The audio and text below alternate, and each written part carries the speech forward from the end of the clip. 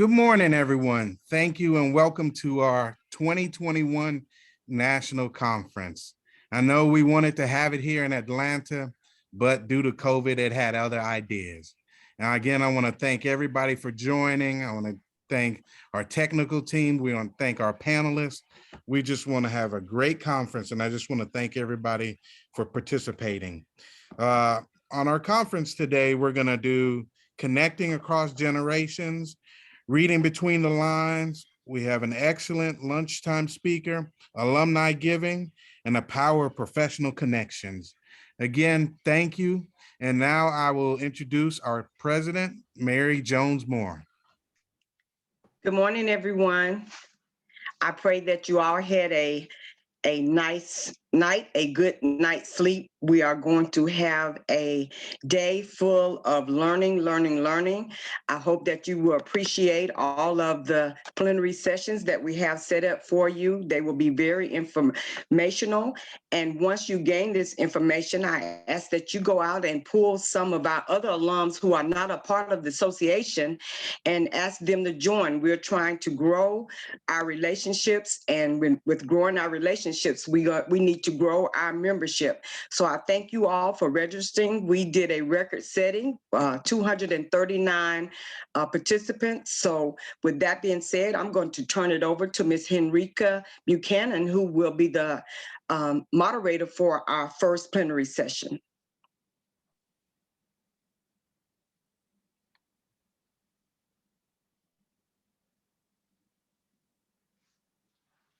Good morning. I'm Henrika Buchanan, a 1997 and 1999 graduate of Alabama A&M University. I'm a member of the Membership and Finance and Fundraising Committees and the Washington, D.C. Metro Chapter. So I'm passionate about how we, the Alumni Association, can further support our beloved university and the generations of students to come. In order to provide some sustained contributions to the university, we need to create and engage a multi-generational organization with a focus on giving.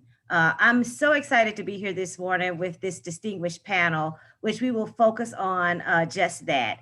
So on today's panel, we have Mr. Seth Myers, Second Vice President of Jackson State University's National Alumni Association, Mr. Marlon Cousin, President of the Morehouse National Alumni Association, Ms. Gina Pemberton, President of the National Hampton Alumni Association, and Mr. Jerome Brooks, First Vice President, Charlotte Chapter of Jackson State University Alumni Association.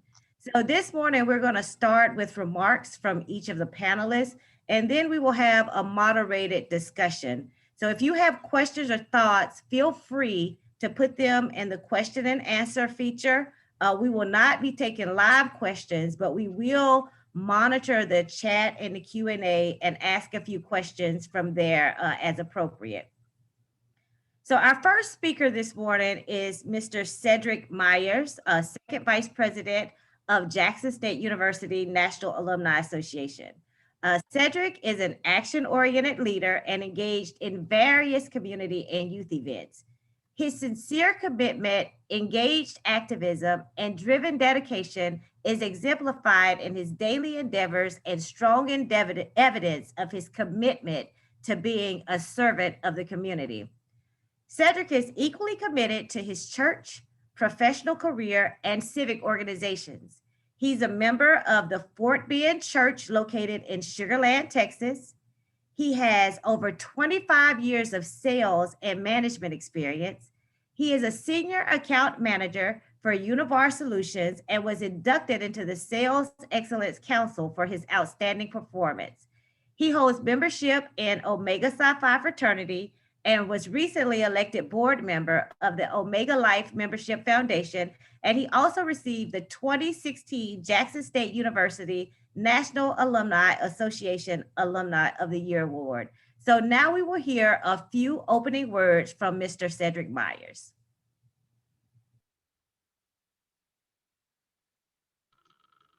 Good morning. Good morning. First of all, thanks, Ms. Buchanan and the entire Alabama A&M family for the invitation. I bring you greetings from the Jackson State University National Alumni President, Dr. Alexa Norwood, and the entire Tiger family. A special shout out to my friend, my fraternity brother, your past president, Mr. Albert Benefield.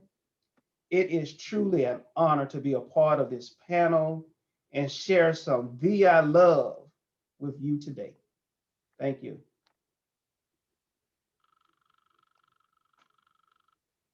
Thank you, Cedric. Our next speaker is Mr. Marlon Cousin, President of the Morehouse College National Alumni Association.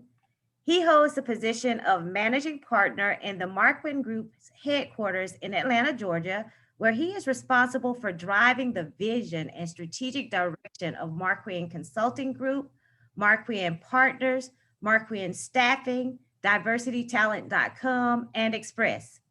A few of his affiliations include the Board of Trustee for Morehouse College, Board of Trustee for Morehouse School of Medicine, and 100 Black Men of Atlanta. Marlon has been the recipient of the Corporate Executive of the Year Award from Langston University, the Eastside YMCA Black Achiever in Business and Industry Award. He has been featured by Tony Brown's journal, Workforce 2000, Getting Ready for the Global Market, and Black Chronicle, Black Executives on the Fast Track. So Mr. Cousin, the floor is yours. Thank you. Thank you. Good morning, everyone. I'm excited and honored to be here for sure. I think I'm amongst family. I love being with family. So I think this is a powerful conversation. I think it's important for all of us to connect. I think it's critically important that we begin to strategize around how we engage a little bit better. So I'm excited about this conversation. And I'm again, welcome to everyone who's going to join us today. And again, I think this is a critical part of what we do every day, and we need your support, and your colleges and your institutions need your support too. So very excited about this conversation today. Thank you for inviting me. Thank you, Marlon. Next, we will hear from Ms. Gina Pemberton. Gina Pemberton is the president of the National Hampton Alumni Association. She is a results-driven talent development expert with more than 20 years of experience in guiding performance management and leadership development in corporate settings. She has a passion for helping organizations to become more diverse and inclusive professional communities. Ms. Pemberton is currently Vice President, Director of Diversity, Equity, and Inclusion for Omnicom Health Group. Prior to joining Omnicom, she held positions at Johnson & Johnson and Motorola. During her time at Johnson & Johnson, her work led to a 25% increase in diverse hires, a novel training program designed to remove bias during candidate selection, and the establishment of the Finance African Ancestry Leadership Council. She has served as a senior consultant at the Alliance for Inclusive Multicultural Marketing, a program led by the Association of the National Advertisers, and is a dedicated volunteer in her community. So now I will pass the mic to my sister on the panel, Ms. Pemberton. Thank you so much, Ms. Buchanan, and thank you to the Alabama and A&M Alumni Association. Really happy to be here. As Mr. Cousin said, it is being with family, so always worthwhile to spend some time here. I'm lucky to be representing as one of the female alumni presidents. I've been president of the National Hampton Alumni Association since 2018. I'm serving my second and final term, which will end in 2022, which I'm happy and sad about. So, but excited to talk more about the different things that we've been doing within the association. I'm based in New York City, currently in Houston though, visiting family, but, and I'm also a member of Alpha Kappa Alpha Sorority Incorporated, which wasn't on my bio, but thought I'd add that. So happy to be here. Thank you, Gina. So last we will hear from Mr. Jerome Brooks. Mr. Brooks brings the local chapter's perspective to the discussion. Jerome Brooks currently serves as the first vice president of the Jackson State University Alumni Association's Metro Charlotte chapter, where he has helped to grow his chapter into one of the largest chapters in the Southeast region. He is currently a sales banker and supervisor at Truist Financial based out of Charlotte. So Mr. Brooks, over to you. Morning, Alabama A&M. I extend greetings from the Queen City of Charlotte, North Carolina. Thank you so much for having myself and the other panelists this morning. And I really look forward to hearing and sharing some best practices this morning. Thank you. So thank you, Jerome. So now we're going to move to our moderated discussion. And remember, if you all have a question that you'd like me to expand on, use the Q&A feature if you see that. If not, we'll try to monitor the chat. So I want to start. So have you been able to keep all generations actively engaged in alumni activities and campaigns? And if you have, what were some of your most successful strategies? And we're going to start with you, Cedric.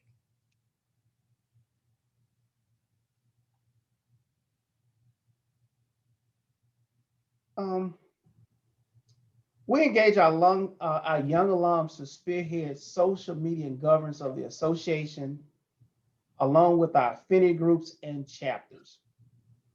Not only do we engage, and we strongly encourage our chapters to provide that role and responsibility to our young alums. We provide various email campaigns through constant contact, whether it's social media also. And also the latest, and I say one of the biggest success that we've had recently is, and some of you guys may have been a part of, which is the PCI database directory. It has been a tremendous help on the collection of data, because data is everything. We cannot connect with anybody without good information. And just a few stats on that, just from a young alum and a seasoned alum. Actually, the responses have been very positive. From the age group of 30 to 39, we have received a 15% rate of return. From 40 to 49, 19%. From 50 to 59, 21%. And from 60 to 69, 19%. And our golden classes from 70 to 79, 13%. So we actually been getting some good returns on the responses from collecting those data and updating the information.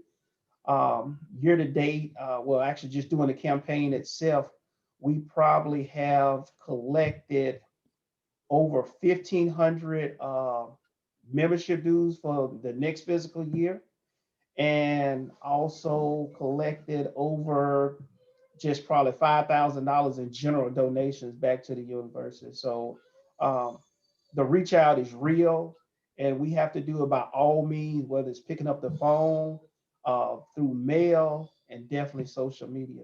And I think that's how we continue to engage not only our young alum, but all alums at this time. Thank you, Cedric. Marlon, could you expand on what you all are doing at Morehouse?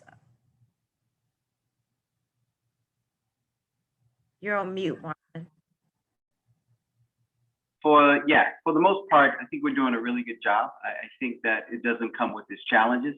And it's very difficult because that young alum communicated a whole different level. So I think it's critically important to start when they're in college. So we really engage what we call our pre-alumni association. So these are students, and when they become alums, now they're already engaged with the alumni association and alums in general. So that's been critical to our success. The other thing I think is we've set up what I call young alumni subcommittees within the association, because they know how to speak their language. They help us develop the strategies that we push out nationally. And I think it's important to have them involved. And then going back to something said earlier, communication. Again, I graduated in the late 80s. So again, my pattern of speaking is different in how the young alums engage and how they engage with each other. So one thing that we added an app. So there's an alumni app. So when I see young brothers out in the market or in the city, I say, hey, listen, download the app. They're used to doing it. That's how they communicate with each other. And then IG. We really didn't have an IG presence. And so again, having a young alum for 2018 that helped drive that from a national, again, it's about language. It's about branding. It's about speaking what they want to hear. And then the other thing is, I think, is centered around really having activities and committees that relate to them. So, for example, we're used to having a golf tournament, but we switched our national golf tournament to Topgolf because to bring out more younger alums. Or we have a basketball tournament versus a golf tournament because that's how they engage. And so changing their format around activities, I think, is critically important. And then the last thing is you have to be intentional in getting these young, in our case, young brothers involved. So that means that throughout my organization, I demanded that you have young alum not only run subcommittees, but also you need to have them in officer type roles, vice president, secretary, et cetera. So you got to be actively recruiting them to come into the association. So even my organization, my vice president, I recruited him from 2009. My secretary, which is a young attorney, I have two of them actually, come from 2010, 2012. So why do I do that? Because what we find is that young alums bring their clans with them. They bring, in our cases, they bring their classmates with them. They bring their dorm mates with them. They bring them a part of the committee. So once I have them, then I can communicate to them the right way and help them to lead the organization to the next level. So those are sort of the things that we put in place and being intentional in getting young alums involved. That's great. Gina, can you follow up? What's Hampton doing? Yeah, definitely. I think, there's some similarities in what we've already heard from Jerome and Marlon, and that is that we've been doing a lot of things to make sure that the younger alum are engaged. So instituting social media, utilizing some web-based tools to get them connected. I do have two young alumni representatives on my national board. I too have a couple of members of the board outside of that committee that are younger alumni from the class of 2019 and the class of 2018. So really excited for that. But I think what's really key is actually hearing them and letting them have the voices that they should have in those positions. And a lot of ways that we've done that is that we've had some young alumni reach out with different ideas of how to engage or things that they'd like to see. For example, we started what we call the C-Suite, a play on the letter C, but a play on us calling Hampton our home by the sea. So it's SEA Suite. But what that is that we take some of our more seasoned alumni that are far along in their careers, and we have a panel and it's moderated by a younger alum. And that brings a lot of young alumni to watching those panels that we have about quarterly. But it came from a younger alum that was the class of 2015, and he's been leading it ever since. And what we've seen is a lot more engagement from the younger alumni and students actually joining those panels because they want to hear about the career paths of someone that went into the music industry or diversity, equity, and inclusion, or the medical field outside of being a doctor. So we do a lot of things there. What we've been really focusing in on is not just our younger alum. Because we've been focused so much on our younger alum, we wanted to make sure that our older alum didn't feel lost as well. So we've been trying to connect with them separately as well. What's been a plus of this virtual environment is that we found all generations are quite adept at it once they've gotten a little practice. So once we've gotten that, we've been able to really connect. And so we've had a few different virtual events that have been well attended. And so we're on our path forward. That was part of my plan for the Alumni Association, was to bring us future forward. And so we're already on that trajectory. And also I'm the youngest alumni president that has been serving since Booker T. Washington. So I think that has engaged some people as well. So I'm pulling them all from all the places I can until the day I sign out. Thank you. And Jerome, what are you all doing in Charlotte on the issue? So here in Charlotte, we simply ask. we found that quite a few of our young alumni, when we just send out, I guess necessarily polls or survey monkeys, things in that regard, they don't mind to actually give us direct feedback.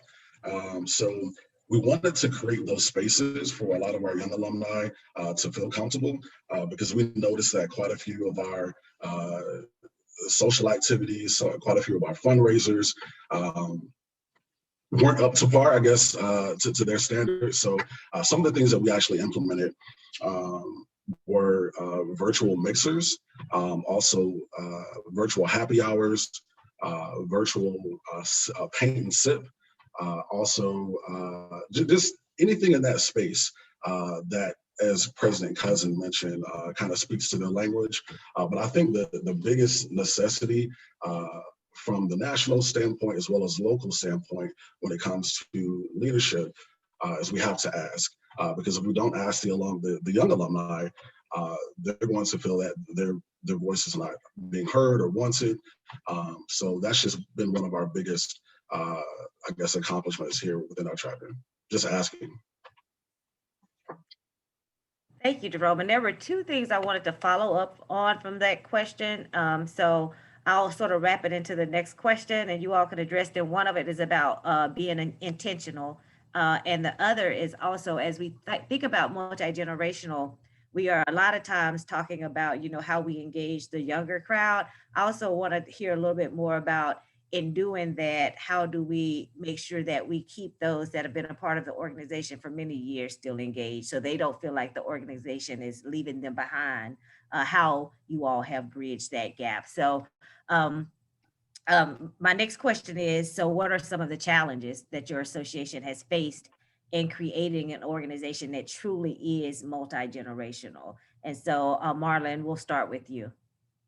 Yeah, I think it continues to be a challenge. And I talk a lot about communication because, again, the pattern and cadence and how you communicate to our young alums are critically important, but also how you communicate to our older alums. Just so I think Cedric mentioned earlier, we send mailings to the older alums, but we send IG messages to the young alums. Could be a different messaging, but that's how they communicate. And then also, Morehouse particularly, and you may have this in your own institution, I think it's a series of different affinity groups and clans, whether it's fraternity, whether it's dorms, whether it's other type of affinity groups. So part of what our biggest challenge is how do we get to all of these affinity groups, get the leaders of those affinity groups and bring them into the fold? Because even within, the great fraternity of Kappa Alpha Psi, you have 4 different generations of Kappas. But I don't communicate to the young dudes and they don't communicate to our generation. So a part of it is, even within our own fraternity, there are different communication techniques and tools we need to employ to get these brothers involved. And then I talk a lot about branding. I talk about this a lot because, like many of our organizations, it feels old to them. That is why they don't come on board. It feels, sounds, everything feels old. So part of what I came with a messaging is that we're going to sound differently, we're going to feel differently, we're going to look different. So I changed the website. Again, we added the app. We added more young, fresh. We added more young alums on our website, on the app. And so we begin to cater to y'all, a lot of these brothers that are in the 2000s, a lot more than some of our older alums. Try to get a mixture there. We have a campaign called We Are Morehouse, which really features our young alums versus our older alums. So we get some of the new students get tired of hearing about Martin Luther King and Samuel L. Jackson and Spike Lee, et cetera. But there's a lot of young brothers like Bakari Sellers, et cetera, that they want to hear. They connected these brothers a lot better. So branding is so critically important because when you talk about these young brothers that are doing phenomenal things, they want to hear about that because they can relate to that a lot better. So branding has been the key component, been the biggest challenge in bringing the young alums on board as well. So let me get back to the other question, intentional. I think I mentioned that, I'm sorry, is I made a mandate. I hate to say mandate, but I was strong about this. Throughout every chapter, we have 55 going to 60 chapters this year. In each one of those chapters, I demanded that they have a young alum in a significant office within the chapter, right? Because when the young brothers don't see, in our case, young brothers, I say that, don't see young people being involved, then again, they don't get involved. So every chapter, if not one, but half of their officers and board need to be young alum. Young to me is 2013 and above. And so we've been intentional in doing that and made that a part of our strategy. Darn it, I'm not young anymore. Gina, the next question on for you. So what have you all done in terms of addressing that intentional aspect? And I think you also talked about from a challenge standpoint, how do you keep your organization or your members engaged across the generations? Yeah, I think the biggest the big challenge hasn't changed, whether it's focused on young alumni or seasoned alumni. It's around engagement, and any way that we can get more alum engaged is what our plan of action is. And what we're finding is that we haven't stopped with mailing or emailing or some of the things that I guess would be deemed older. We're still doing that. We've had, like I said, a lot of engagement from all ages across the board. We've been really focused on increasing the engagement amongst alumni, and one of the ways that we also do that is through by classes, and having like representatives per we have leaders per class here that are still maintain their class leader status. And so we'll utilize them to pass some information through, because everyone listens to somebody that's from their class, in essence, to understand more. So we utilize that as well. And I've been a very open presidency. So when there are issues and things that relate to the different ages, I've been trying to respond and also get some different answers for people. So I think some of that openness has made our seasoned alumni more engaged and more willing to be a part of things. So we had a great turnout for different events that we've had over the last year or so, that we're definitely seeing a range of young to older alumni. So it's growing, but engagement is still our biggest challenge. Yeah, transparency, that's a great point. So Jerome, we're going to come over to you and talk about, from a local standpoint, what some of the challenges are in terms of engaging across the organization. And I also had a follow-up question for you in the chat, specifically from our Charlotte president, wanted to know a little bit about the process you all use to identify alums in the Charlotte area. Absolutely. So to your first point, some of the challenges that we found among the younger alumni is a different mindset. So as older alums, we automatically have that connectivity to our alma mater, and we have that kind of philosophy of, I have to join the National Alumni Association. It's just what we do. The young alumni, they have a different perspective. They tend to come into our situation with, what do I get out of it? And that's understandable, because in this day and age, you want some type of reciprocal interaction.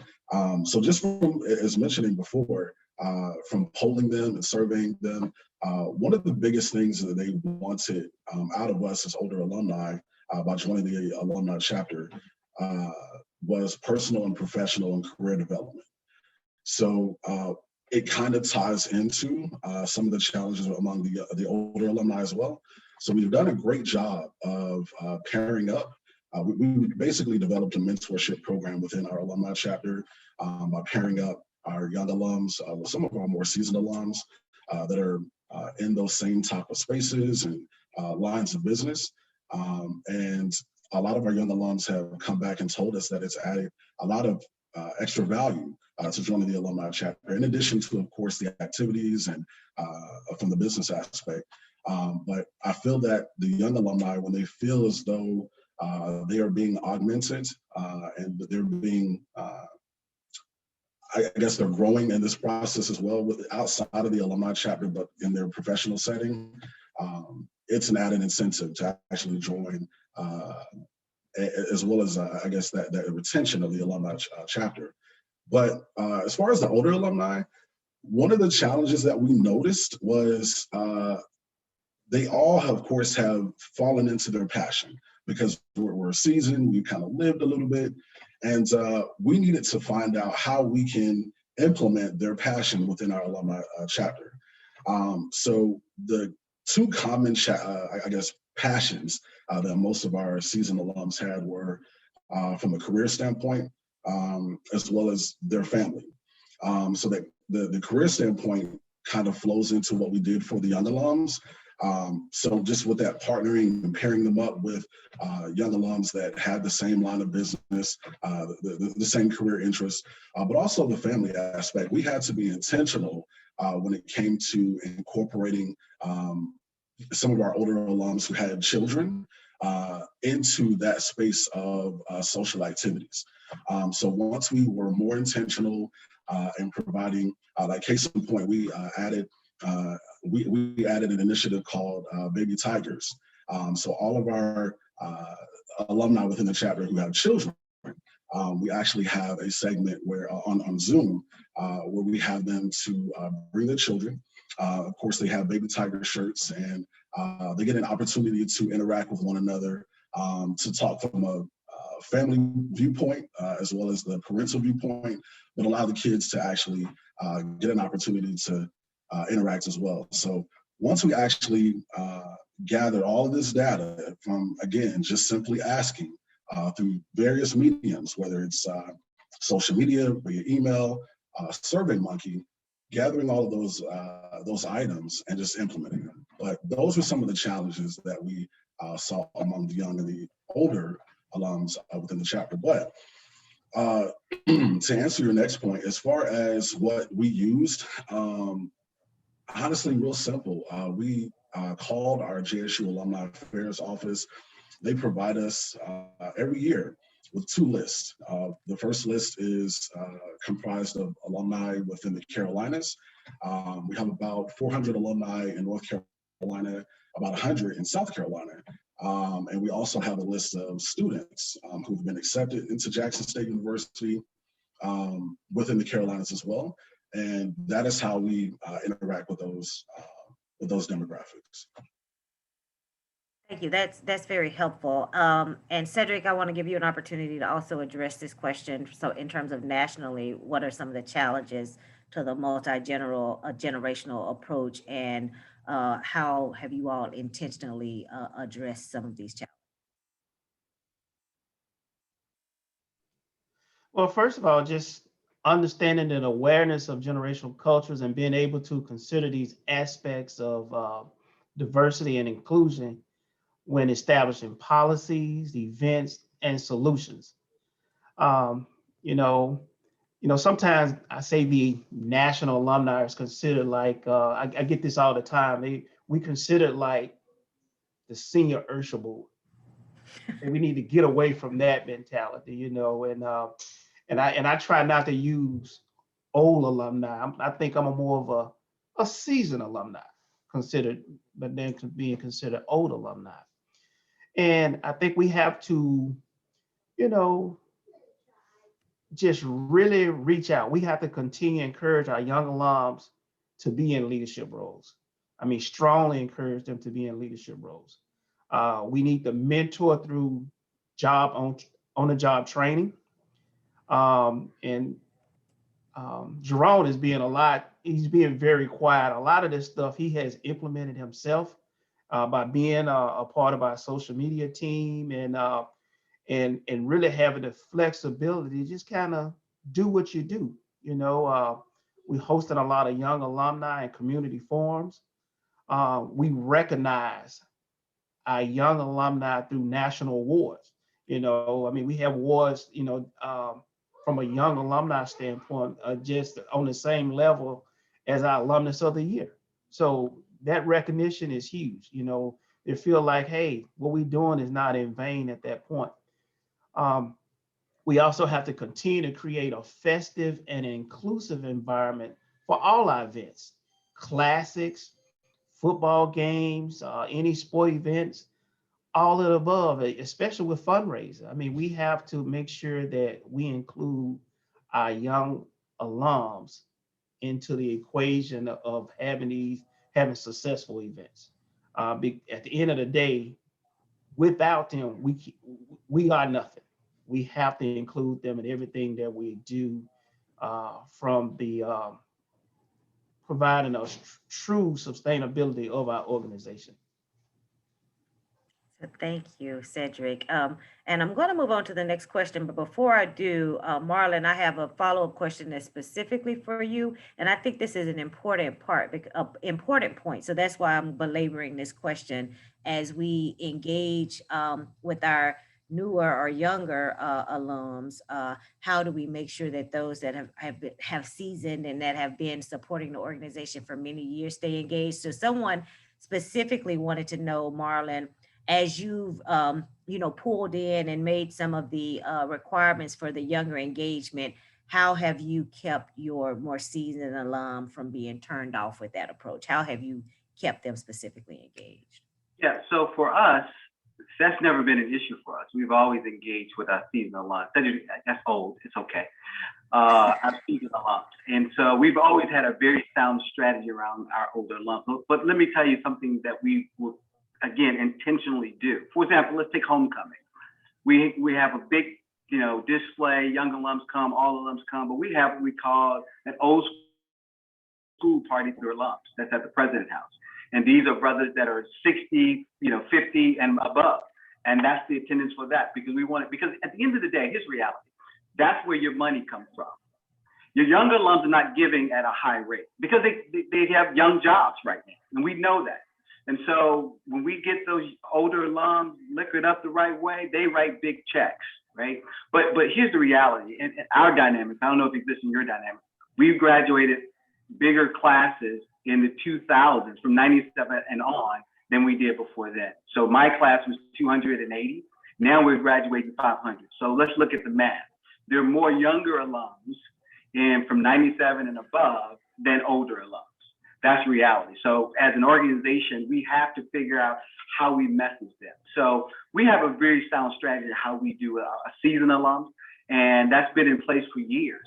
The problem is that we still do all those events, we still communicate, we still send mailing, most of them come back. And so we've always had a sound strategy around our older alums and how we engage them. So that's never been an issue. Now, something you said earlier, which I think is very, very important, Jerome mentioned as well, is what's the value? Why am I joining an organization? Why am I joining a national organization? So one of the things that we put in place is we got to show value. And so my thinking was I got to find ways to add and multiply in their lives, because we don't add value in their lives, they're not going to join. So when they go, as Jerome would say, they come to a professional development event, they get something out of it. They get knowledge, they get free food, they get a job, they're looking to transition, they start a business, et cetera.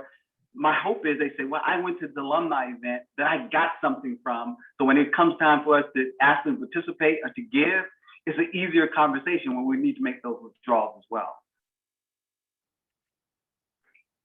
Very good point. So sort of understanding that also it's the servant part of an organization as well, that you need to be providing something to your members, something of value, as you would say, more than a hot dog or a hamburger. So and so just like a simple question. So do you all, as we talk about membership, and I think somebody said making sure that you have this focus in your policies and in your plans, do you all go through any like formal strategic process to sort of establish what your association membership priorities are? Because I see a lot of organizations where this stuff is sort of happening now organically, but I want to know, are you all doing some type of formal strategic process where you say, here are what our membership goals are and how do we get toward that? So Gina, do you all go through any formal process?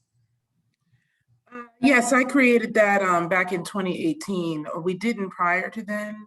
It was very much organic, or it stuck to kind of whatever we had done in the past was kind of the pathway. So I created kind of a strategic planning process for us for that current year, and then we did it for the rest of the term that I would have.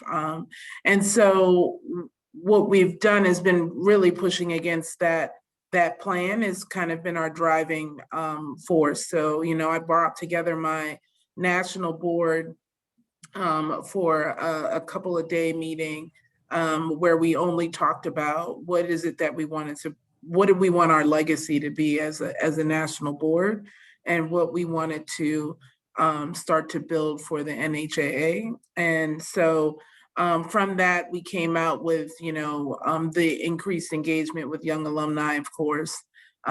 We also started something where we wanted to do things across the chapters. We have over 80 chapters globally. And so we wanted to make sure that we came up with some sort of event where everyone felt engaged. And so we've done like a day of volunteering that's the same time. And we've been coming up with the different events. And then also one of the big things for us was in improving our technological footprint. So our website was kind of antiquated when it related to the Alumni Association, as well as we didn't have much of a social media presence, and we just weren't very active in that regard. So we have made a large shift across there, and to the point that now people are DMing our IG, asking questions around events and how to get connected to a chapter and what to do. And then we also made a big plan for alumni giving. And also, I think there was a question, I won't jump ahead, but there's as far as we wanted to create a large event that would be kind of our primary fundraising event, which we had our plan is to host the gala. However, COVID said you will not have a gala anytime soon. So COVID won't let us be great. So we're looking to have it though in 2022. So we'll see how that goes, but we wanted to have something that brings people together, because we all know there's nothing more that Black folks don't like than getting dressed up and spending money and drinking and maybe dancing a little. That's true, a lot of us. So I will say, Jerome, just speaking to that, what have you all done in Charlotte? Have you been strategic about the process? Or has it been more organic that all the pieces come together? Hey, that's a great question. A little bit of both, to be honest. Especially during COVID, it's been, we've seen a lot of organic movement, if you will, as opposed to the strategic side. But as I mentioned, a little bit of both. During COVID, we've been very intentional to utilize social media.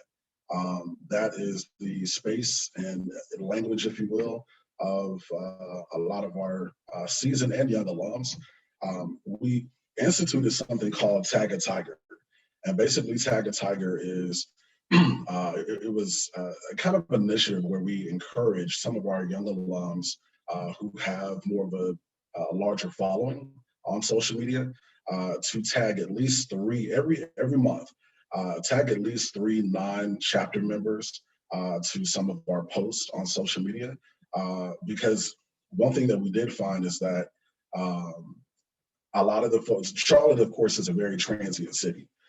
It's a very young professional city. So we have a lot of folks coming and going and relocating to Charlotte. Nothing felt better than to allow or to let our young alums who come into the city know that they have a family already established here in Charlotte, especially if they're not from the Carolinas. But by them tagging the entire Tag a Tiger initiative, it allowed us to grow, I'd say about 30% year over year as a chapter. But that's, again, that's that intentional piece that we have to get a lot of our chapters to engage in, to get that buy-in for. Social media is a phenomenal tool if utilized correctly. Another piece of being, I guess, intentional or strategic is being consistent. When it comes to social media, algorithms matter. And the way that you're going to generate those algorithms that your chapter needs, your National Alumni Association needs, is being consistent. So when you consistently post, your base is consistently liking and commenting and sharing.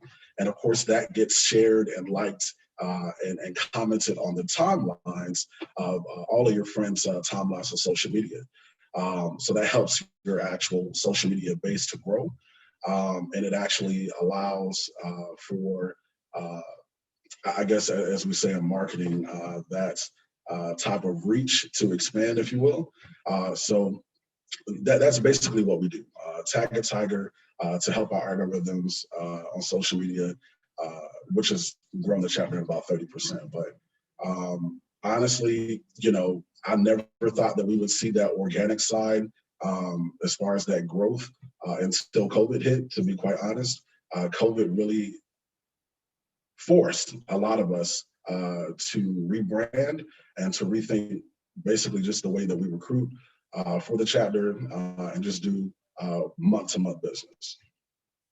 Thank you for that. I think a lot of people, we talk about COVID, but really with some of, I know our ability to be able to bring in members, it really created an opportunity for us to leverage technology in a way that we were not in the past. So part of the reason we're having these conversations is because we want to make sure that we build from it, that it's not what we gain and we lose. So thank you for that. And then Cedric, on a national level, or is Jackson State doing any strategic planning around membership and how you pull people into the association? Yes, our executive body develops and approves a strategic plan for our organization, which includes growth for membership and fundraising. And if you think about fundraising and membership are basically hand in hand. You can't do one without the other, especially with the fundraising piece. And our growth is, even with the fundraising piece, the three-letter word that we have is APR. And that's what we're trying to do, is steady increase our APR when it comes to our fundraising efforts, and use that usually tied into the growth of our membership. So, we definitely try to tie everything into that and make sure that we are both aligned from a membership and a fundraising piece itself. With the plan, it's very fluid, and it provides a lot of flexibility for our chapters to reach out and engage a lot young alumni in their respective area. COVID definitely has been a curse, but it also has really provided some additional growth opportunities that we haven't seen in a while from a fundraising standpoint and from a membership standpoint, because we've been taking advantage of social media, Zoom, and I think all our alumni base is like zoomed out. I don't want to do no more Zoom activities anymore. I want to see some face-to-face. I want to just get out and really go back to the usual norm of us really hanging out and having fun. So, and with that being said, if you don't have a plan for growth, you won't succeed. We won't succeed. So we need to definitely provide a lot of emphasis on developing a strategic plan for our organization, as well as for providing guidance for our chapter and affinity groups as they continue to grow also. Thank you, Cedric. And Marlon, last but certainly not least, can you talk to us a little bit about how you all are approaching strategically from a planning process the goals of the organization, specifically around membership? Well, we don't have that much time, but I'm probably a little bit anal, just how I was raised. I put together sort of a 60-page deck around the strategic plan because I needed a guide. That's just how I operate, and how we need to get everyone aligned, particularly when you talk about volunteer organizations. And so we just to give you a snapshot, we sort of center around 5 core strategies. One is around chapter engagement, which talks about how do we get all of our chapters to operate on one accord, what I call operational excellence. The next thing is centered around college alignment. And I think that is the biggest thing that we miss, is having alignment with the college. And really, there isn't one meeting that I am not a part of that the college is critical to the college's success, or my team. And so aligning with the college and their goals and their senior leadership has been one of the key ingredients for our success. And then the other thing is around student connection. How do we connect with our students? Whether it's a mentorship program, we have a great, what we call Get on the Bus campaign, where we partner with student services and talks about our students go to different schools at high school and present to young brothers the Morehouse story, et cetera. And then alumni support, which is why we're here. Again, I talked about earlier, how do we begin to add and multiply in their lives? So we start to do a lot of programming that support our alums. So again, it goes back to give them something of value that engages them at a level where they want to participate. They want to be involved. They say, I don't want to miss the next event because I got something out of it.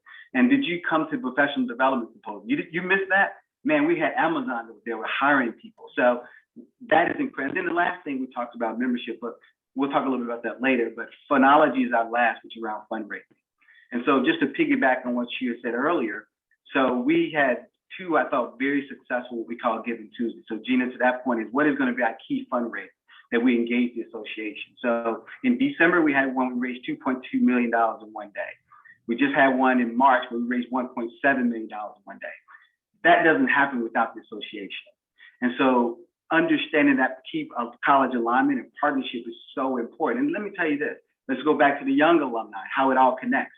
It was the 2019 class, what we call the Robert Smith class, that led high participation rate of giving for that day. But that was driven by letting them be the captain of the day. So getting them engaged, getting the young alumni engaged. So their participation rates out of all the classes were the highest. And so all of that is kind of how we govern ourselves around a centralized strategy. Each one of our chapters have this guide or this map that they govern themselves by. So we have this thing what we call chapter in the box, that every chapter, everybody's engaged the exact same way in everything that we do. And so if we're not aligned that way, you have, I'm sure you guys don't have it. We're probably the only college that has chapters doing their own thing, doing their own fundraising. I'm sure we don't want with that problem, that, you know, having their own event. So and all at the same time. Yeah, you can't do that. So we do have those issues. But again, one thing I've learned, and particularly with our strong alumni, is as long as you're doing things that are progressive, they may not agree with you, but at least they'll jump on board. Say, Marlon, I don't agree with what you're doing, but at least you're making progress and I can see the results of what you're doing. I'm willing to jump on board. So, you know, just staying focused on the strategy, I think it'll be fine. So thank you all. And we have a lot of engagement in the chat and the Q&A. And so I know we talked about a multi-generational organization, but my colleagues want to take advantage of having such an esteemed panel. And so the next question is around just the training for your leadership board and your executive committee. So how do you bring your leadership team and train your leadership team to be prepared to lead the organization? And I guess we can look at it because we've talked about in terms of being multi-generational, making sure that you engage the younger alums, and I've heard someone say, and mentor them through their job, but they want to know, what are you all doing specifically around training your board for organizational leadership? So I'm going to start with you, Marlon. You're on mute. Yes, for us, we developed a leadership development academy because, like many of you, our chapters change over every 2 years. Our officers change over every 2 years. So how do you have some continuity around leadership if they're not being trained? And that's a big gap that we've had for 20 years. And so I developed this leadership development academy for our officers and for everyone in the organization that's part of the subcommittee. So we go through training. We just finished one on parliamentarian procedures because I would go to chapter meetings and they just have meetings. There was no form of order or, you know, volunteerism, because you got to think about it. They are volunteering. So a lot of our chapter presidents, they just want to serve the college in some kind of way. They've never led an organization.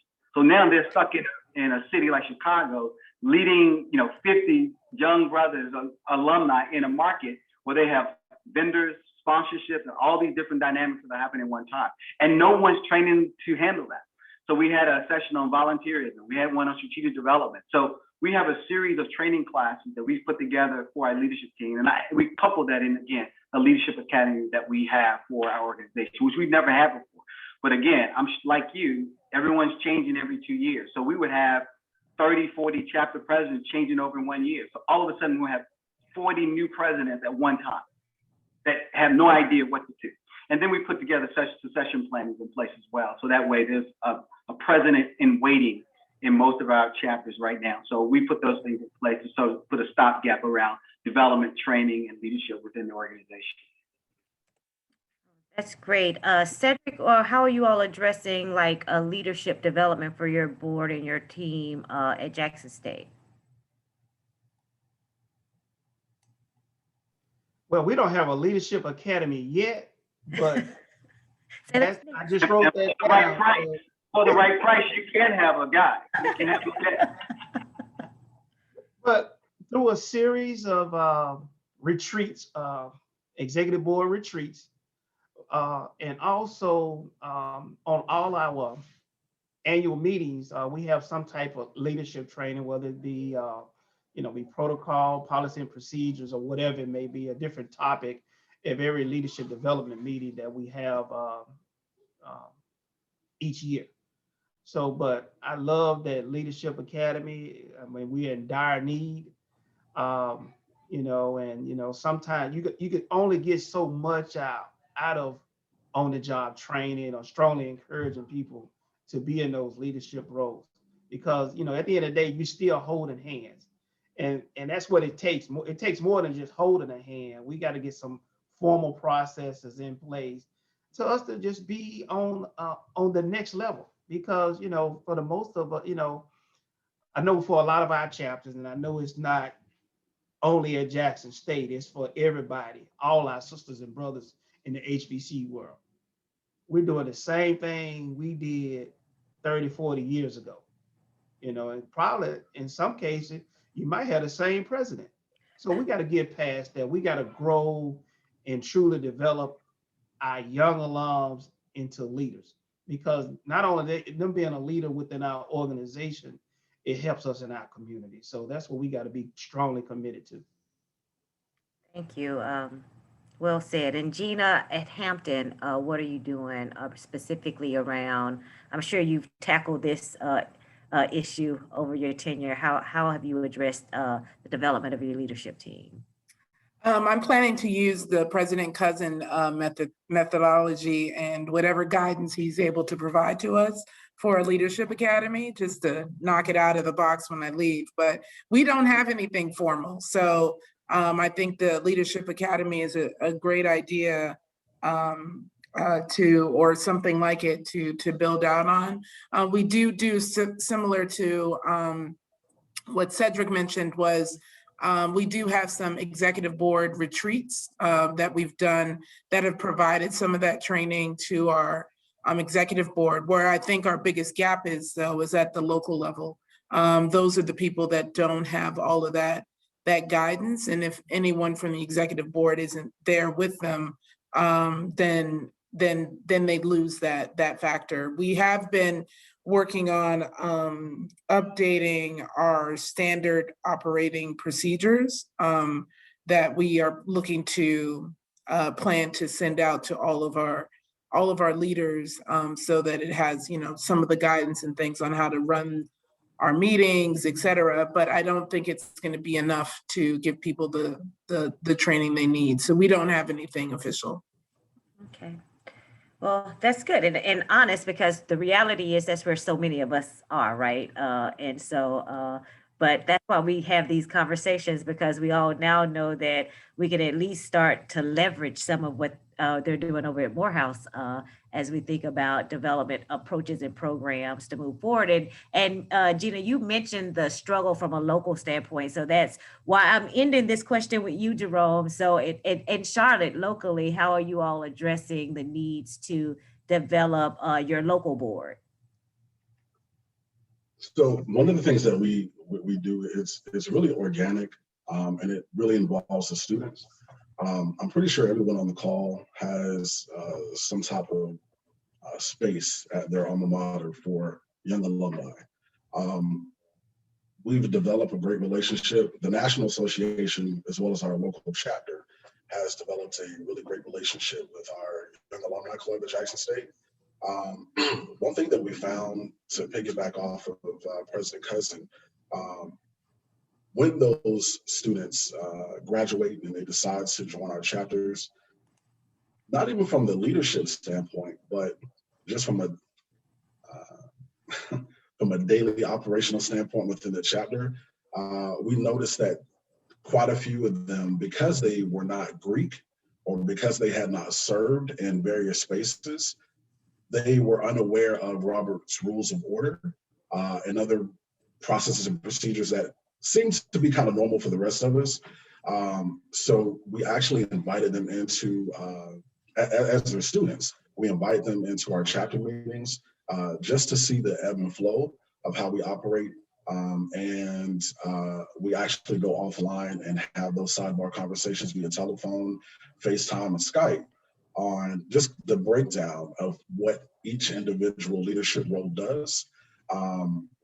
And I think it's been advantageous because we're beginning to see more young alums take these executive leadership roles within our chapter as opposed to the past, where it was mostly comprised of seasoned alums. So I think that mentorship piece, to piggyback off of President Cousin, proves to be very advantageous. And speaking of the mentorship piece, I do have a question. It's a comment and a question, and it's specifically for you, Marlon. We have an alum that has been engaged as the president of the Morehouse College Parents Association, Georgia and Atlanta chapter. And so they wanted to know there's a program, some volunteer ambassador program that the Alumni Association started with the students, and they thought it's a great program and wanted to know, was that type of engagement between the students and the National Alumni Association from an ambassador standpoint going to continue to moving forward? Yes, yes, and yes. Okay. So, a part of my key platform is around student connection, student engagement. So not only having a campus-wide mentorship program, but even beyond that, which talks about our parent association has been a tremendous partnership with the association. Actually, we are a part of their bylaws. And so if you read their bylaws, they said they need to align with the national footprint across the United States, which means they should partner with each one of our chapter leaders for student engagement. And so when we have send-offs, like we get ready to have a lot of send-offs across the country where the parents are involved in that. The parent association is involved in that.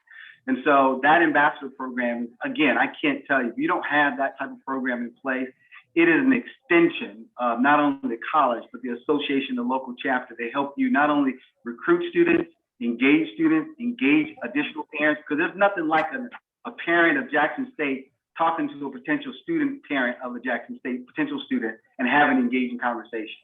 They can have a better conversation with that parent than you can. And so that's why the parents are so important. But let me go back to something you said earlier, which is around the academy. So selling of the academy, because it's hard to get volunteers to do extra stuff, but the training that we're giving can help them in their jobs, can help them be nonprofit organizations that hopefully will lead them to a paying board at some point. So again, value. So when you talk about strategic thinking, we have a strategic planning session. Well, that would help them in their job and what they do every day, or even if they're an entrepreneur. A volunteer class talks about, how do you hire people? How do you get them engaged to want to volunteer for free? So some of those same fundamental principles can be used when you're trying to hire people for your job or for your entrepreneur venture or whatever that looks like. So again, that academy is important for not only for them, for the association, but even beyond that as well. So thank you. And you've said a few things about aligning your giving and your fundraising with the university's goals. And one of the questions that I had in the chat was just around, from an alumni association standpoint, what is your biggest fundraiser? So to give you all an opportunity for that. But we also had a comment where they said, traditionally the role of an association is to raise money and to support the university. And then they said, but you have the younger generation that's really looking at what's in it for me. And I don't necessarily think that those two things are counterproductive, right? Because what you find is as you engage more people, that they're more willing to give, right? So it's not that I can give you a seminar and that's at the expense of your giving. I may have given because I was so inspired based on your seminar. And so with those thoughts in mind, I just wanted to give you each an opportunity to talk about, from an alumni association standpoint, how are you raising funds in the name of the association? So I'm going to start with you, Jerome.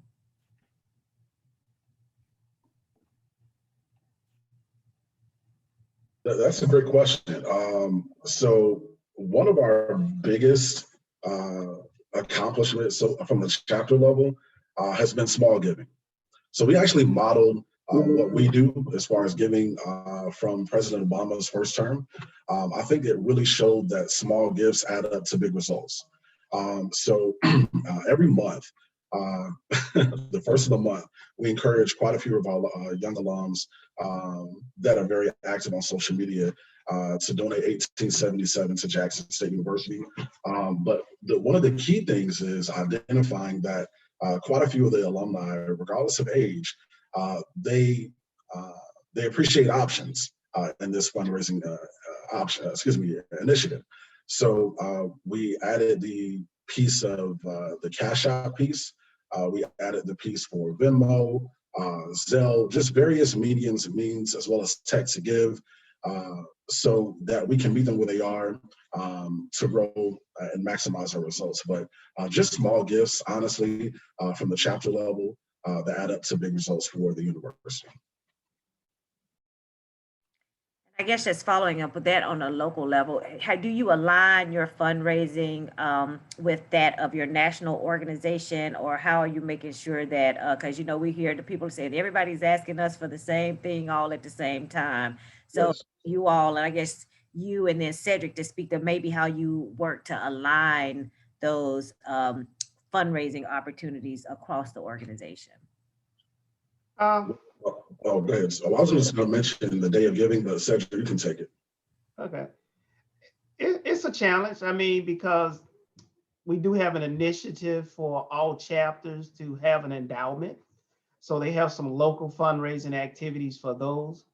And then we have it from a national approach could be a series of different campaigns. The latest one has been the Juneteenth campaign we just had, just asking $18.77, make a donation. And also we partner with the university for the Day of Giving, which everybody is involved in, for that particular campaign itself. So we try to streamline the ads and the campaign. So we will all be on the same page when it comes to that, but sometimes they overlap just with different other initiatives from the university, whether it's the presidential inauguration, athletics. So we're involved in a lot, so it's a challenge sometimes. But at the end of the day, I think our alums, know our struggles, they know our needs, and we just trying to make it happen however we can. And so is your largest fundraiser like the 1877 campaign, or do you all do like a gala or drive or something like that? No, the 1877 just really was a small campaign. The big focus campaigns are our galas, or it could be one of the university initiative, like the presidential inauguration. That's going to be a major campaign. So, and they kind of spread out, but, but we always, and at the end of the day, I mean, if you think about it, every Sunday you go to church, you give some money. So every time, so we're always asking for money, and it's just a matter, we just doing our part and what we can do and being consistent with our giving, and also we added a campaign that we actually stopped, we had last year. It was a My Era campaign, which was a membership drive. But what we did with this membership drive wasn't, as we asked for national membership, we asked for an additional $10 donation that we'll provide back to the university. And it was had a dual purpose, increasing our membership and also increasing our APR with alumni giving. So we try to tie as much of that in as we possibly can. Thank you. Gina, at Hampton, how are you raising, what's your largest fundraiser, and how are you making sure that you align locally with the university and with your local chapters as well? Yeah, our largest, we do a lot of partnership actually with the university as it relates to alumni giving. For fundraising that they're doing, like the Day of Giving or Day of Caring, we serve as kind of the people to rally the alumni to give to that.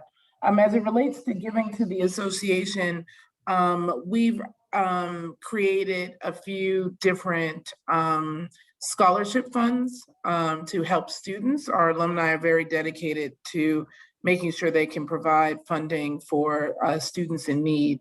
And so we created an emergency student fund for those students that just run out of money or don't have the ability to pay at the end of the year or before they graduate, et cetera. And then we also have an endowed scholarship fund that we've had for a number of years. And so what we've done is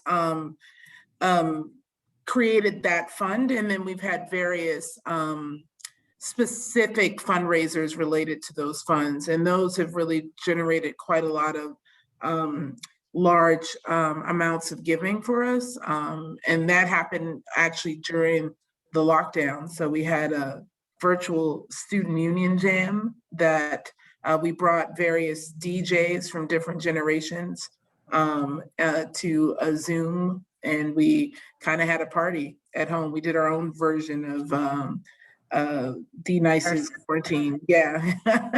And it was a versus too, because it was different generations. So we combined all that before they did it. But so we did that, and that we had a large push of giving that came out of that. And then also when we were open, one of the big things that came out of the association was our Hampton University Young Alumni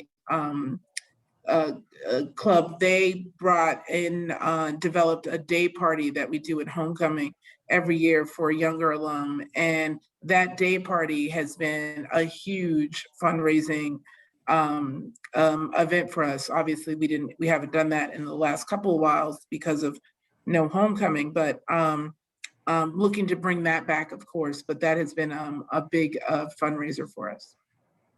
Thank you. And Marlon. Yeah, we do have a gala. That's our major fundraiser every February during Founders Week. Dissect that with the association. I want to go back a little bit. So for me, it's been so important to align with our Office of Institution Advancement, our fundraising arm. Because what happened in the past was our strategy didn't align with theirs. Our chapters, we were out there fundraising, and it was doing something that was counterintuitive of what they were doing. So I thought it was critically important that we align around the same fundamental strategies, so that way we're headed in the right direction. And that's been a plus for us. So when we plan for Giving Tuesday, we're at this, we have a seat at the table, designing it, crafting it, because they can't do Giving Tuesday without the association, because we have chapter out there that are driving the younger brothers and the older alums to give, right? So when we get to 2.2, that's driven by the association driving our alums to give. So that's been key. For our younger alums, one of the things that I put together a campaign called Give One, Get One. One of the things that we know that peer-to-peer giving is at a higher rate than if I just call you, a random person calls you and say, hey, Gina, give. Although Gina has a lot of money, Gina will say, I don't connect with you, I don't relate to you. But when one of her AKA sister calls her and say, Gina, I'm giving to this Give One, Get One. I'm gonna give $100. I want you to give $100. Then Gina will say, okay, you're my line sister, I'll give $100. And then I said, now you call 5 other people. So we created this ground rules program for our younger alums called Give One, Get One. We know they don't have a lot of money. We say give $10. So give $10 and get someone else to give $10 as well. Not looking for $1 million, just give 10 or whatever it looked like. So that's a campaign that we ran for a long time. Now, I have a whole different philosophical approach, and I'm going to upset the apple cart around membership, because I fundamentally believe that that's not a sustainable model over time. I really don't. I think we just cannot continue. And we see that trend happening over years that people don't connect to, as Jerome would say, to membership. And so we're rethinking that as we speak now about, this membership model is not going to be sustainable over time. So what do we do? So if you look at many of the PWC that are out there, what they do is they say, hey, Morehouse College, our alums give an X rate. I tell you what, you owe us a percentage of that so we can operate. Because without us, you can't do the things that you need to do to move. So it all connects from the strategy. Remember I talked about college alignment? So a part of what a lot of the last 3 years, my work has been really, really strong is around these senior leadership partnership and the need for us to be involved. So let's take admission. So we just went through COVID. We thought we were going to have a 25% drop off during COVID. We only had 5. You know why? Because we had 100 alumni brothers after recruiting students for admissions. Now that model's in place, they can't do admissions without us. They can't do Giving Tuesday without us. They can't do mentorship without us. They can't do student service without the association. So what I've created? I created value, I've created leverage. So now I can go back to them now and say, listen, it costs us $1 million to operate, me and my chapters. I'm just throwing out an arbitrary number. So can you work up a formula? I want to get out of the fundraising business. And I'll be honest with you. I want to get out of the fundraising business. Because you go to most white institutions, a lot of us go to B school, et cetera. They don't do that. They don't go out and fundraise. Their whole sole position is to keep alums engaged. That's all they do. They're not fundraising, not doing any of that. We, in our mind, HBCU, we feel like we got to fundraise because it's necessary. So I want to get out of the fundraising, but let them do that. They're experts at that. Leverage the alumni the right way so we can get you in the room where you need to be. That's what we should do. Share our Rolodex. So part of it is that I want us to get out of the habit of doing that so we can focus on other things and not spend so much time on fundraising. And so we're working out a formula with the college for membership. We're saying, what you're going to pay in dues to Cedric Point, give that to the college. We can give that to the college. It'll help alumni giving rate, et cetera. Now, the college is going to pay us back funding so we can operate and do the programming that we want to do. So fundamentally, I just think it's different. Not only that, it sets us up to go after grants. And Gina heard me talk about this before. All of us has a model right now. So a lot of us are part of the National Black Teen Day, National Urban League, and even the 100 Black Men. Their model is the same as ours. And you know what they're getting every day? Grant dollars. We just got $100,000 here for doing mentorship for Black boys in Atlanta, $100,000. Morehouse chapters are doing that across the country. Matter of fact, right now, simultaneously, we're doing a mentorship program in Boston right now as we speak. So we should exercise and leverage our organization for grant dollars. And so I think that for me, fundamentally, I'm moving us to a different model that within the next 12 months that we're going to be in. We're running pilot chapters right now to say, how does this work and what do you need to operate? So when they bring the Glee Club in for a fundraiser, they don't have to worry about getting, hey, Jerome, can you give us $1,000 so we can bring the Glee Club here? Cedric, can you give us $50 so we bring? No, we don't want to do that. That money's already there, right? And so I'm probably looking at it a little bit differently. I don't know it's going to work. I know it works in PWC and what they're focused on. And I want us to get out of that business. But again, leverage helps us to have that conversation. Hey, can I interject? No. You can interject, Cedric, and then we're gonna wrap up. I tell you, the cues, they just start to jump in. Hey, I was finna show you some love. I mean, but I'm gonna give it to you anyway. This is a real conversation we need to be having, not only at Morehouse, but all of us collectively, because we need to change the way we do business because we can't continue on this path. And the way he's talking about, I mean, it makes sense.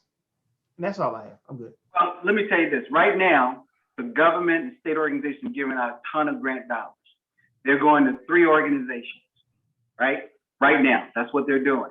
So it makes no sense that your alumni association, they're doing some great things at the local chapter level, shouldn't be leveraging those grant dollars for, $25, $50, $100,000 to do things that these other organizations, you're already doing.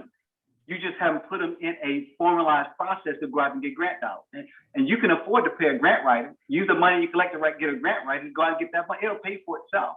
So for the sake of transparency, we've been able to get grant dollars for some things that we already had in place. Now I want to do this national, right? So for the 100 Black Men of Atlanta, we've gotten close to millions of dollars, grant dollars, and foundation dollars by things that we already do in our association. They just formalize it in process and submit it for funding. And that's where we got to begin to think differently on how we go get that bag, I should say. Go get that bag. Right. Well, and I'll say thank you, Marlon, and we will be watching intensely to see how your pilot shakes out over the next 12 months.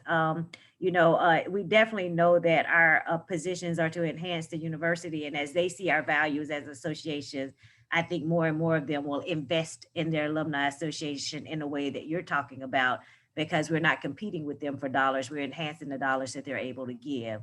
So with that being said, we are well over our time. So I'd like to say thank you to our wonderful panel for sharing your experience and your words of wisdom. So during this time, particularly a focus on the contributions of HBCUs and equities, I think now is the time. It is important that we create alumni associations that appeal across generations, but that also contribute to our universities. So thank you everyone for attending. Our next session will begin at 11:45, and that was supposed to be 15 minutes, but you all will have about a 9-minute break. The session is Reading Between the Lines, Facts of Government Relations, and it's moderated by Association Vice President Terrence Bickerstaff, and it features Alabama State Representatives Laura Hall and Anthony Daniels. And these are both individuals that I admire so much in my time at A&M, but also in my personal life as well. And so I'm sure that we will gain a lot from their insights and into the current political climate and areas where we should be focusing as an association. So again, thank you all from the bottom of my heart to my distinguished panel. And we'll look forward to seeing you all after the break. You can keep your computer up and we will start again promptly at 10:45. Thank you.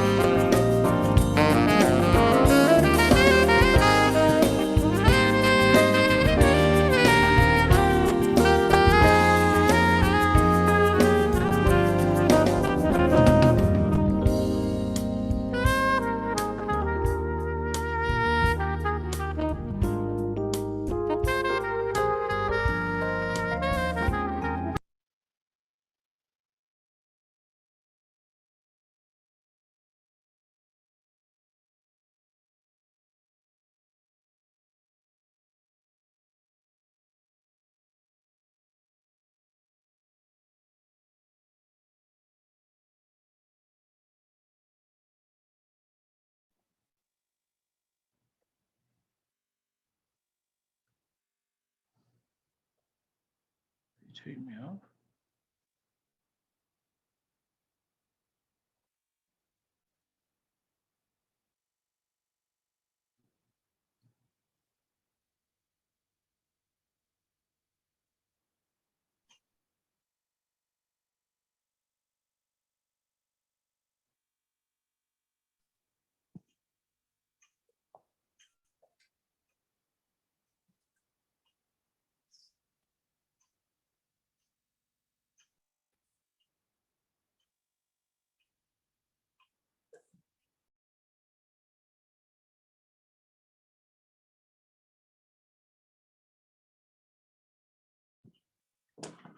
Welcome back, Bulldogs, and we hope that you are enjoying your morning during our conference as we are seeking to give information that reconnects us across generations. We welcome you to Workshop 2, Reading Between the Lines, Facts and Government Relations. I'm Terrence Bickerstaff, your Vice President of the Alumni Association and a member of the Huntsville Progressive Alumni Chapter, and we are elated to have each of you here on this morning.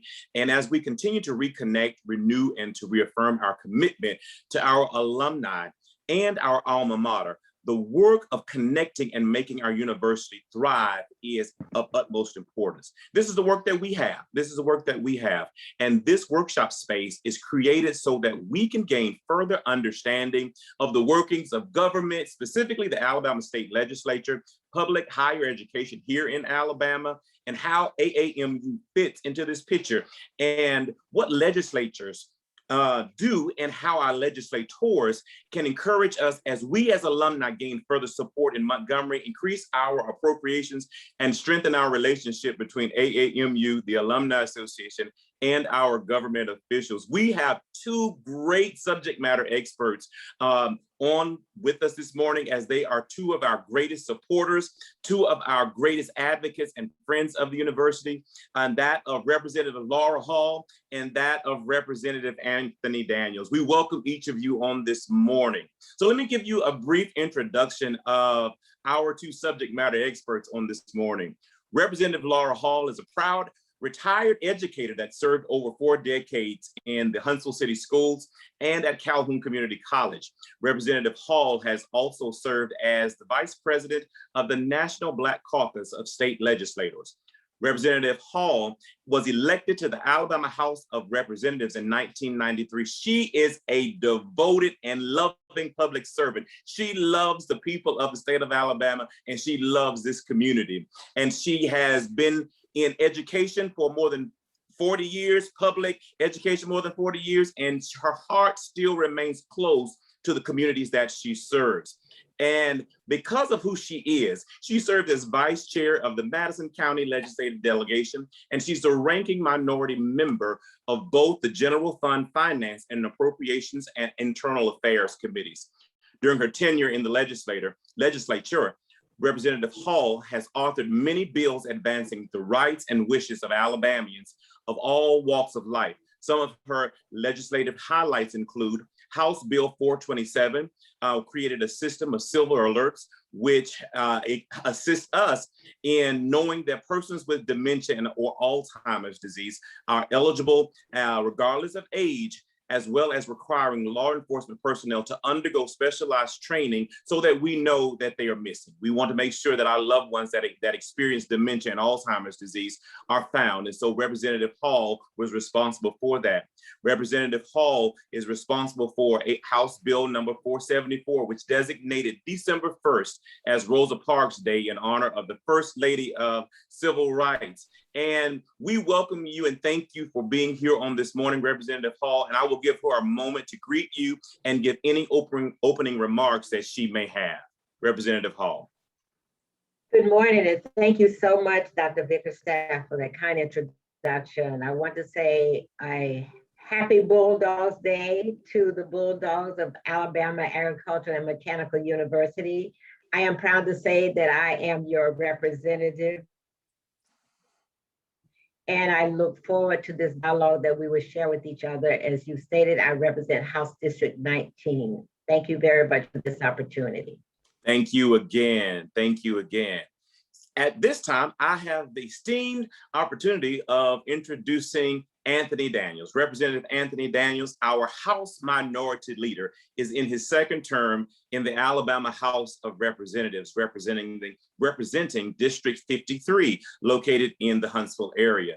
Representative Daniels has served as Minority Leader since 2017 and is the youngest and first African American to hold the position. So that's a serious Go Bulldog there. Under his leadership, House Democrats successfully fought for and passed multiple measures to make the state more competitive in areas of education to economic development.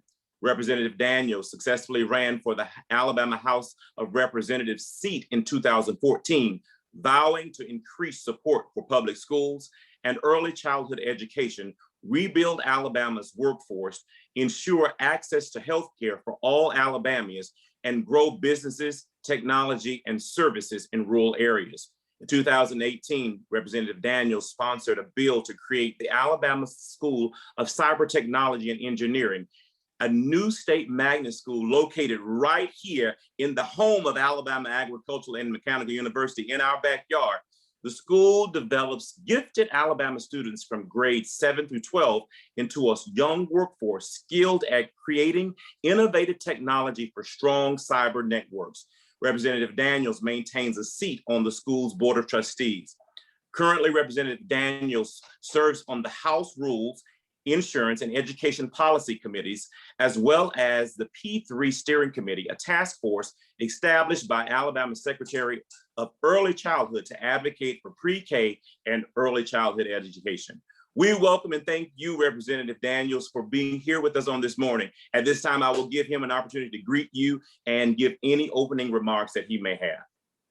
Well, thank you, Dr. Bigstaff, for your leadership and leadership of this wonderful organization. I am an alum of Alabama A&M, two-time alum of Alabama A&M University, and I credit the university for me being where I am today, and will never forget that.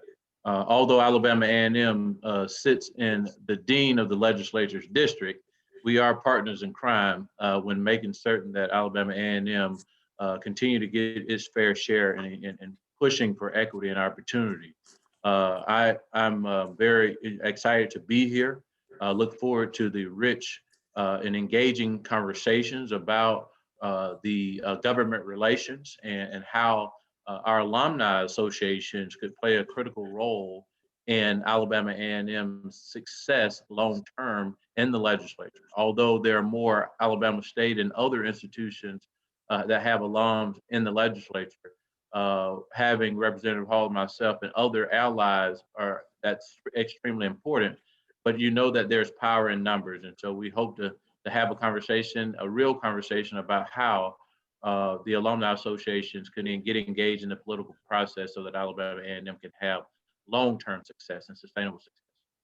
Thank you, Representative Daniels. And so as we have our discussion, please attendees know that you can place questions in the question and answer section, which will be monitored, and the questions will be asked throughout the session and during the question and answer session. Alabama Agricultural and Mechanical University, a public higher institution of education here in the state of Alabama.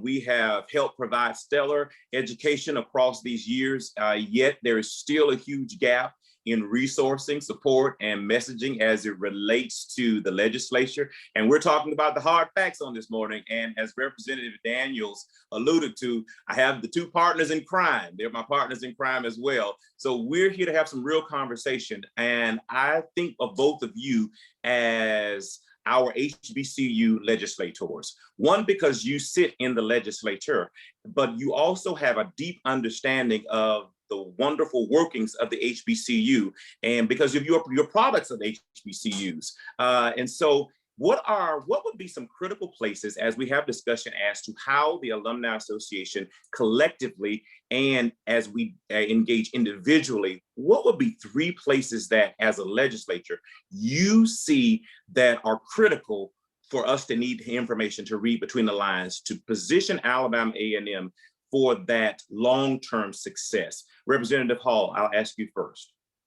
Well, I think you mentioned 3 things. The first thing I would say is making sure that we are telling the story. Alabama A&M University has a wonderful story and legacy. of providing students and individuals who are active and involved within the community as employees and employers. So I think one is to tell the story. Two, making sure in telling the story that you're interacting with those legislators that represent not just the area that Alabama A&M is in, but represents Madison County, because we know alums of the university lives throughout the county. So making sure that there is communication and a connection and interaction with those individuals. And the third thing is that I would say is that also demand or request what we want and what we need, and make sure that we continue to be focused on those things and never, ever give up. If it doesn't happen the first year, try again. Thank you. Thank you. Representative Daniels, what would your three top priorities be?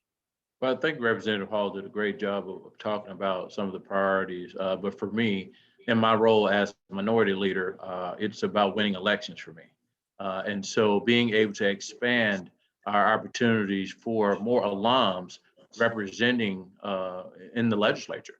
Right now, you have individuals that have an affinity for HBCUs, but beyond the affinity for HBCUs, when it comes to making a choice as to which HBCU should receive the most funding, that's where you see a fight even among people that look like us. And so I think that the university right now, I'm actively recruiting candidates going into the 2022 cycle. And I've identified an alum to replace one of our members who's running for another office in the Birmingham area. And so in the Birmingham area, I would encourage the Alumni Association there to be on the ground for that person who is an Alabama A&M alum, who has an affinity for the university, and someone that we, that be it not for Alabama A&M would not be where he is today. And so as we look down the road and look at retirements and opportunities, I would make an intentional effort to try to recruit more Alabama A&M alums. But the Alumni Association itself is in the area in which these candidates are running are going to have to be engaged in those campaigns on a volunteer basis and also giving. You cannot run a campaign or a race without giving to the candidate. The candidate going to need money to win.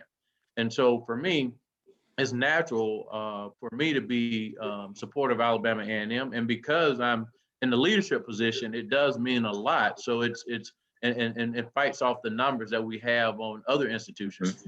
But I think that our focus has to be more bipartisan. Some of you are in areas that have Republican representatives, and so I would encourage you to build a relationship with those representatives. But when having a conversation about Alabama A&M, tell the story, as Representative Hall mentioned. Tell Alabama A&M stories and talk about what Alabama A&M has done and what it means to you, and so that you're building a real relationship, which broadens the support when it comes to making budgetary decisions for Alabama A&M. The next thing I would say is that we have to build infrastructure. A lot of times HBCUs are doing a lot with a little, but we got to start building our infrastructure even more. So having our alums engage more in some of the departments and the colleges that they graduated from, figuring out how they can help increase the pipeline. We've seen positives with this administration where we've had an increase in enrollment. That helps us in the legislature make the argument for funding for Alabama A&M. And so continue to grow the student population, and also continue to give back, expand our giving so that the university can build a broader infrastructure. Because funding wise, HBCUs are not back to the 2008 level of funding. And some other institutions are not as well. And so we just got to stay the course and build a broad coalition and train alums on how to communicate with legislators, because they're a very sensitive group of people. And so you have to deal with some with kid gloves and some, just want straight talk. And you just got to know who's who. And we can help you with that strategy. But we got to do a better job of building political power long term and making certain that it's sustained. So thank you. I heard lots of action for us. So telling the story, so demanding requests, and ensuring that as we move across the state, that we are engaging alums that are preparing themselves to run for office. So I heard actions, and that's critical for us, but I also heard action of building infrastructure and being there within our departments. And so we have a question for you. As Governor Kay Ivey has proposed a $7.66 billion budget from the Education Trust Fund for the next fiscal year. As a part of that proposal, there will be another $441 million, or about 6% to the budgets of K-12 through higher ed. How do you think that's affecting us, and what does that look like for our HBCUs, but specifically for that of Alabama A&M University? I would tell you, I would not get into I wouldn't focus my attention on what K-12 is getting.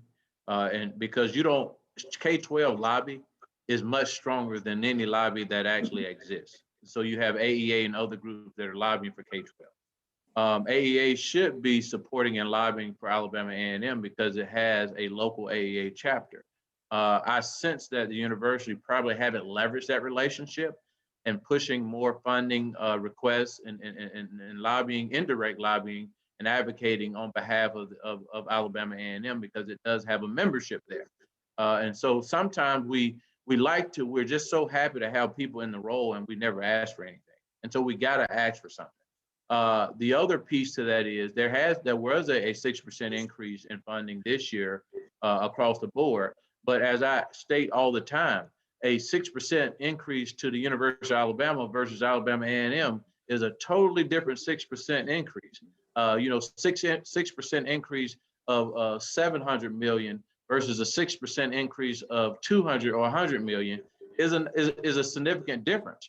And so I think that what we have to do is we have to have a plan, and we have to engage early. I think that oftentimes we are so reactive as a group, and I'm guilty of this myself, is trying to keep up with everything in your personal life and in your job or what have you, but trying to be proactive is really the key. Like right now, instead of competing with everyone that's trying to communicate with legislators in January, right before the session, building those relationships right now is going to help Alabama A&M long term. And then from a university perspective, I would encourage the alumni to understand what is it that the university, the wants and needs of the university, so that you can articulate the same talking points to legislators across the state of Alabama and also the executive branch. Having one lobbyist and a internal lobbyist from the university, they can't cover 140 people. That's 140 people in the House of Representatives and the Senate together, plus the executive branch. And so we got to do a better job of helping them, but also directing some resources to build capacity in that area. Government relations have to be built up, and you have to have relationships, and that's the way things happen in Montgomery. And I certainly agree and know that I do think it is so important relationship that when the individual legislator gets to know you, they become more sensitive to your needs. They see your face when it's time for a vote. Mm-hmm. So I think that building a relationship in each county, there are members that are alumni members that got to make sure that we are creating and building a relationship. And just as Representative Daniel said, this is the best time to invite that legislator for a cup of tea or coffee. It's a great time because they're not overwhelmed as they would be right after the holidays. So I think creating that opportunity now and moving forward as we build the infrastructure and to do other things, but also keeping the message about Alabama A&M front and center. So next question that we have kind of tails on to that. So it has to do with what are the measures and algorithms used in the legislature for appropriations to help us understand how those appropriations are put together. We know that it's intricate, but if you can simplify that for us, and no, it's not working for us. And that's what the person stated in the question. But what is the story that is used for our PWIs other than a good old boy system network. So the question is, what are the measures and the algorithms, but what story are the other universities telling that maybe we're not including some of those things as a part of our story that we need to put in that story? Well, I will start with that, and then let Representative Daniels finish. The first measure of algorithm, there is none. It's based on relationship. I know of a universe, it is relationship. And some of those relationships starts with the college's representative going to the governor's office during session, before session begins, and indicating what their needs are. That means that they get in the budget and they get some of their needs met. Now, once the governor does a budget and it comes over to us and is presented to the legislature, that budget does change. But the challenge is when that happens, if there are major cuts made, they are less likely to be, they will find themselves in a much better position if they had not gone to the governor's office. So I say, when we talk about relationships, not only with the legislators, also relationship with the governor's office, and indicating and spelling out what the amount that is needed, or amount that the organization or the university wants. So that's the first thing that I think. The other is, even when it gets to the budget, it's all about relationship. Now, the chairpersons that we work with will tell you we're going to do 6% for the colleges, universities. Generally, that's what happens. But there are other places where there may be additional funds that are available. Understanding and knowing what those funds are and how they may be used is another process. Another thing, you just have to study the budget. You have to understand the budget. As long as I've been in the legislature, I can tell you each year I'm learning something new and different about the budget and its process. But the first thing, the main thing, is making sure we have a relationship with the legislators, the governor's office, that we are focused and carrying and providing for them the same message. Each time an individual alumni members talk or group talk, the message should be the same and consistent. Representative Daniels, would you like to add? Yeah, I mean, I think it all boils back down to government relations and relationships, which is my point of saying that we have to have more alums in the pipeline to run for the legislature in order to build that power. Right now, I think one of the formulas that I think regional institution used to increase their funding model in the previous legislative session was student enrollment. They use student enrollment as a way to surpass HBCUs in what they receive from the state of Alabama. So what we have to do is we have to use a number of things. If I'm Alabama A&M, I'm using the cost, the amount and the cost of running an engineering program and an agriculture program. Other institutions don't have the opportunity to. Auburn University is probably one of the only institutions in the state, besides Tuskegee, which gets some funding from the state, but not a whole lot, have agriculture and mechanical. And so being able to do a cost comparison of what it costs to fund a college of engineering versus and a college of agriculture versus a school that may be just a liberal arts school, right?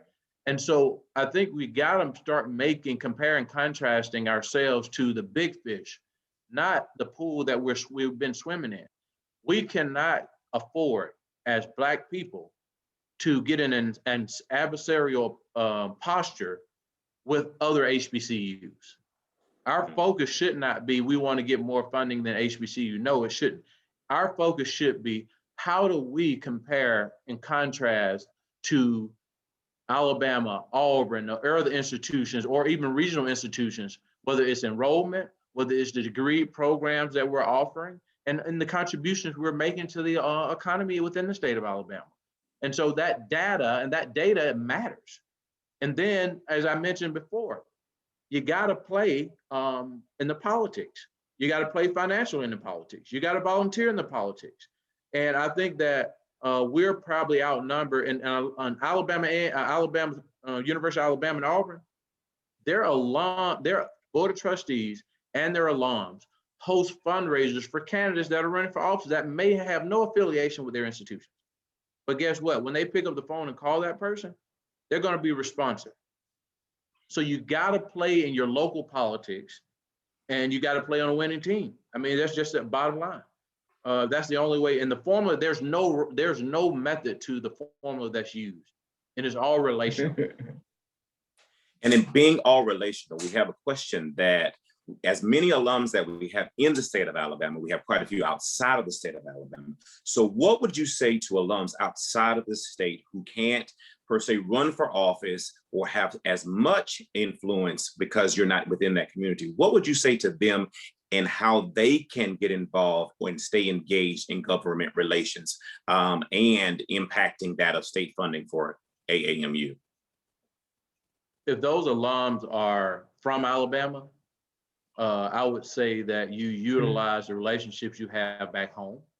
Okay. And when you're back home visiting, sitting down with those representatives across from them and engaging them and talking to them, and those that are, that are alums that are running for office, those that are in office. You can't ignore the people that have gotten you to the dance. For those that you're trying to make the assumption that they'll be there when you need them. You just got to be a relationship across the board. And those that are not from Alabama, that's out of state, I think that they got to get engaged in the financial part of campaigning and also volunteer. With this new virtual setup that we have as a country now, you can make phone calls and phone bank from anywhere. You can write letters and send postcards from anywhere.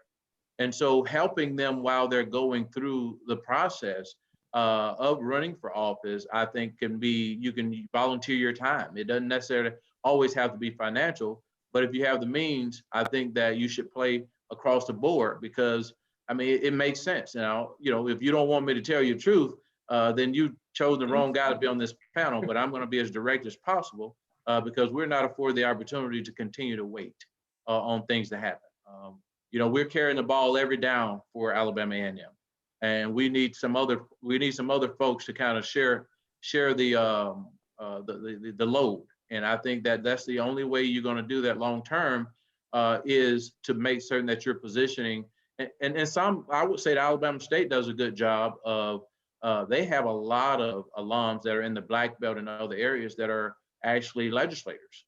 And so, of course, they're going to have a voice because they understood very early on that they had to build a pipeline of people that care about them. Same way with Auburn, same way with Alabama. And so we got to be, we may be late to the dance, but you're never going to get an opportunity to get in unless you start engaging. Representative Hall, would you like to add further? I agree.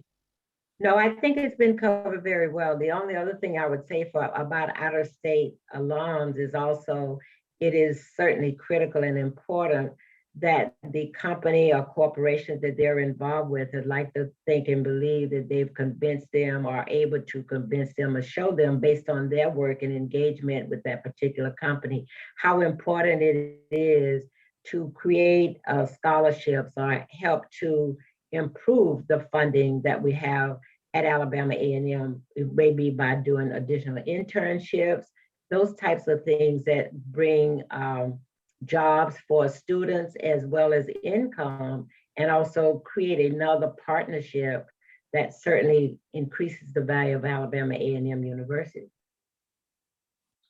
And so my question that we have that has come in is, as we talk about creating these pipelines of influence and these pipelines of relationships, so one critical relationship and power of authority that we have is our board of trustees. And so the question is, how can you make impact on the selection of the board of trustees positions at AAMU, and what would be your recommendations for interested alumni that want to seek possibility of being on the board? Well, I would say that is an alumni issue in terms of making sure the first thing I'd say about a trustee member, if you have a trustee member that is coming to that board, and I would want to believe that the trustee member brings something to the table. They have to have the resources that they can give money, or they know how to go get money. We shouldn't have anybody that just comes to be a trustee without bringing something to the table. That would be the first thing. Second thing is, as an alumni, I think we don't get to vote on trustees. That's not our vote. That vote occurs in the Senate.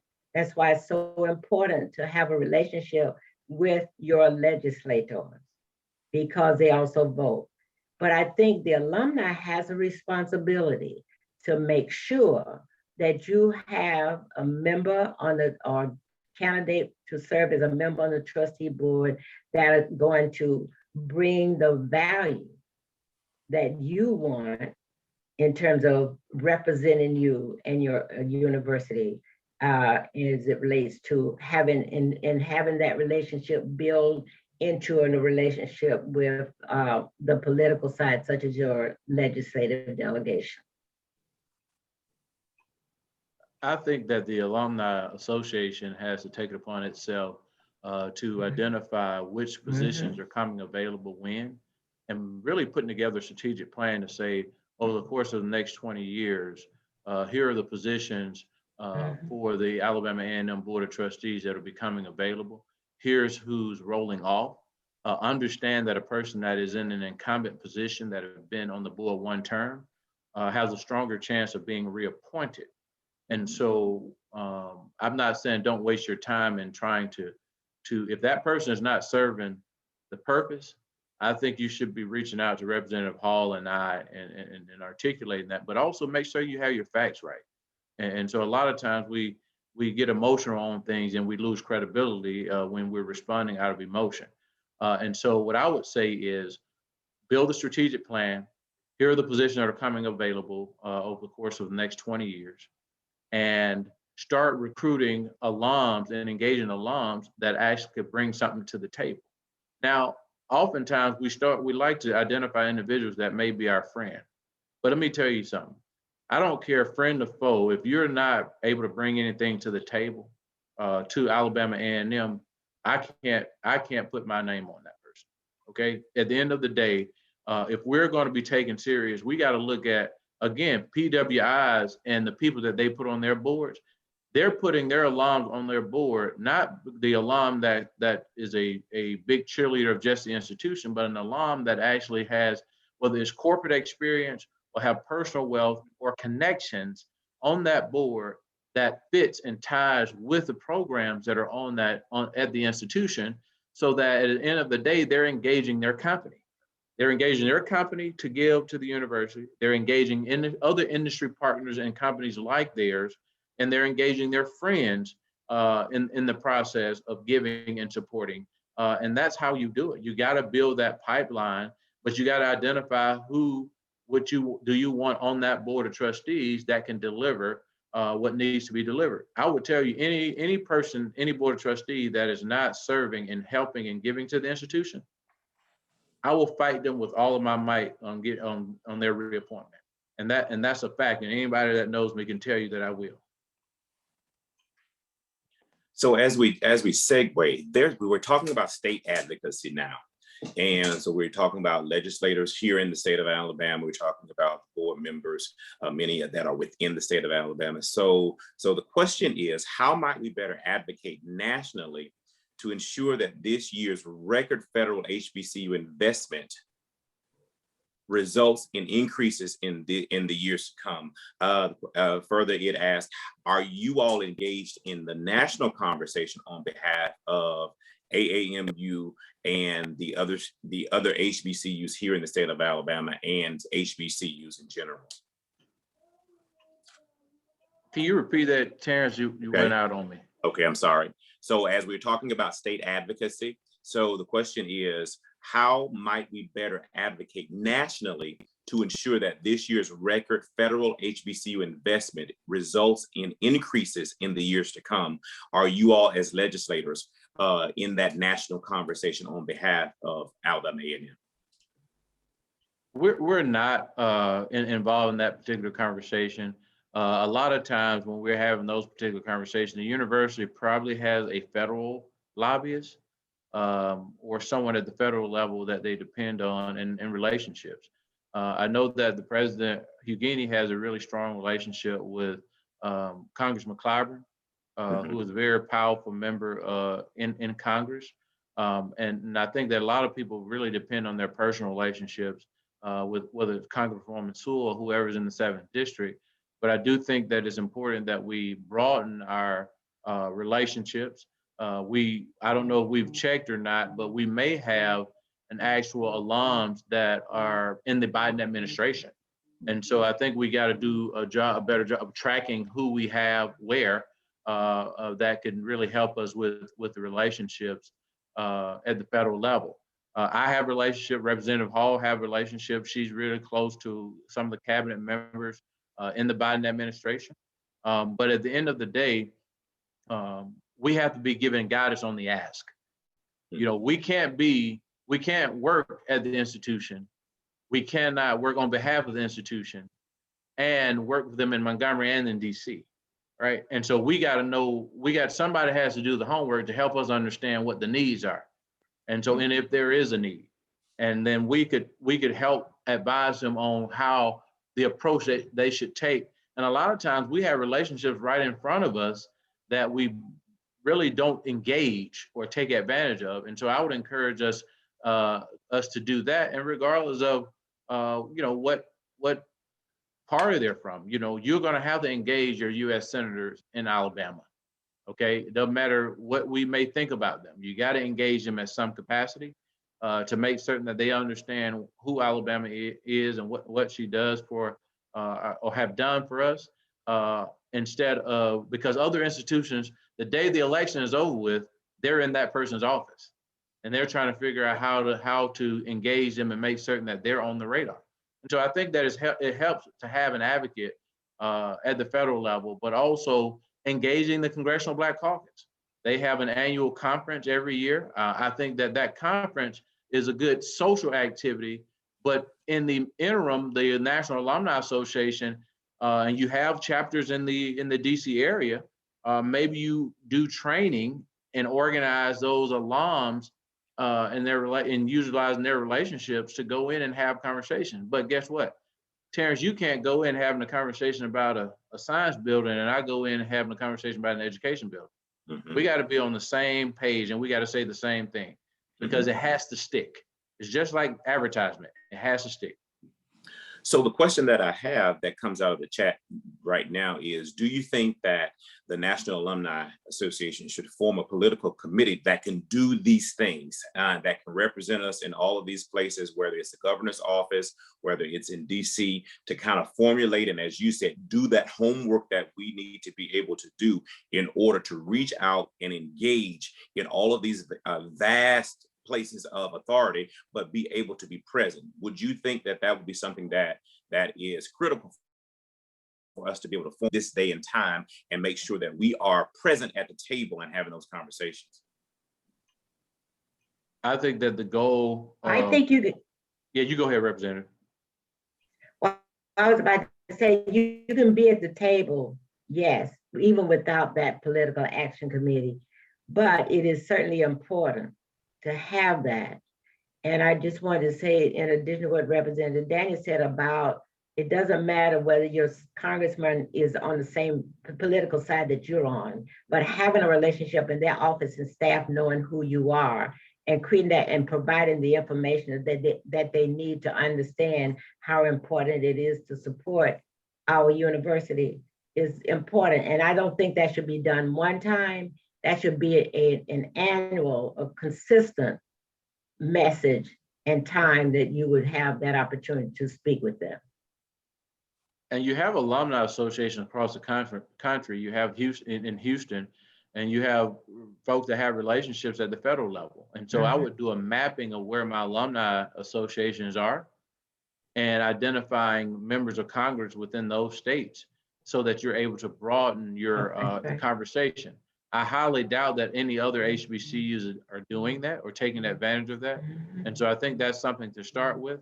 And I think that there needs to be an understanding, even for the Alumni Association, members of the Alumni Association, because of its tax status, individual members of the Alumni Association may choose to host a fundraiser or some type of meet and greet for that person, right? Maybe it can be an annual thing to where that person speaks to that alumni chapter, alumni and friends chapter in that particular community in order to have that person in front of you all the time. But the messaging has to be right, and we have to be message disciplined. And we cannot take our personal belief of somebody. We got to understand one thing that the other side understand. I'm talking about race here, is that they can be on separate sides on an issue today, and tomorrow they can be on the same side. Oftentimes we take those things personal. At the end of the day, it's about the outcome.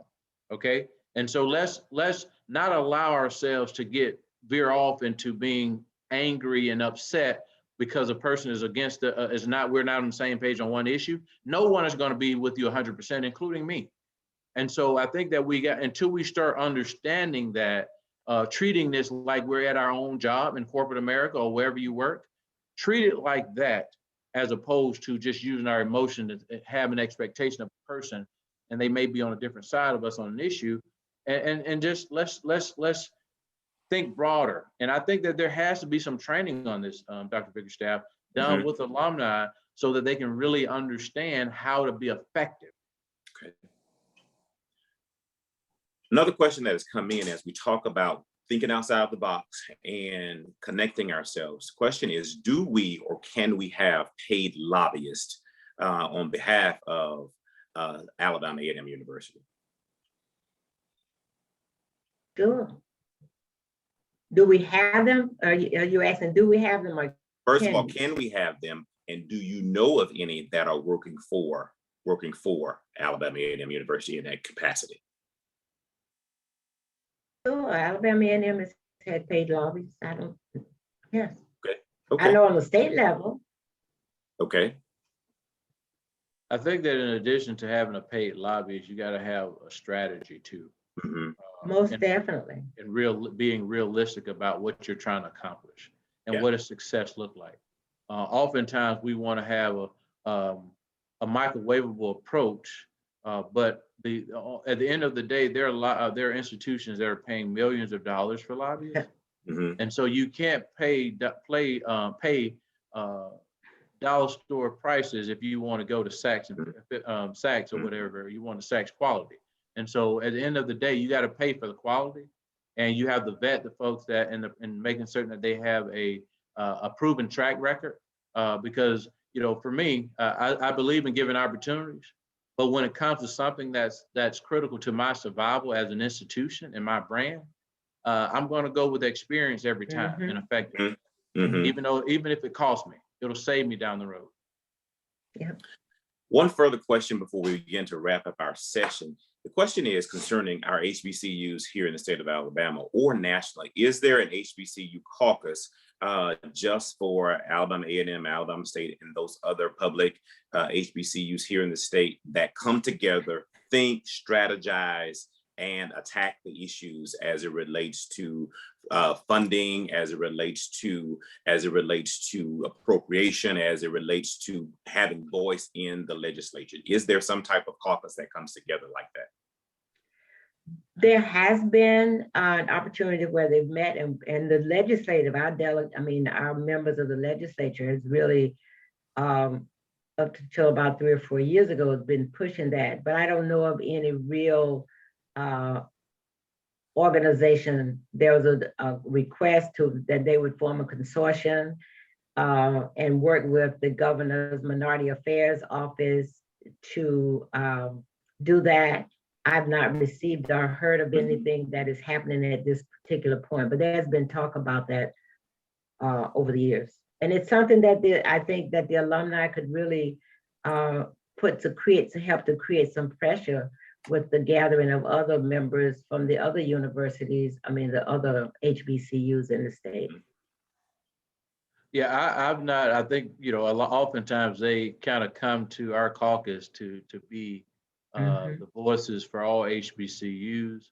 I do think that President Quentin Ross at Alabama State, because he's a former state senator, he get it. And I know that he and Dr. Hugini and others talk often about strategy. At one point, there was an engagement between members as well as alumni, public and private institutions about, but I think that for us, I think the easiest thing for me, Dr. Bickerstaff, would be having a think tank in Alabama that really drives the conversation. We know that, folks that work on behalf of the institution, they're doing other jobs in addition to trying to do something to engage us as well. And so a lot of times we don't understand the time that it takes to do the job of government relations. And then we have the expectation of having this person doing, and we're burning folks out, and we're not being effective by spreading that person thin. They're smart, they're talented, but we got to get them some support staff. And that may be something that the alumni does, is say, we're going to put together a government relations or research fund with the foundation that helps support some of these activities. However, you got to be very specific as to what that means. Ask the institution, what are the needs, what are the shortcomings that you're experiencing, and how can we fill in the gaps right now?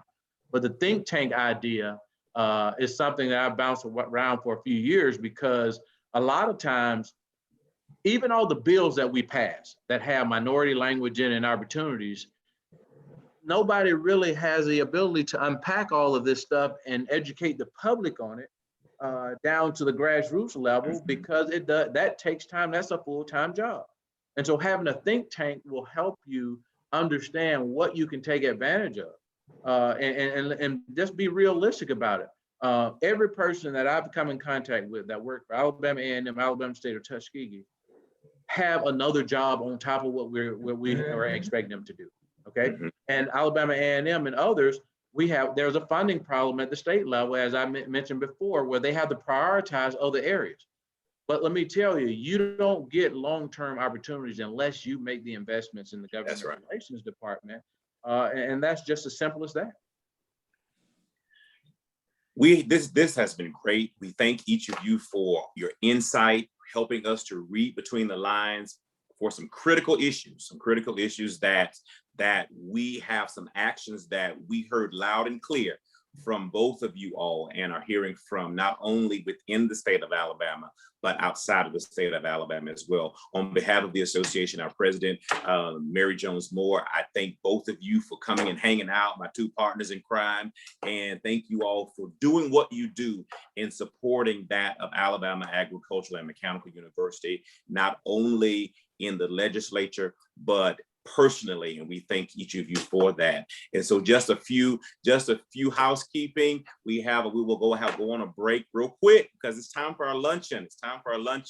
And we will meet you back here at 10:45 Central Standard Time. Be ready, go grab something to eat. It's time for us to engage in our national luncheon. We have a wonderful speaker that will be with us on today, Lieutenant Governor Mandela Barnes from the great state of Wisconsin. So let's come and support not only the association, but one of our loyal sons that's coming back to this space. Thank you all for joining this session, and we'll see you back at 10:45. Thank you. Thank you.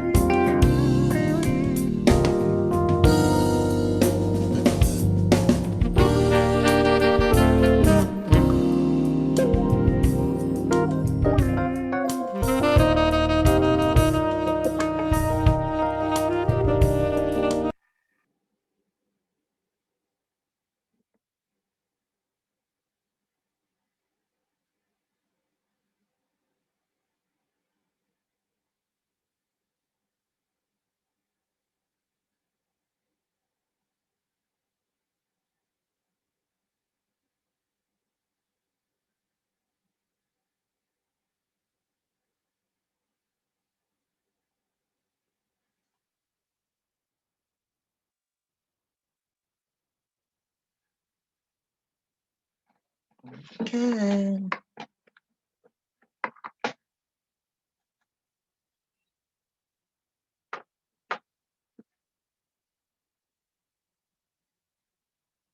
Yes, yes.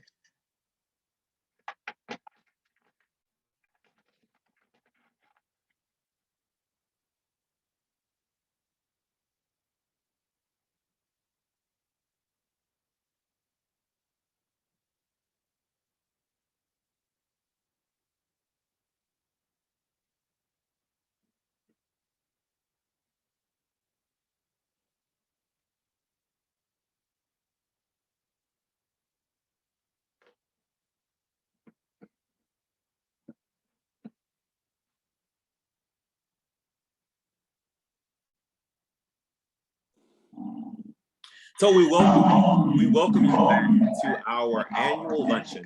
And it is during the time that we come together to eat, to reconnect, but to reaffirm again our commitment to Alabama Agricultural and Mechanical University.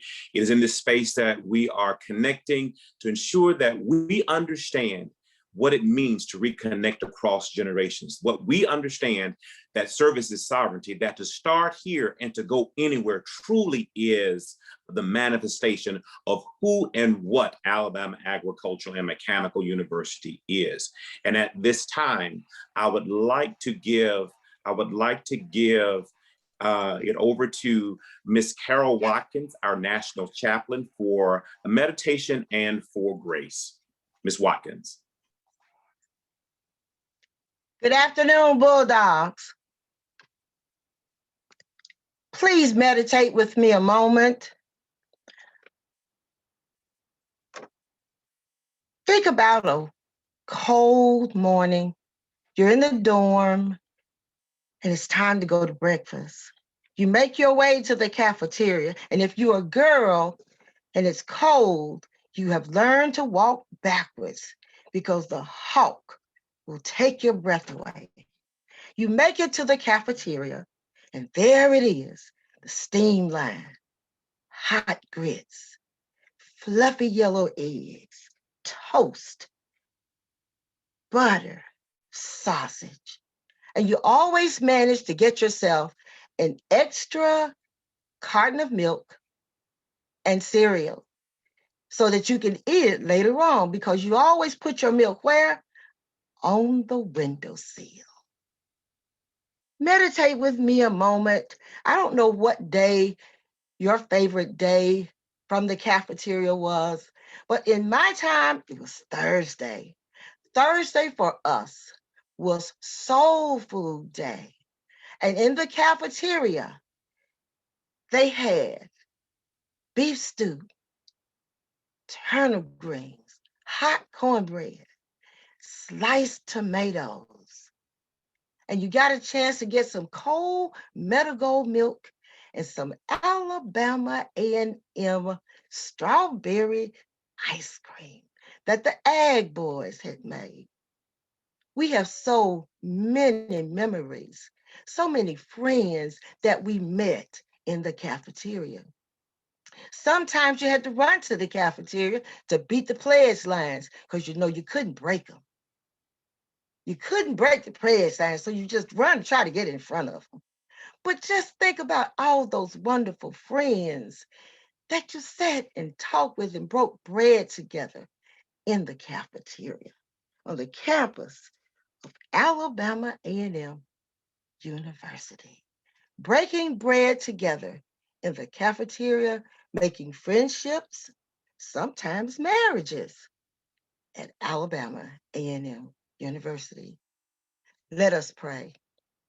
Today, God, we are so grateful. We thank you so much for our memories of breaking bread together at Alabama A&M University. Today, as we partake of the food that we have prepared for ourselves, we say, thank you, God. Thank you.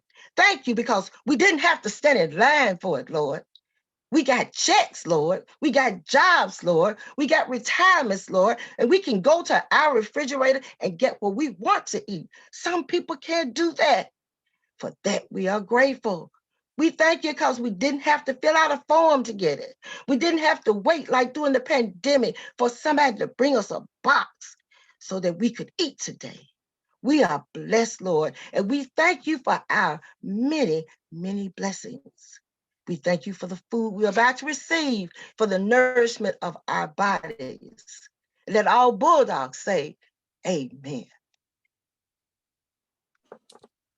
Amen. And thank you, Chaplain Watkins. And her meditations truly provided us beautiful reflections of our time at A&M and reminded us that it's because of our time at AAMU that we are where we are. At this time, please make sure you have your food in front of you, but make sure you attune your ears as our president, President Mary Jones Moore, will introduce our guest speaker. President Moore. Thank you, Terrence. At this time, I will introduce our guest speaker, none other than Mandela Barnes, who serves as Wisconsin's 45th Lieutenant Governor. He's the first African-American to serve as Lieutenant Governor of Wisconsin and the second African-American elected to statewide office. Born and raised in Milwaukee, Lieutenant Governor Barnes is the son of a public school teacher and a manufacturing assembly line worker. He is a product of Milwaukee Public Schools and a graduate of the Alabama A&M University. Go Bulldogs. At the age of 25, Lieutenant Governor Barnes was elected to the Wisconsin State Assembly, where he has served 2 terms. Now, as Lieutenant Governor, he serves as the chair of the governor's task force on climate change and also serves on the governor's health equity council, governor's council on financial literacy and capability, Wisconsin criminal justice coordinating council, Wisconsin missing and murdered indigenous task force, women's task force, and the statewide 2020 Census Complete Count Committee. The Lieutenant Governor uses a platform of stability and equity to fight for solutions that invest opportunities and fairness for every child, person, family in Wisconsin, regardless of their zip code. Ladies and gentlemen, I present to you Lieutenant Governor Mandela Barnes. Well, President Moore, I just want to say thank you for the wonderful introduction. As a former state representative, that's totally fine. That slip of the tongue, because that's where I got my start. I wouldn't be able to be here today if I did not serve in the state legislature as a member of the Wisconsin State Assembly as a state representative. And I know Representative Laura Hall and also Representative Anthony Daniels at least were a part of the conversation at some point. So just want to give a quick greeting to them as well. As many may know, Representative Daniels and I were in school at the same time. This was 2003 when I first set foot on campus. And that was when the representative wasn't, he's a different man back then. I'll just leave it there. Much different man. He drove a Chevy Caprice with Florida tags. So, it's just amazing to see how the university builds leaders. It's amazing to see how the university has fostered so much growth in so many individuals. And I'm so proud to call the university my home still. And although I was born and raised in Milwaukee, my roots are certainly in the South, very much embedded. My mother is originally from Alabama, and she graduated from A&M. She got her master's from A&M. And the majority of her side of the family went to A&M also. So it was never really a question about what school I was going to go to, regardless of where I live. And I'm just so deeply appreciative of the experience that I had, because I would not be here today serving in this position as Lieutenant Governor if it were not for my education at Alabama A&M. And so I want to, before I get into my speech, before I get into my discussion, I just want to talk about how personally I am committed to doubling down, my efforts to support Alumni Association, to support the university as a whole, because there are generations of people who are yet to come through the Hill who are going to step into leadership positions far beyond anything that I'm doing. I'm so proud of it. I just want to be a part of it. And so again, just want to thank you, President Moore. I'm just incredibly excited to be able to speak to you all today. And I just can't explain how impactful the experience on so many different levels, on the social level, on the educational level, but also I'll say most importantly on the leadership level, given the fact that I think about the way I make decisions with the position that I'm in today and having to navigate a state that doesn't look like me for the most part. Being around people who don't share my same experiences. Now, A&M, that wasn't the case, but being able to be here in this role, to travel all across Wisconsin, have conversations with people of many different backgrounds, I'm always reminded that service is sovereignty. And this manifests itself in so many different ways. I think about getting around Wisconsin, and I brag about the fact that we made it to every county in the state, all 72 in our first year in office. But the unfortunate reality is many of those trips were for storm damage tours. We have irregularly or storms that were incredibly powerful in strength that tore through communities, tornadoes, devastating weather events that left people hopeless, left people devastated. And when we showed up, we didn't ask, are you a Democrat or you a Republican? Many times we're in rural parts of the state, and we just showed up to ask, how can we help? And that took me back to A&M, because again, service is sovereignty. It's about what we're doing for other people that truly defines us, especially as leaders. And we have to recommit ourselves to that purpose. And I use that as a sort of a guiding light for me when I go about any of my interactions. I think about what am I doing personally to help serve someone else, to help make someone else's life better. And I knew that I wanted to go to A&M from the very start, like I said, because I almost had to. And the theme of reconnecting across generations today means so much to me, because that was me reconnecting with my mother. And even though we didn't need to be reconnected, my mother is still very much overly involved, I'll say, in my life. I love my mother to death, but there is a slim chance that she just might show up here today unannounced, walking through the door. But the fact is, reconnecting through generations means so much because we have a rich legacy at Alabama A&M, and we have to preserve it. Not only do we have to preserve it, we have to strengthen it. We have to make sure that the network that we have right now is around for people to rely on for generations to come. I learned so much about what it meant to not just be a leader, but to take things more seriously. And I'll remind folks too, when I first showed up to A&M, I was only 16 years old. And being a 16-year-old on the college campus that was almost 700 miles away from home, I had a lot of tough decisions to make. I had to figure out a lot on my own, whereas in the past, I would have had my parents to help guide me along the way.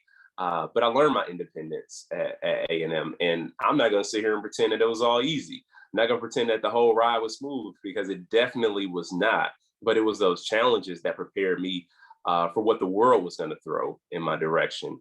And I can say that I've been much better prepared for anything that has come at me because of my experience at A&M.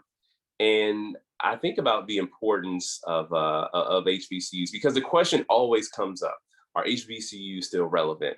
And I am here to say that HBCUs could not be more relevant at a time like this. We've all experienced 2020 in different ways. We had a pandemic that disproportionately impacted Black communities. We had a long overdue reckoning in this country over race. And given the fact that our HBCUs provide a sense of pride to many people that may not have gotten in other places, and has helped prepare them and instill values in recognizing the struggles of our ancestors and how we use that energy to push us forward into the future. I think about, growing up in the city of Milwaukee. I graduated from a challenged high school that had its fair share of issues, more than its fair share of issues. I had friends, unfortunately, that lost to gun violence before, my first year in high school was complete. I had friends who lost to the criminal justice system throughout my time in high school. And I think about the fact that in places where there is an HBCU, young people growing up have something else to look towards, because college is just a part of the culture. It's a fact of life for so many people, but that's not always the case when university life is so far away, be it physically or even just in a sense of in the realm of possibility. So with that being said, let's all make sure that we are doing the hard work, not just to represent Alabama A&M in our professional lives in the best way that we possibly can, but let's also make sure that we are paying it forward for the next generation. And I'm so incredibly thankful that you all have me here today. It warms my heart to be a part of this sort of celebration of the school that gave me so much and effectively put me in the position that I'm in today. So I just want to say I'm thankful for you all, and in the spirit of reconnecting through generations, want to thank everyone else who walked the quad, everyone else who made it through the hill before me that made my journey possible. And with that being said, I'm here to take a couple questions.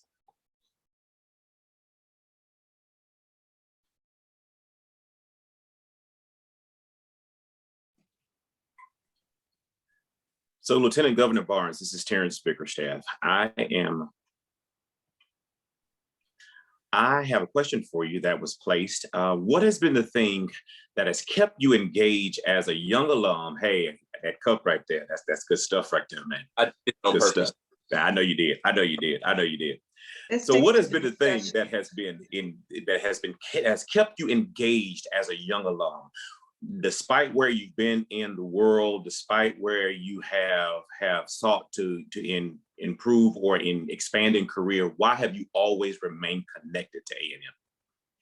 So, I mean, if I'm gonna be fully honest, I haven't been as engaged as I should be, and that's a reason why I'm here today, to be very transparent about that, to be very open and direct about the fact that I need to do more, and I am here today to say that I am going to do more.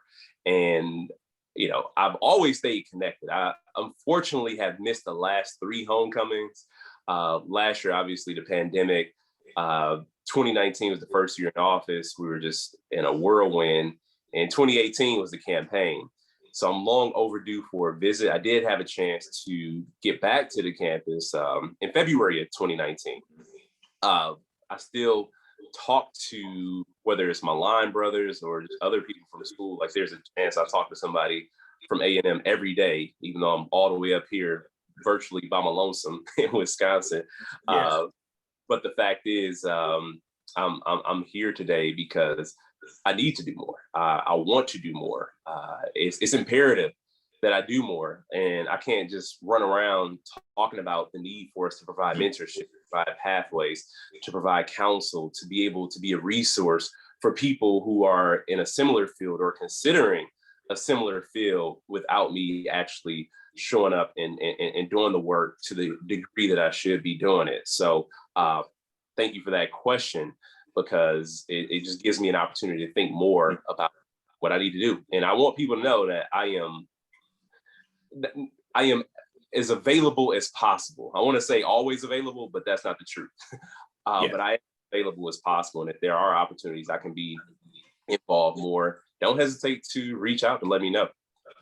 So I have to tell you, thank you for your transparency. Thank you for your honesty, because they're not only yourself, but there are a lot of people that sit in that space that you just alluded to. I have not been as active. I have not been as engaged. And thank you for that moment of transparency. And thank you for taking the initiative in being here and saying, hey, I want to be engaged, and utilizing this as an opportunity to become further engaged. So my question would be, if you had to tell someone else that is in that same spot, in that same vein of life, what would be 2 things you may tell them as to the reasons why they should come alongside you incite others and get engaged with the alumni work and supporting the university?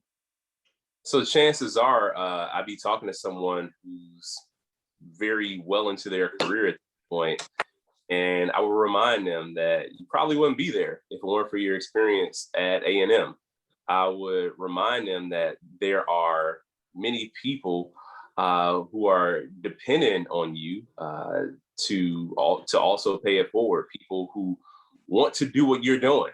And we can't have that reality unless the university is strong, unless the Alumni Association is strong to be in a position to give back.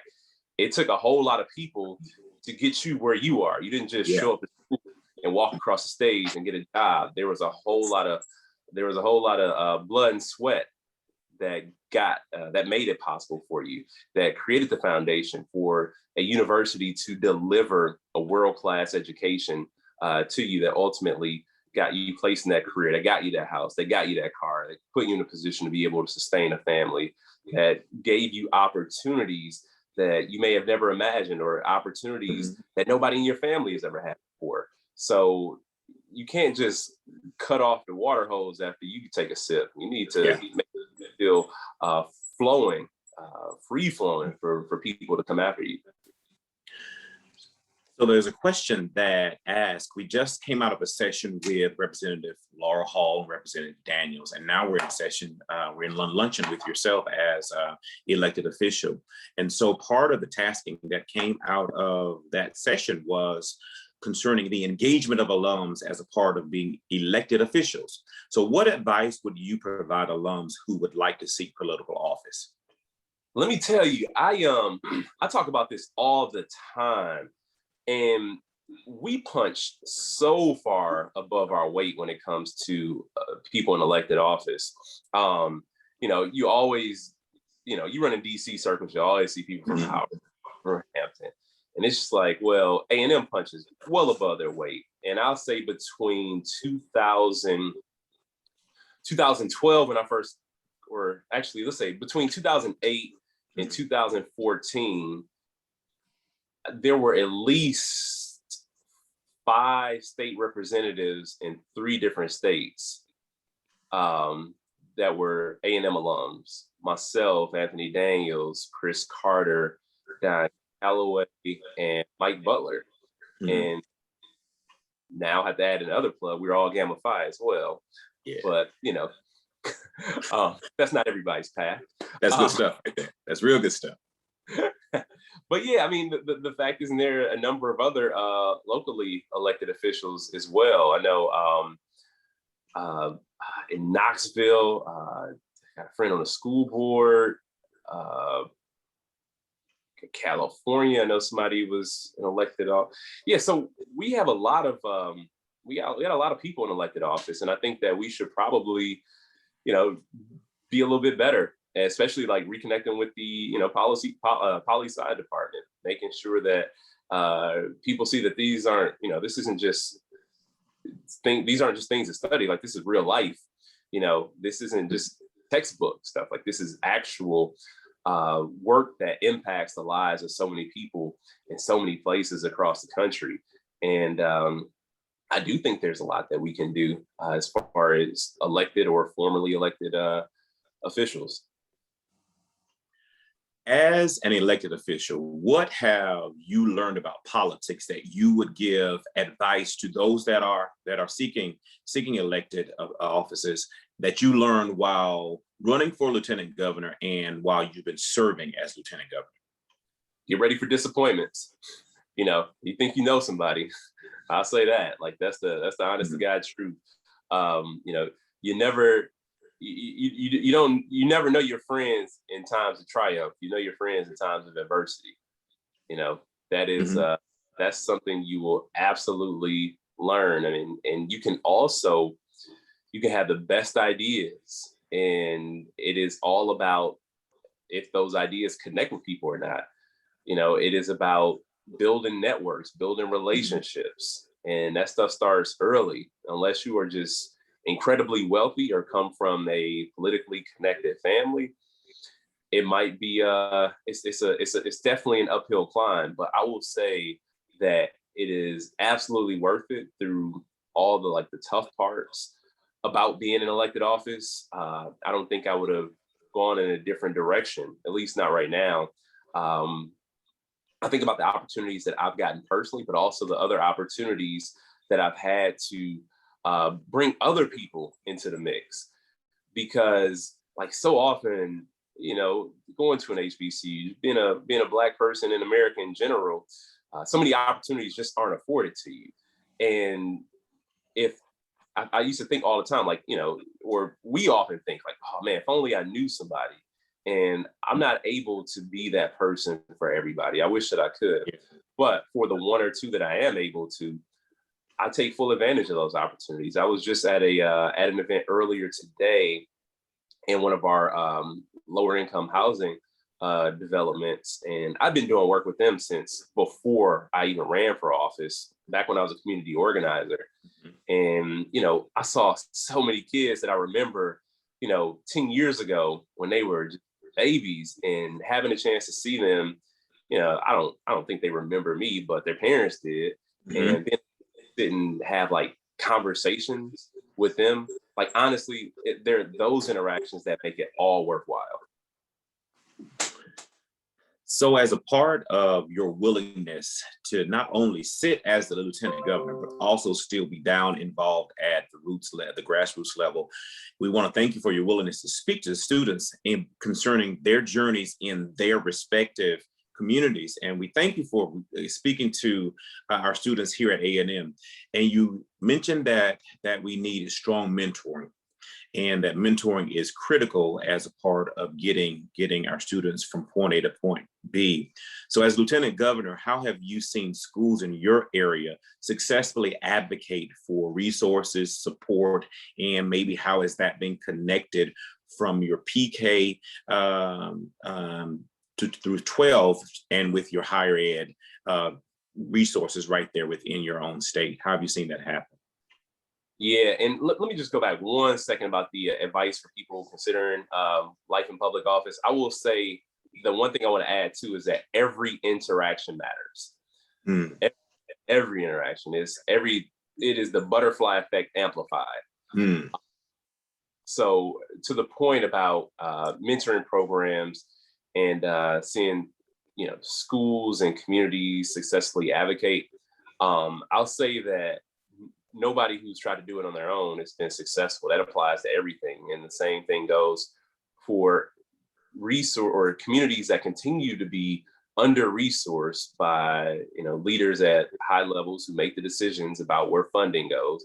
But when you build collaborations, build coalition, that is ultimately how you are effective. And it's not easy work either.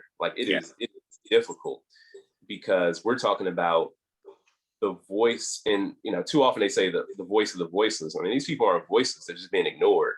And as long as people are being ignored, when those numbers start to grow, they can't be ignored anymore. And so there have been a number of projects across the city, across the state, a number of organizations that I've seen just rise up from the ground to advocate. And that stuff wasn't easy. And I know just because they popped up doesn't mean it was their first attempt at doing so. A lot of these have been in the making for years. And it shouldn't take that long. That's the problem. That's the problem with inequality, because we got all these higher income school districts, all these wealthier neighborhoods and communities. They never have to want for anything. They need something, they're gonna get it, right? We got schools that are just trying to get updated books. Meanwhile, you got schools 25 miles away that are spending, all sorts of money on a football field. Here in Wisconsin, you got people. I know stories here in the state where a hockey team was in jeopardy, and one of the kids' dads just had money and bought a whole new hockey rink for the school. And we're talking about just across the bridge, or just down the road, where students are struggling. They don't even know where the next meal is going to come from, let alone being able to participate in extracurricular activities. So I think that, you know, the fight is so much bigger on so many different levels, but the idea of schools that are underfunded, under-resourced, children who still have so many unmet needs, I think that this like best encapsulates the idea of this system of inequality that we've been dealing with for so long. And so that leads us into another question as it relates to the inequality, as it relates to poverty, as it relates to the inequities of our communities. The question concerns, you know, what has the state of Wisconsin been doing as it implements or discusses the reduction of the exploding gun violence within our communities, as it impacts not only in Wisconsin, it impacts us here in Alabama and DC, across the nation. What are some things that you guys have been doing to implement solutions, but also that we as alumni in these areas can get involved in? Let me tell you, gun violence is one of the issues that pushed me into politics. Like I said, I lost friends in high school. I lost a friend 3 years ago one of my roommates from A&M. He lived in Atlanta, and it's those stories that I carry with me everywhere I go. And, you know, obviously we have like the laws in this country, the culture around guns is something that is kind of ridiculous. Like, we're the only nation that deals with this problem. And we always say, well, we can't solve it. Well, no other country deals with it the way that we do. I mean, they're like simple tweaks, right? This isn't even about taking people's guns. This is about just being smart about it. Mm-hmm. And universal background checks is something that's simple. And they say it won't solve everything. Yeah, it won't solve everything, but it can help. There's not one thing that's going to solve everything.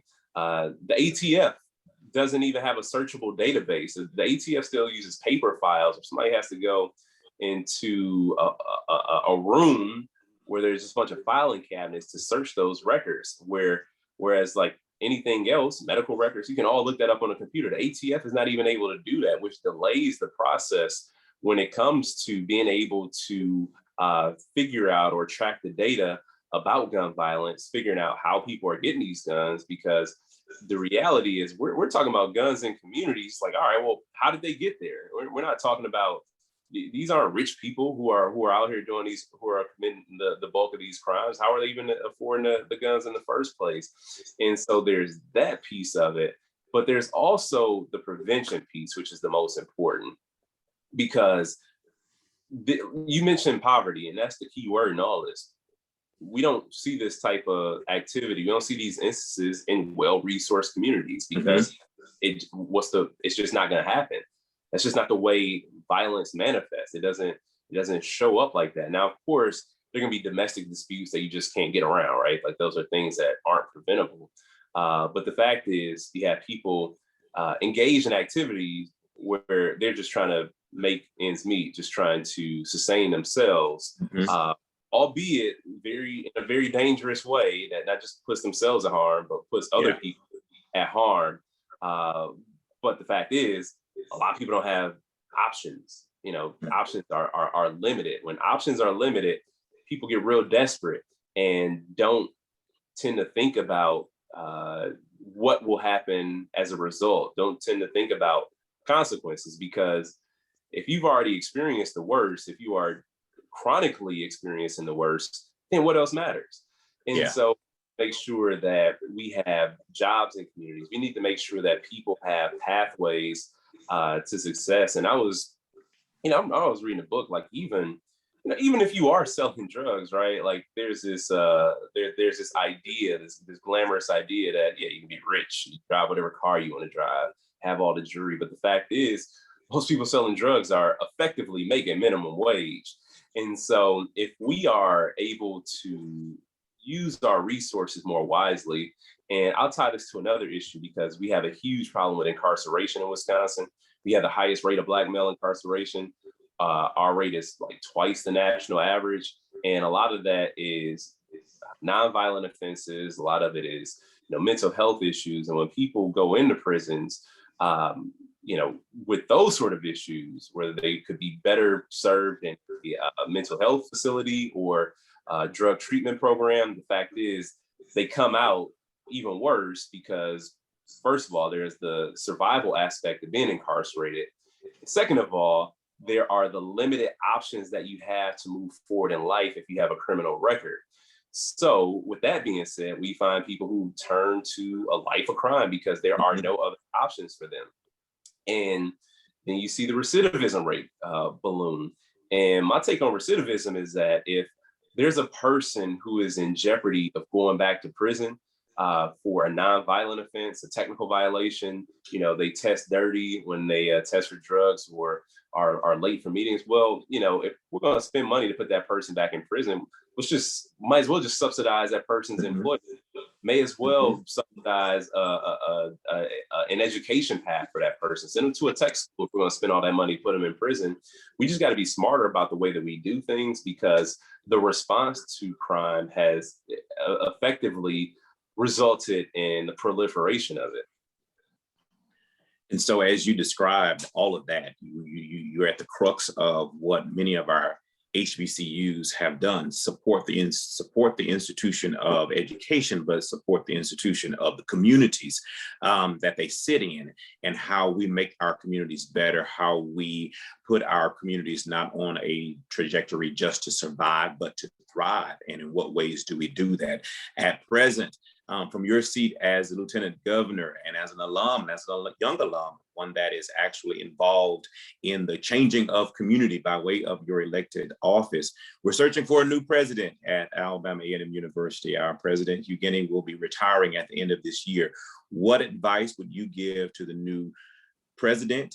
And what advice, before you do that, what advice would you give to the search committee as they search for a new president?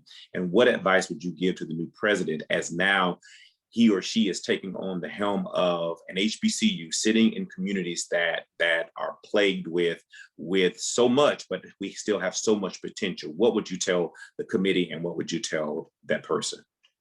I would say the same thing I say to people who are, either seeking public office or trying to figure out who to support for public office. And it comes down to values, and it comes down to vision.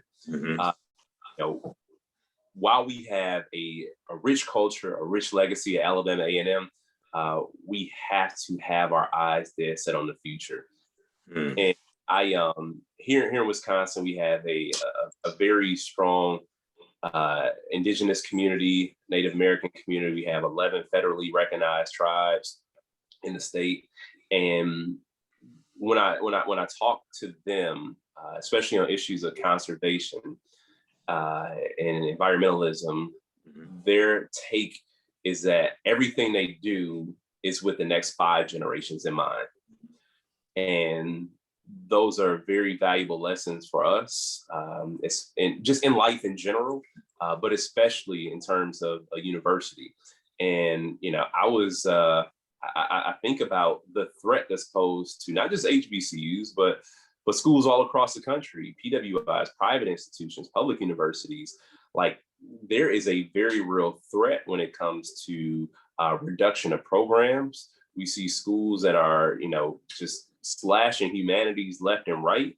And we see school systems that are just, sort of not providing what they should be providing. We have these like mergers that are kind of scary to some degree.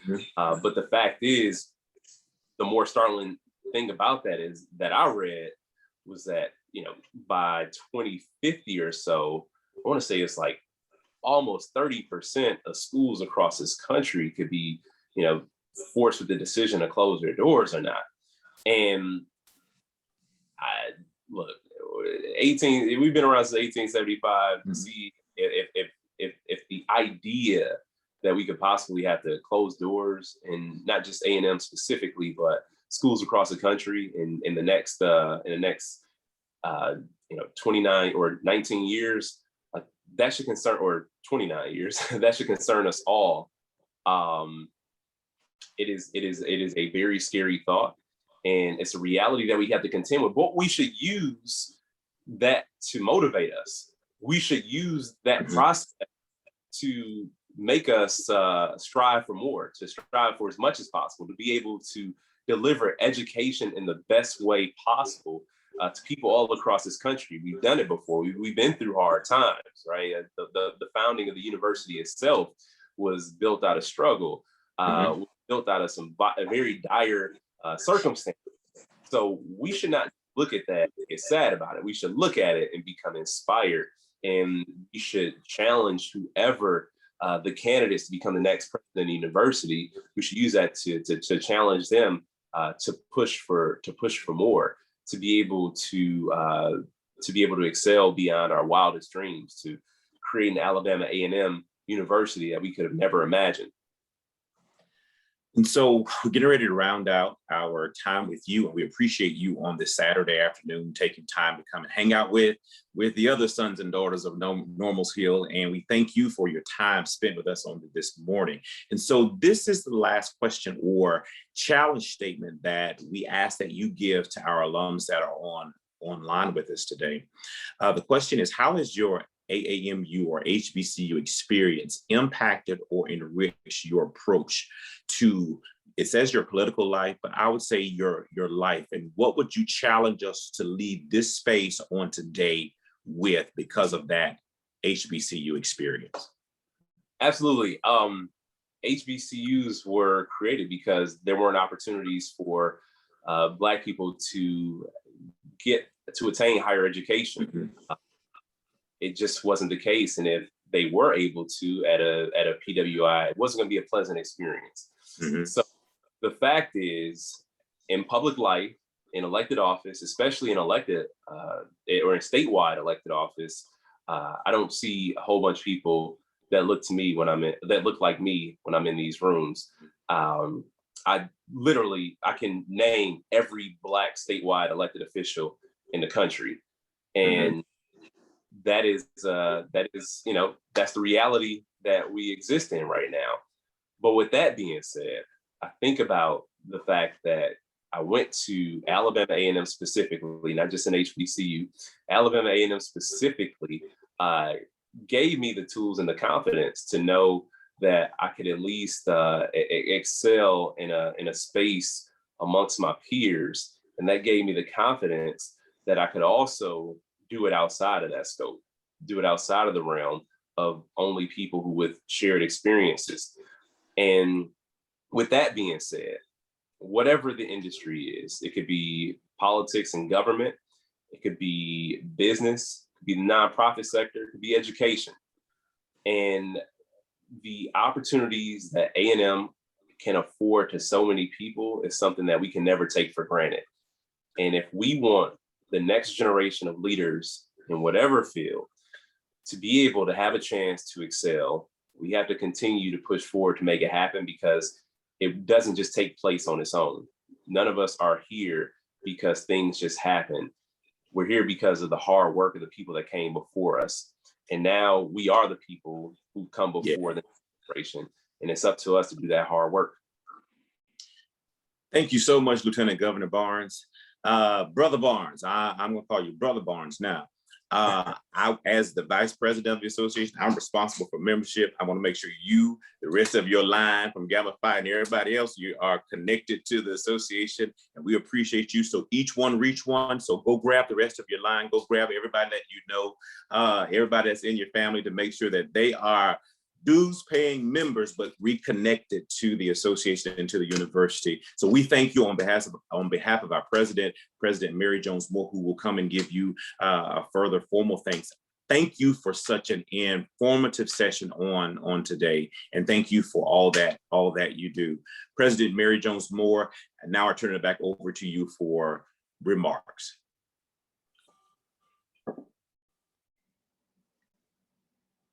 Okay, host, you're not giving me access. I cannot turn my camera on.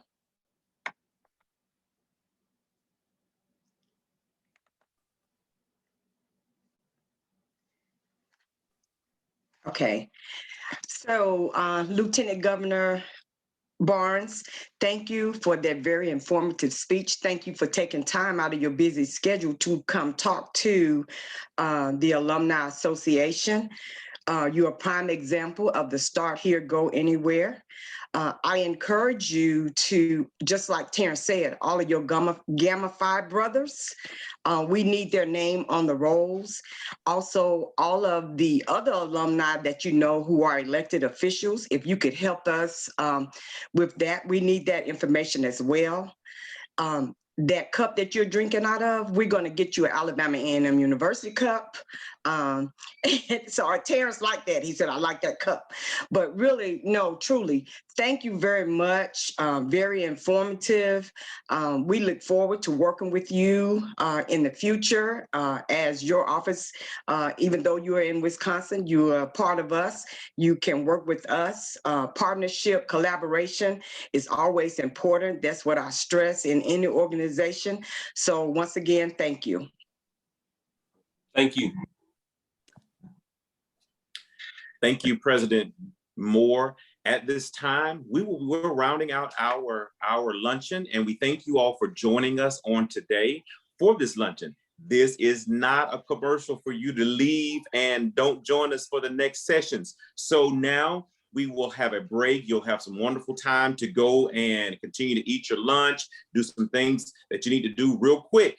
But because at 1 o'clock, 1 o'clock Central Standard Time, 1 o'clock Central Standard Time, we begin workshop number 3, which is alumni giving, paying it forward.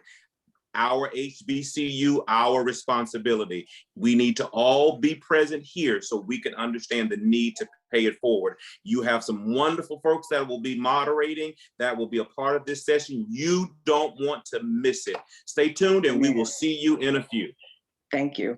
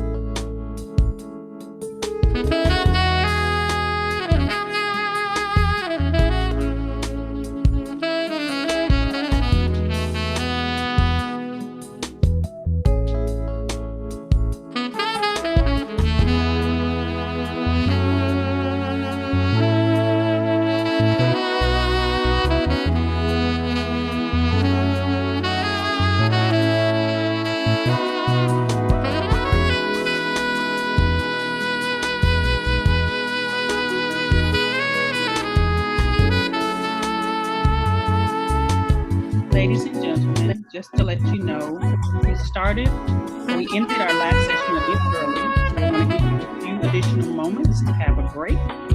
We're waiting for our 1 o'clock panelists to join us. Thank you for your patience.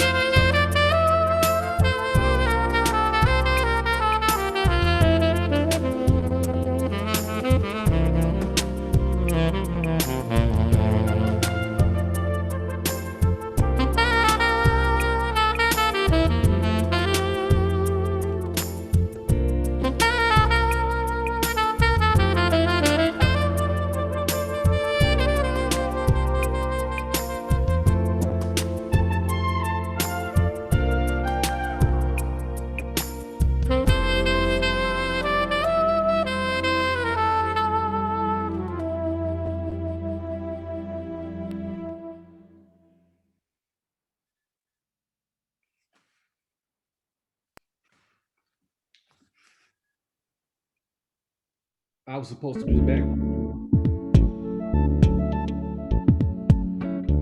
right.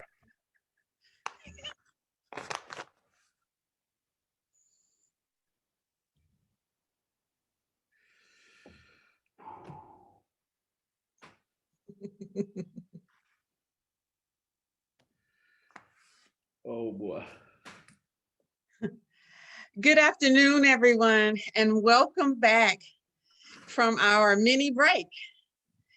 You're in treat for a wonderful workshop. Thank you so much for joining us.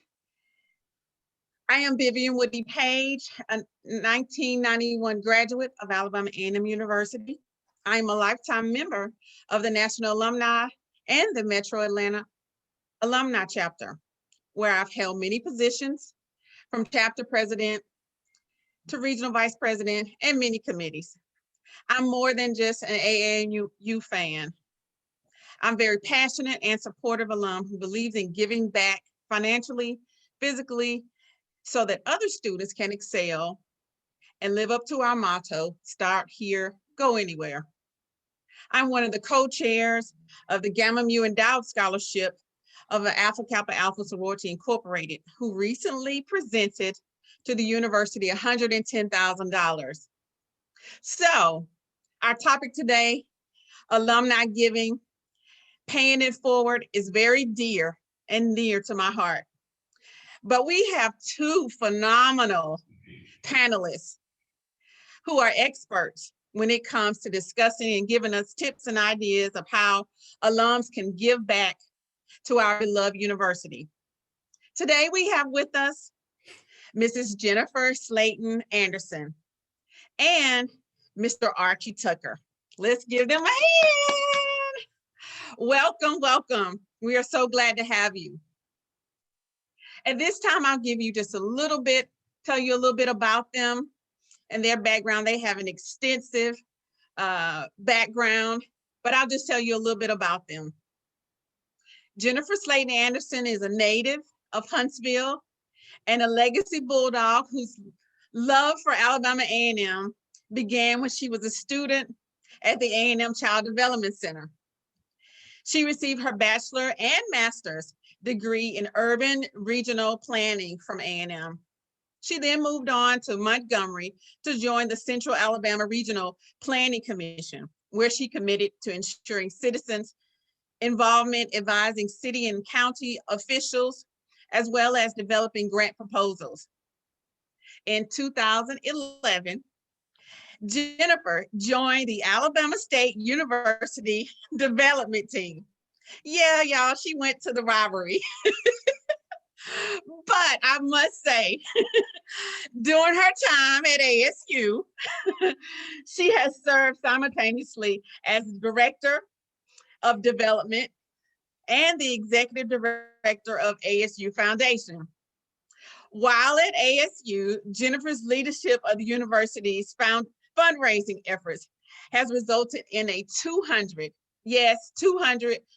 increase in donations, as well as the rejuvenation of alumni engagement. She is most proud of her team's development of ASU's 50 under 50 alumni recognition, as well as securing the university's large amount of donated stocks in a calendar year. Although committed to the ASU Hornets, she's committed to their forward growth, but Jennifer remains a loyal AMU alum by supporting the university through her financial support, her time, and her talents.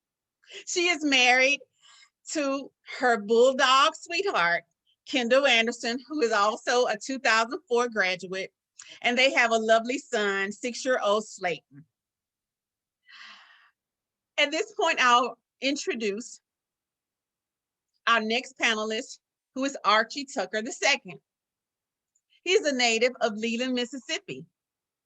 He received his Bachelor of Science degree in Business Administration from Mississippi Valley State University. He obtained the Master's of Business Administration degree with an emphasis in management from Delta State in Cleveland, University. In Cleveland, Mississippi. The Doctorate of Higher Education degree was earned from Jackson State University in Jackson, Mississippi. Currently, Archie serves as Vice President for Marketing, Communications, and Advancement at Alabama A&M University. In this role, he is responsible for providing leadership in the areas of development, alumni affairs, marketing, public relations, campus printing, mail operation, and radio and television. He has a whole list. You would think he was almost the president. But prior to this appointment, Tucker served as Assistant Vice President for Marketing, Communication, and Advancement, and Director of Development. In both roles, he was responsible for managing and expanding the university's private funding, which included providing leadership for major gifting, planning, giving, corporate, and foundation relations, annual giving advancements, and development in related communications. In 2011, Archie began his tenure at A&M and made an immediate impact at the university. Among some of his accomplishments are he surpassed the university's first ever capital campaign goal of $16.25 million by raising $27.3 million, increasing overall giving by 270% during the campaign, and increasing alumni giving from 1% to 11.6%, securing the university's largest improvement state appropriated award in the last 20 years. That speaks volumes. He's reduced the print and mail cost operation by $1 million. And he's also has brought to our campus a UPS store that's on our campus now, and incorporating marketing and strategies that help boost enrollment by 26% since 2012. He is proudly married to Veronica Tucker, and they have two lovely sons, Jordan and Austin. Thank you for being our panelists today.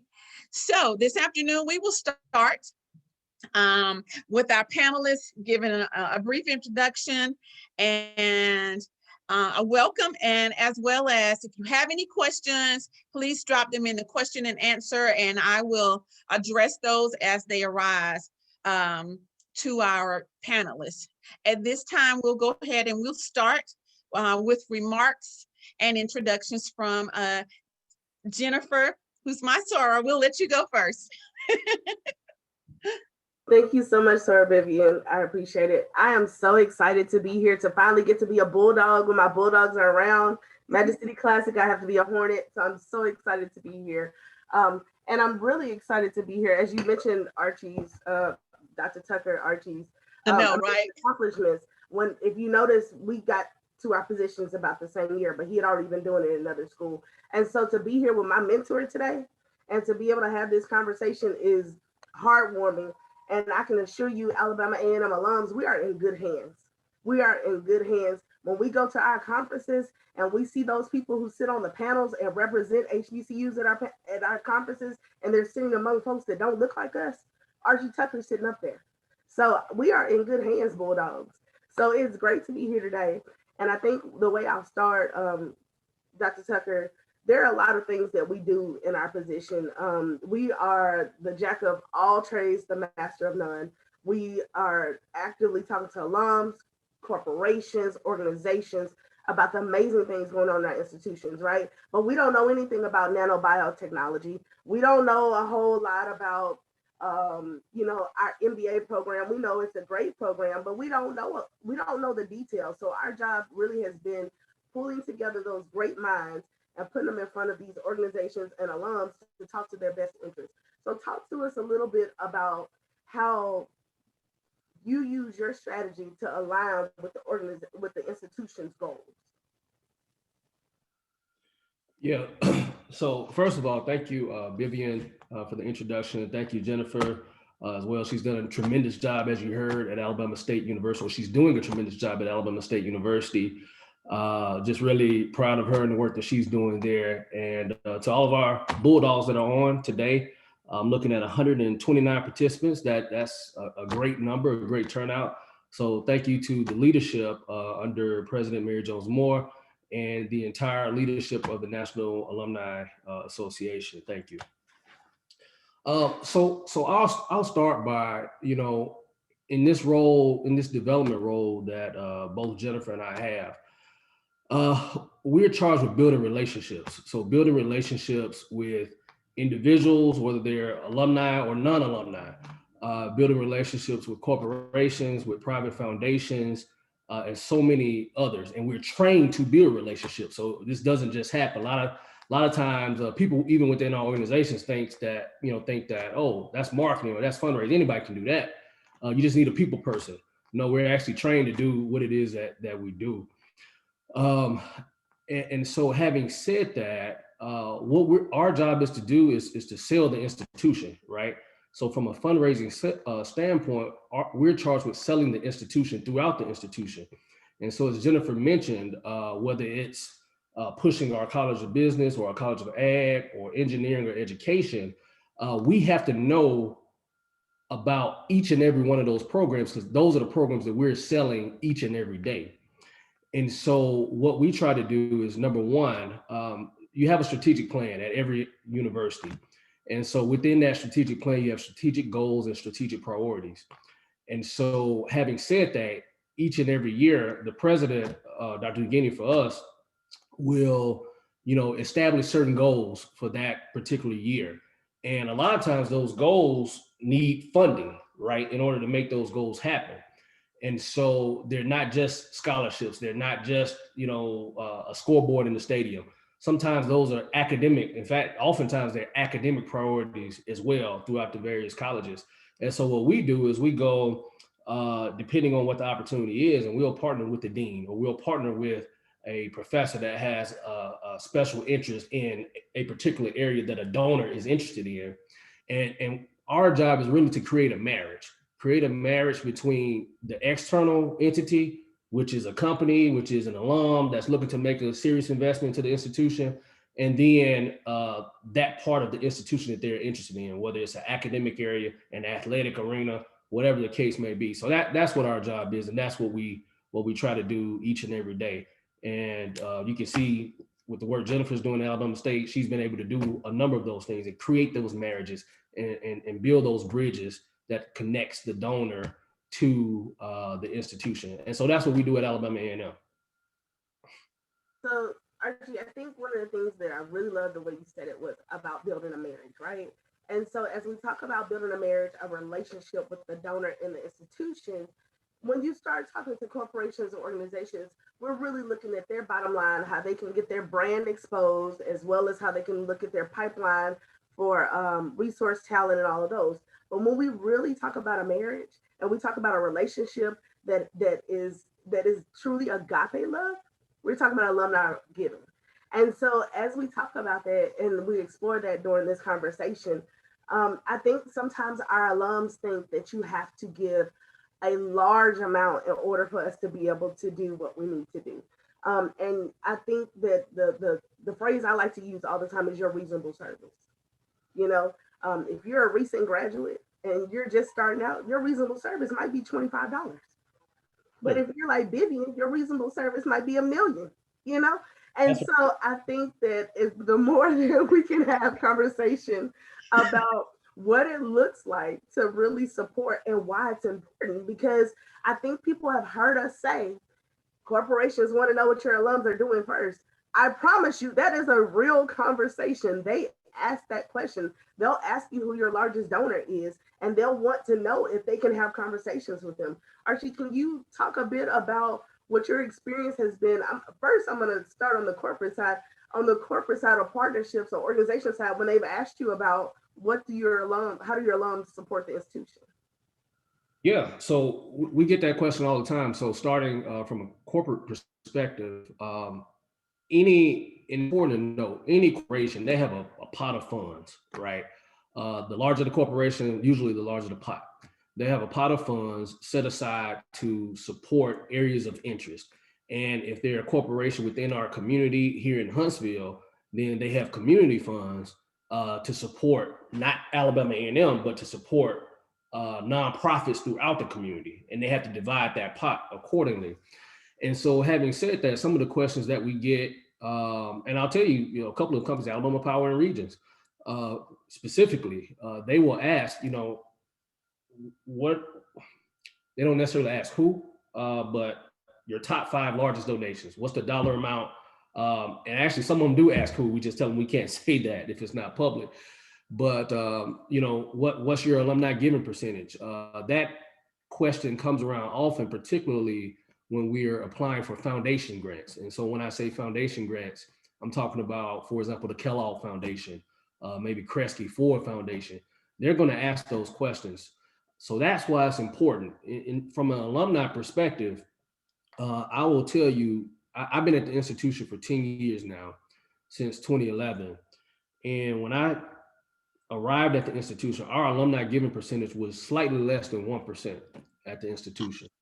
Now, at the close of last fiscal year, we're actually at 19%.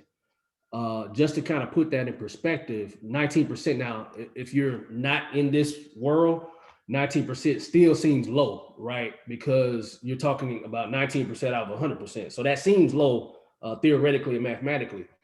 However, when you look at the national average for all institutions, well, I'll start out with HBCUs. The national average for HBCUs as of last year was just under 6%, maybe 5.7%.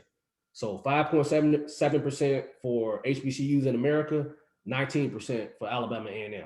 Okay, so we're trending way beyond where we should be. When you look at the national average for all higher education American institutions in the US, whether you're a Research 1 or Research 2, Ivy League, or you're an Alabama A&M, the national average is about 6 point something percent. I can't remember, but it's in the 6s. So maybe 6.7%. And so we're at 19%. So what that means is our alumni are outperforming the national averages for all institutions in America and for HBCUs, right? In both cases. Now, are we where we want to be and where we should be? No, there's a lot of work to do. There's some institutions that, now not any of our institutions, but like a Dartmouth, they're typically at 77%. Now that's a lot. But you also have HBCUs like Claflin and Spelman that are typically anywhere from 30 to 50%. And we want to get to that point. And I think we're well on our way. We've been able to, and I know this is going a little deeper, but we've been able to engage new alumni. And when I say new alumni, people that were not previously engaged. We've really increased our presence on social media. If you'll recall, going into, I think this was 2019 or maybe right before the pandemic, I can't remember. But there was this social media craze, what was it? Don't Rush Challenge. And so we utilized that and tied that to a national giving, a giving day for Alabama A&M, and raised $38,000. And we probably had 200 or 300 alumni to actually make a gift on that particular day. We're doing things. We had an alum that gave $25,000 right at the end of the year, right after Christmas, in December, this last December. And her whole intent was she wanted my office to create an opportunity for other alumni to give, and she would match up to $25,000. And so with that, I think we raised $200,000 just in incorporating some social media strategy, really engaging alumni. And we know that's where most of our young alumni live. Even young and middle age, and even some older alumni live on social media. And so being able to reach them in that way, particularly when I can't travel and have dinner with you, when I can't meet you for a cup of coffee. I mean, it's opening back up now, but that was a reality over the last year and a half or maybe 2 years. And so alumni giving is critically important. It's really the foundation of any giving to an institution, period, whether you're A&M, State, or Harvard. alumni giving is that bedrock, is the foundation. And then you just build up and build out from there. So I have a question. They're coming in the chat. So Jennifer, tell us about Alabama State. I mean, this is a conversation between the two of y'all. We want some feedback from you as well, because both of you are experts at this and you have different tactics that you use at the two universities, which we can benefit from. So Jennifer, what are some things that you're doing at Alabama State to help fundraise, and the tips that we can use and benefit from? So one of the things I was just thinking about as Dr. Tucker was talking, when you look at your alums and the culture at the institutions, every group is different. Alabama State University alums are extremely communal. Alabama State for the longest was very much so populated by Black Belt residents, right? And a lot of those residents upon their graduation went back to the Black Belt. So they're extremely communal. They come back together a lot and they're in close driving distance. So they spend a lot of time together. And so what we've seen is they've spread out to DC and Atlanta, that they still want to be communal. And so of course we have the National Alumni Association and they have chapter meetings and things. But as you guys are aware, it's difficult times to get our alums to really join the National Alumni Association. We've got to figure out how to get them to say yes. And so that's kind of what we've been doing, is spending some time in building communal events. One of our favorites is Dine for the Merry and Nine. And actually we learned about it at a conference and I adapted it. And so I find an alum or two to host a dinner. The alum is completely responsible for a dinner. I send them a kit that has games and things like that in it. And then there's a little video they play and we might patch in, but this is pre-pandemic. So we were patching in via phone conferences. So I'm excited to do it post-pandemic, but they were across the nation. And we had one day where everybody was having dinner for ASU. And so that was a fundraiser that day. And so the hosts were agreeing to be fundraisers for us that day. And I think Dr. Tucker will agree, with our limited size staffs, we need ambassadors. We need people who are willing to say, hey, look, these are the great things going on at our institution. Can you please support? And people give to people. It's going to be a lot easier for Vivian to get the AKs to give than it is going to be for Dr. Tucker. And so people give to people. And if we can remember that, then we will become extensions of our development offices. One of the other things that we've done and we are ecstatic about, and I even mentioned it in my bio, I will probably talk about it until the day I die. Our 50 under 50 class is like no other. We are on class 5 this year. And so instead of doing 40 under 40, like most people are familiar with, we did 50 under 50. And we run it through the institution because we utilize them as ambassadors directly. And so they have direct responsibilities. They have annual goals that they have to meet for themselves individually, financially, as well as they have partnership they have to do on campus. And so when we get ready to pull from a volunteer pool or a speaker pool or commencement speaker pool, right? We pull directly from those people. I have 5 times 5 is 25. So I have 250 people on a roster, many who were kind of giving before they got recognized, but most have really just started giving more after they've been recognized, right? And it was about their career, their community, and their personal impact on the world. It wasn't necessarily based in how much they give already, because we felt it to be our job to cultivate them. Because to be honest, as HBCUs, we didn't do a good job of teaching fundraising or what it meant to truly be an alum before we graduated. So did I give you a little bit, Ms. Vivian? Thank you so much. No so problem. I have a couple of questions that are coming up in the chat, and some we've already touched on, but when it comes to corporate sponsorships, what should we do to get those? What can we do as alums to help get those corporate sponsorships? Because we know that's where the money is. It's advertisement for them, and it's beneficial to us. Yeah, I don't mind starting. So I actually had a conversation with an alum recently. I think he was out of Charlotte. He asked a very similar question. And so what I shared was that, in really piggybacking off of Jennifer in terms of being ambassadors. So we don't, even though we're relationship builders, we don't have relationships with everyone. We don't know everyone. We will never know everyone. in your communities, wherever you are, whether it's Charlotte, Atlanta, New Jersey, anywhere, you know people of affluence and influence, right, within corporations. If you don't, someone else may. And what I want and what I don't want, I don't want you going asking, because there's a way to do that.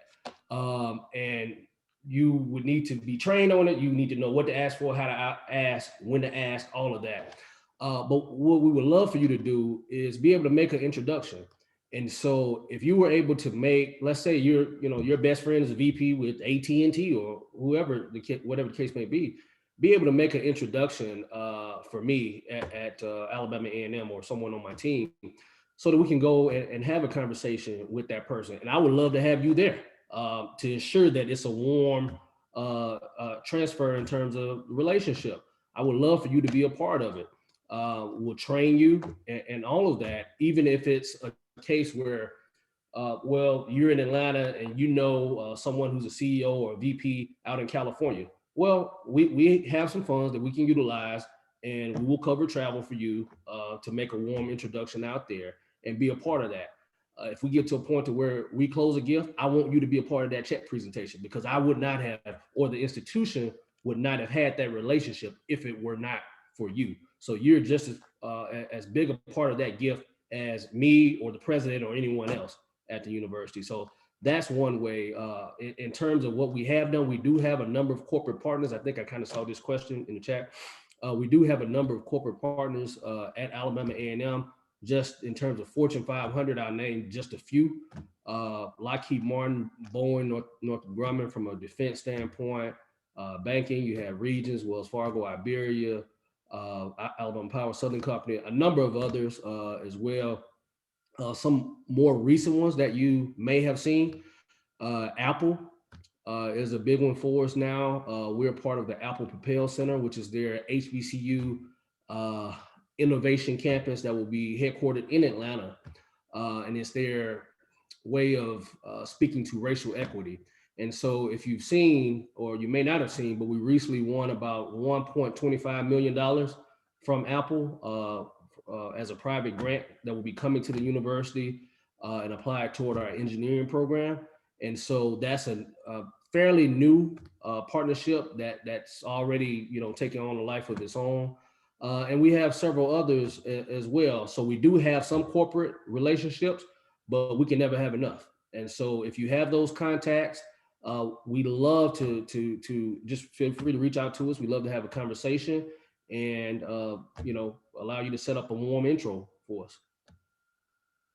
And so what we call it on my side at state, we call it the handshake commitment. And I give it to my trustees at the end of every development committee meeting, and I give it to my foundation board at the end of every foundation board meeting. It's the handshake commitment.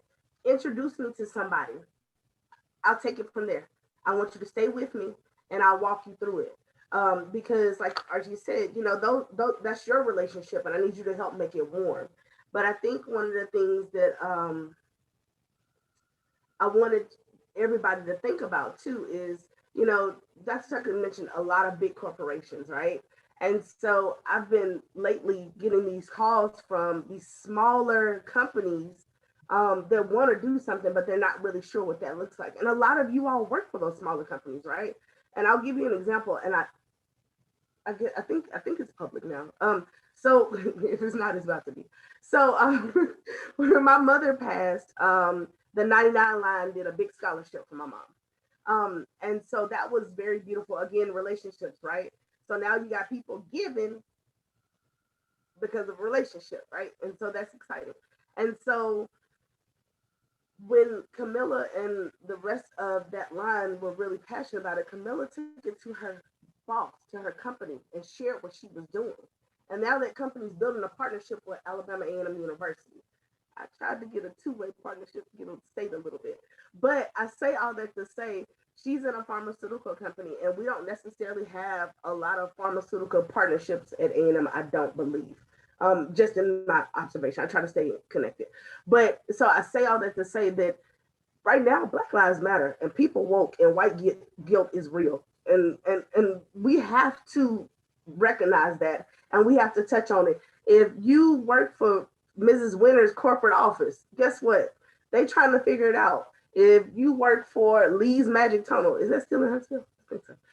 They're trying to figure it out, y'all. Like everybody's trying to figure out how to make all of this work and how to kind of settle the nation. And so I think that there is value in you having those diverse conversations just to say, hey, have you thought about Alabama A&M? Have you thought about supporting, just one book scholarship? You'd be surprised. And if you can get Ms. Stubbs or Dr. Tucker on the phone with them, I promise you they're going to say absolutely yes. It's been my experience in watching them. They're going to say yes. And there's a lot of success to be made at that mid-level company because they're getting forgotten right now.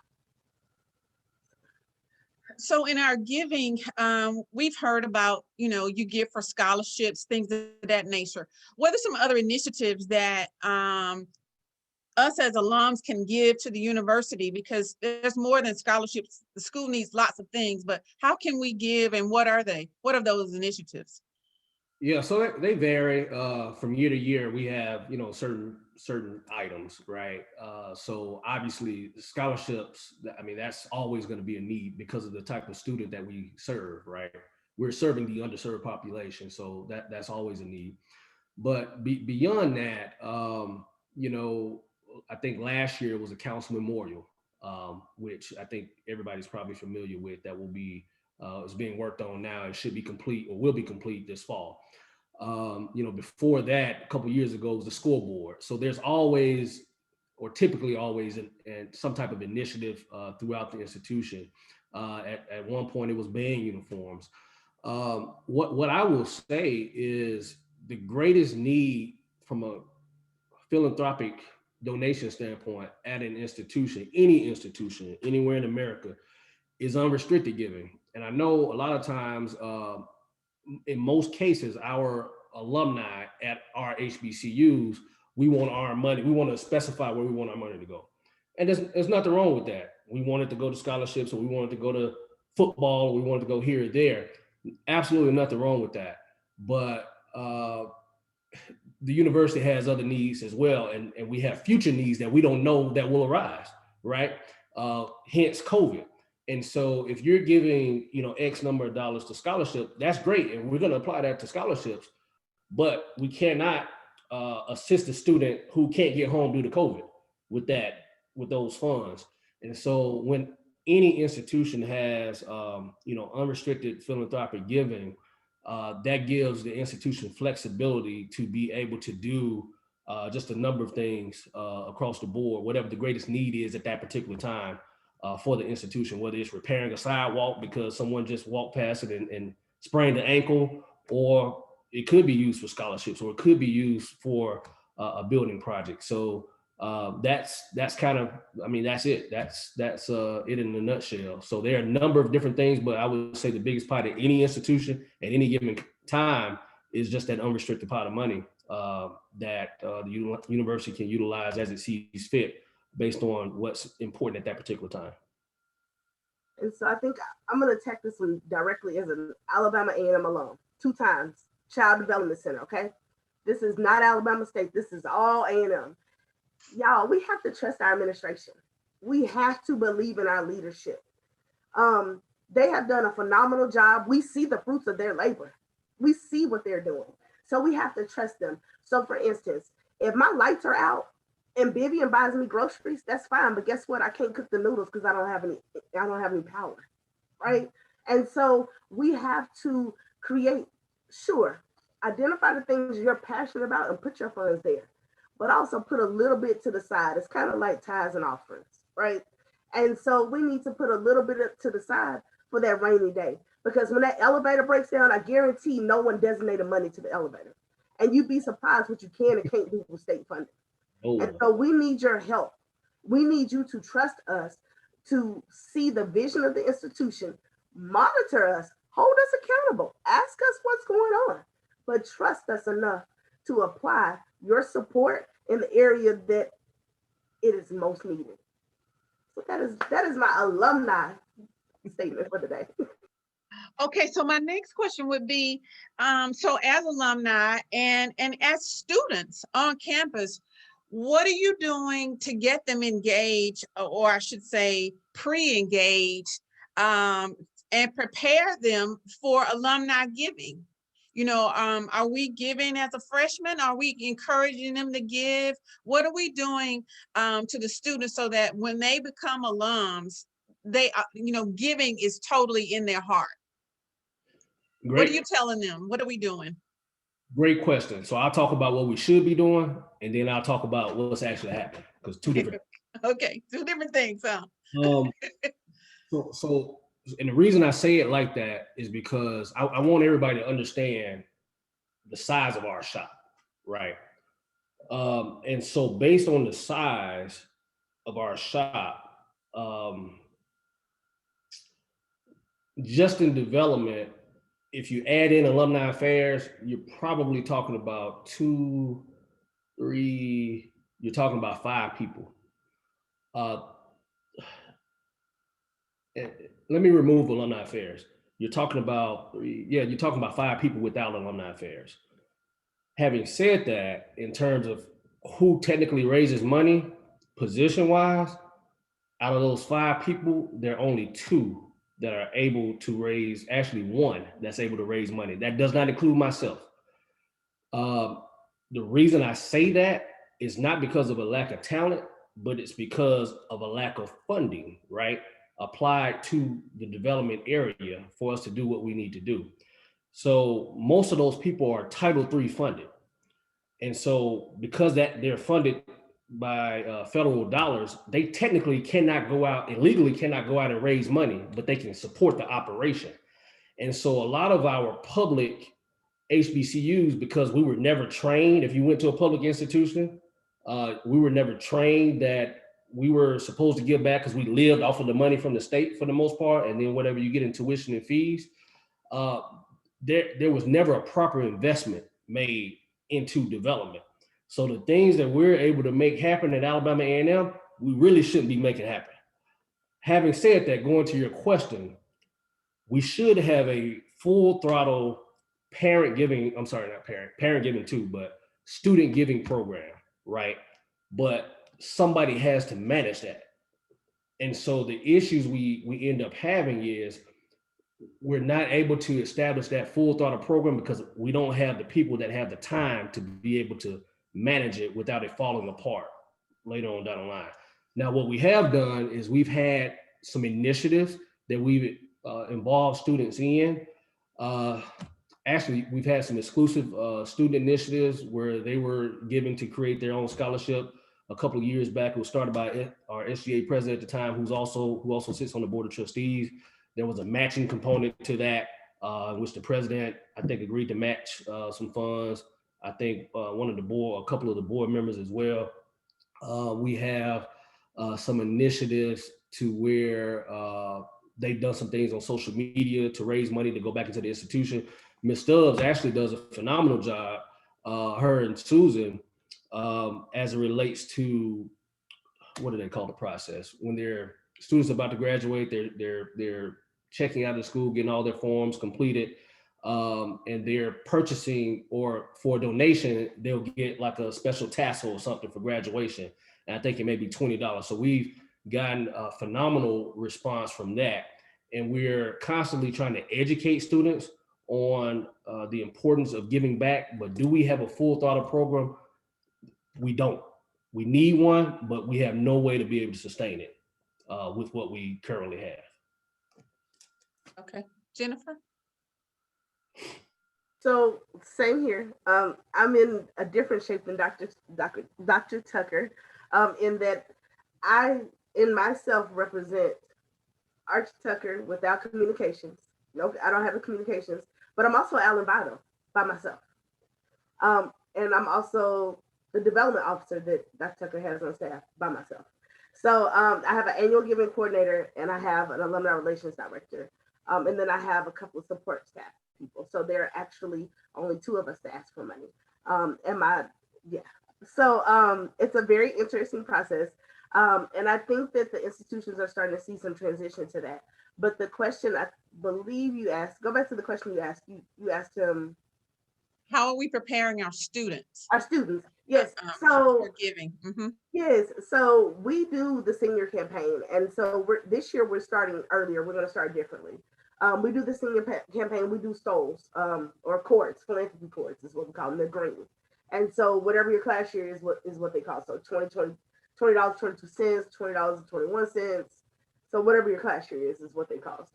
And we keep them in the rotation, and we also do pavers during that time and give them a discount on the paver just so we can get their information in the system. The other piece that we're working on this year is we're going to try and do capstone projects with our orientation classes. And they're going to be able to pick an area across campus that they want to do something for. Whether if they decide they want to try and do a breakfast for the faculty, or they want to plant flowers here or whatnot, they're going to be able to pick a project. And then they're going to have to raise funds for it. We used to have a campaign called Change Changes Things, where my student philanthropy group would go around campus and collect change from the residence hall. The philanthropy group kind of fell off just in a lot of transition we had going on, but we're building it back up. And so we're going to end up matching dollar for dollar up to a certain amount of that capstone project that they're going to do. So what we're really focused on in our strategy this year is to train students to become alums. Okay. And so I think they got to be trained. You got to learn it. I mean, it's not osmosis. Right. So I know, look, we're starting to run out of time, but I have one other question I need us to quickly answer, and we'll get to some of the other questions and email those responses back out because everybody's in tune to this. But one question that came up, we'd like to hear from both of you as on the value and future of the Magic City Classic in our university, the advancement. What is the value and future of the Magic City Class? The value, okay. Yeah, so the Magic City Classic is the biggest classic for Black college, period. So it's critically important. It really has enhanced over the last 75 plus years the brand positioning of both institutions, and taking our institutions and place them on a national platform in a large sense. So it's critically important, and it's important that we keep that tradition going as well. In terms of the future of it, and I guess the topic of the day for the Classic, I guess, is where the games are going to be played. I don't know if that's really what you're trying to ask, whoever asked the question. I don't know that answer. Jennifer, she probably does not know that answer either. I don't, right now the game is to be held at Legion Field. That's what I know. Yes, UAB has built a stadium. The city has sponsored that stadium and all of that. But I don't have an answer in terms of, the future of it in terms of its location. I don't know. What I know is Legion Field. I think when we talk about value, I think the question that I get most often down this way is they don't give us enough money. We're not getting enough money from it. I think our presidents have done a yeoman's job in going back to renegotiate that contract. It does have some stair steps to it. I think we have to acknowledge that sometimes if you start, when you lowball somebody, that's why Archie and I mentioned earlier, we don't want you to ask for the money. We just want you to make the introduction. Because if you go in there and ask for $100,000, they have the opportunity for a meal, they're only going to give that $100,000. So sometimes when you start off, you lowballed yourself, you have to work yourself back up. And I think we're in a good transition space in which Birmingham recognizes that, hey, look, we've got to figure this out. And I think it's more for the culture than it is anything, because they could just still kind of lowball us if they chose. But I think our presidents did a really good job of going back to renegotiate that. I also think that we do not value the soft cost or the soft benefits of the Magic City Classic. The national platform that we hit from the Magic City Classic, when you start talking about recruitment, corporate participation, investment into our institutions from a different outlook, you can't measure it. It's untouchable. And then we forget about the alumni engagement. Feelings of happiness cause people to give. Absolutely. So one other thing, Archie, you can answer this one. If we're giving to unrestricted funds and we're giving just, to other things besides scholarship, how do we do that to make sure you get to the right area? Yeah, so it's really the same process. It's just a matter those people that make gifts via writing checks in the memo section, you would just state noted. You go for. So as opposed to putting scholarships, you will put facilities or unrestricted or whatever the case may be, engineering, business. It's the same process. If you're online and making a donation, it's the same thing. We have a drop-down box that probably has 30 different designations in it. Select any one. Or there's if you don't see one that you like, there's a other box, indicate that. And if it's any issue with being able to apply it to that particular designation, then we'll inform you. We'll let you know. We'll let you know what the issue is and ask you if you would like to direct it somewhere else because of whatever the issue is. Okay. I'm sorry, our time is up, y'all, but this has been, oh my gosh, this has been a wealth of knowledge, very beneficial to all of us to use, to move forward, and just some tips we can take back with us as far as giving is concerned and paying it forward. That's what we're here for. That's what we need to do. So I just want to say thank you to Jennifer, my Sarah. Thank you to Archie, my brother. I really appreciate you. I really appreciate you being here with us and taking the time to just share your knowledge with us in order to help us grow as alums and better our university. So thank you so much. You'll have everybody that's attending. Thanks for attending this workshop. You'll have a questionnaire that'll pop up on your screen. We have about a 5-minute break.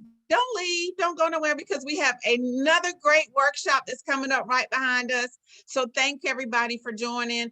And any questions that you had that did not get answered, we will put those answers together and email those out. So don't worry, your questions will get answered. Thank you so much. Everybody be blessed.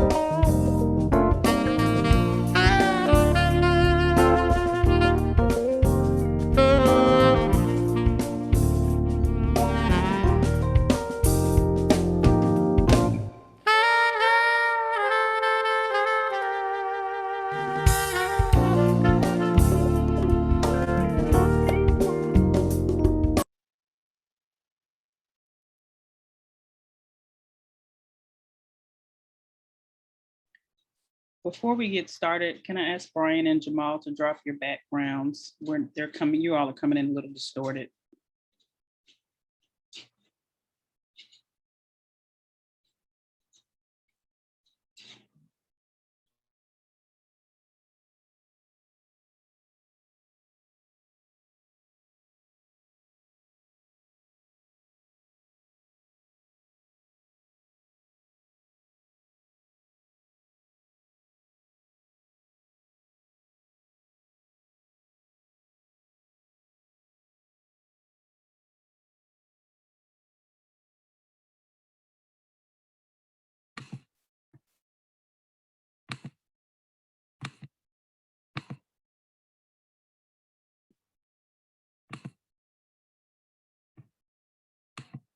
How's that, Shelby?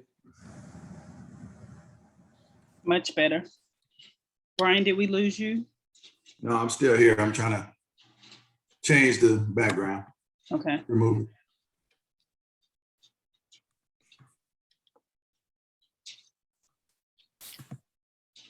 I wasn't sure how to change the background. I know you gave us instructions.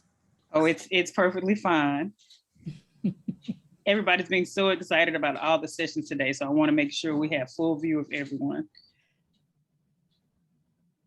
Good to see everybody. Sydney, I feel like you and I have known each other for 20 years now. Man. Yeah, you know, unfortunately, I have a Alabama area code, but I grew up in Chicago. Yeah, we were there at the same time. Yeah. Yeah, I was down on. I think I'm gonna have to go out and come back in. Hello, Miranda. Hello, everybody. Welcome to our final panel discussion today. We've had some great sessions already, and we're eager to get this last session going. My name is Jamal Ali, proud graduate of Alabama A&M class of 1981 and moderator of this session, The Power of Professional Connections, Networking Your Way to a Successful Career. We talk a lot about networking, but do we really know what networking is or how to leverage the power of professional connections? The subject itself is a lot to unpack, but I have some subject matter experts with varying degrees of experience that are going to help us today. And I'd like to introduce them now. First of all is Ms. Miranda Bolden Frost. She's president and CEO of Logicor Corporation, a Huntsville-based company that provides system engineering and technical assistance services to the United States Department of Defense. She's a proud graduate of Alabama A&M class of 2003. Also, my friend Sidney King, executive, he's the president and CEO of Commonwealth Bank, National Bank in Mobile, Alabama. I met Sidney, he has 40 years of experience in the banking industry. I learned about him on an NPR podcast called Planet Money. He talked passionately about African Americans and the wealth gap that is just really is at unprecedented levels. And he has a ton of experience. And the discussion was on a book called The Color of Money. And he has extensive experience in networking, and I'm eager to hear from him as well. And then finally, we have Mr. Brian Wood, who's Executive Director of United States Army Aviation and Missile Command, AMCOM's Logistics Center at Redstone Arsenal. His responsibility includes worldwide logistics for aviation and missile systems in the United States Army. So that's just kind of a top line overview of what they do. I'd like for each panelist to give us another coat of paint on your experience, and then talk about the why networking, the power of connection, professional connections is such a timely discussion today. So Miranda, we start with you. Oh, okay. Yeah, so as you mentioned, I'm a proud graduate of Alabama A&M University, started there way back in 1999, finished up in pretty much 2000, finished up there in 2003. From the very beginning, networking was very important to me. Coming out of Alabama A&M with a background in business with a concentration in logistics, that was a new area for me. And so started the company, and basically we provide Integrated logistics support, we do it worldwide and have pretty much done this my entire career. We've worked OCONAs, we've worked in various locations around the United States, providing everything from design concept all the way down to when a weapon system is deployed in the field and just everything in between. And there are about 13 different integrated product support areas in which we support. But when it comes to integrated logistics support, we like to consider ourselves somewhat of an expert in that field. Networking means to me pretty much aligning yourself with those who have similar interest in what you're looking to do and being able to grow and also be a resource. So when we think about networking, for me, it means one, being a resource to someone else, being sure to align yourself with those who have the ability to help you to be a better person in whatever area that could be. So you could be a cook, aligning yourself with other cooks. You could be a musician, aligning yourself with other musicians. And so for me, being in the defense industry, networking means for me, aligning yourself in those areas in which those other folks might be able to help you to be a better product in your field. Very good. So similarly, Brian, with the government experience, we'll turn it over to you. Okay, thank you for having me today. It's certainly a pleasure to be here. Even though I didn't finish my undergraduate degree with Alabama A&M, I did get my MBA from Alabama A&M. So I'm certainly appreciative of the learning experience that I got there. I have a varied background in government service, and networking has been a key part of that, culminating in the job that I have now for the worldwide logistics support for Army aviation and missile systems. Basically, networking means to me, building relationships with your peers, building relationships with your supervisors, even building relationships with either your customers and or outside interests. So since I'm in the government, part of building relationships to me in the type of business that I'm in is building relationships with industry as it relates to logistics in the many forms. And the other part of, I think, building relationships and networking, that starts as you're in the classroom. It also starts in the training that you go through where you meet people from different parts of the country and you build those relationships from there. And, it also does entail sharing experiences, not necessarily looking always out for something for yourself, but what can you give to that relationship? Communication is always key. And a part of networking, I believe communication is key there as well, because it's an opportunity to gain knowledge as well as share knowledge within others, whether it's being knowledge of technological advances and how that you can utilize that in your area of expertise, as well as emerging trends that may be coming forth, gives you an early indication through those networks that you have. And those networks can be formal and informal, but it's very crucial throughout one's entire career, in my opinion. Very good, thank you. Sydney. Okay, well, I did not graduate from an HBCU. I was born in Jackson, Mississippi, and had always planned to go to Jackson State. But when I became of college age, Jackson State at the time was more of a teacher's college, and I wanted to go into business. So I ended up graduating from DePaul University in Chicago way back in 1978. When she said way back in 1999, that wasn't that long ago. But I will say one thing too, is Jackson State now has Deion Sanders as the new coach. Is going to bring a lot of publicity there. But Alabama A&M has the SWAC championship. So congratulations to the SWAC, the Alabama A&M Nation. So networking is vitally important in so many areas of life. We start out in life really networking because if you got brothers and sisters, you're networking for the attention of your parents. But networking to me is probably more about gaining exposure. because networking with others, learning from others, seeing what others are doing, how they do things, helps you to develop a path and career for yourself. And it helps create that exposure. There was this acronym they called PI. PI was performance, image, and exposure. Performance being 10% of performance, of goals, of reaching, of getting, gaining access, image being 20%, and exposure being 70% of that goal of achieving certain goals.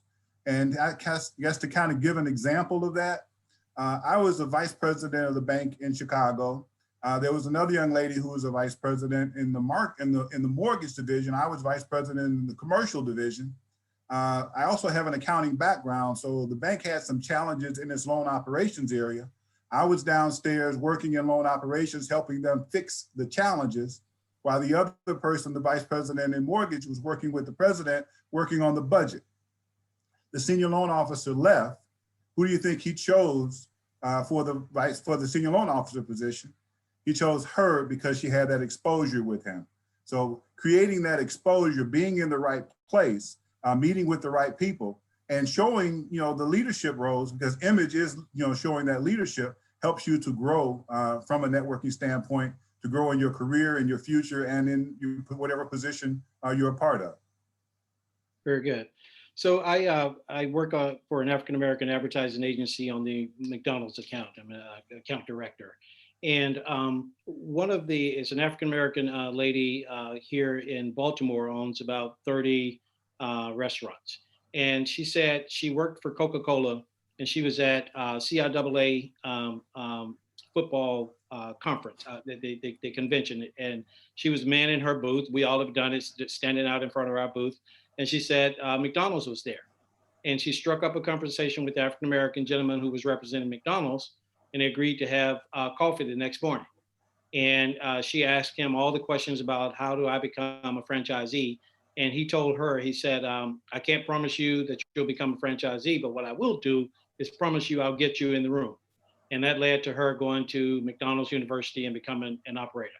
I'm sure each of you have an example in your varied careers of a key networking opportunity that springboarded or launched you into something that was very promising for your career. So Sydney, let's go back to you, and if you have an example.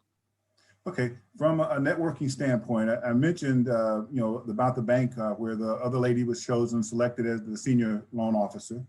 And I was a little disappointed about that at the time, but one of my colleagues said, Sydney, don't worry about that. God has something better for you. Shortly after that, I had an opportunity and was moved to the marketing director. So I became marketing director for the bank. And as a marketing director, I had the opportunity to attend the banking conference, the National Bankers Association annual conference. And I met a young lady there. Actually, I knew a man that was there, and he was starting a bank in Jackson, Mississippi, my hometown. So I'm talking to him thinking that, maybe there's an opportunity for me to come back home as a senior loan officer. He introduced me to a young lady that was going to be at the bank with him. And I said to her, oh, you're going to be working with Gerald. She explained to me that no, Gerald's going to be working for her. She was the chairman. And I said to her, that's what foot tastes like. Well, because of that involvement and just that conversation, 2 years later, I get a phone call from her. They had started the bank. They were looking for a president. And they offered me the opportunity to come down and interview for the presidency position. So that networking, that exposure helped me to create that job. And from that job, I got a springboard to presidency here at Commonwealth. I was regional president in Kansas City with Liberty Bank. So it has created opportunity where I did not get discouraged. I got a little discouraged, but I did not get totally discouraged from that first setback. But just moving forward, staying focused helped me to, to develop the presidency role, because it was not on my radar screen to be a bank president.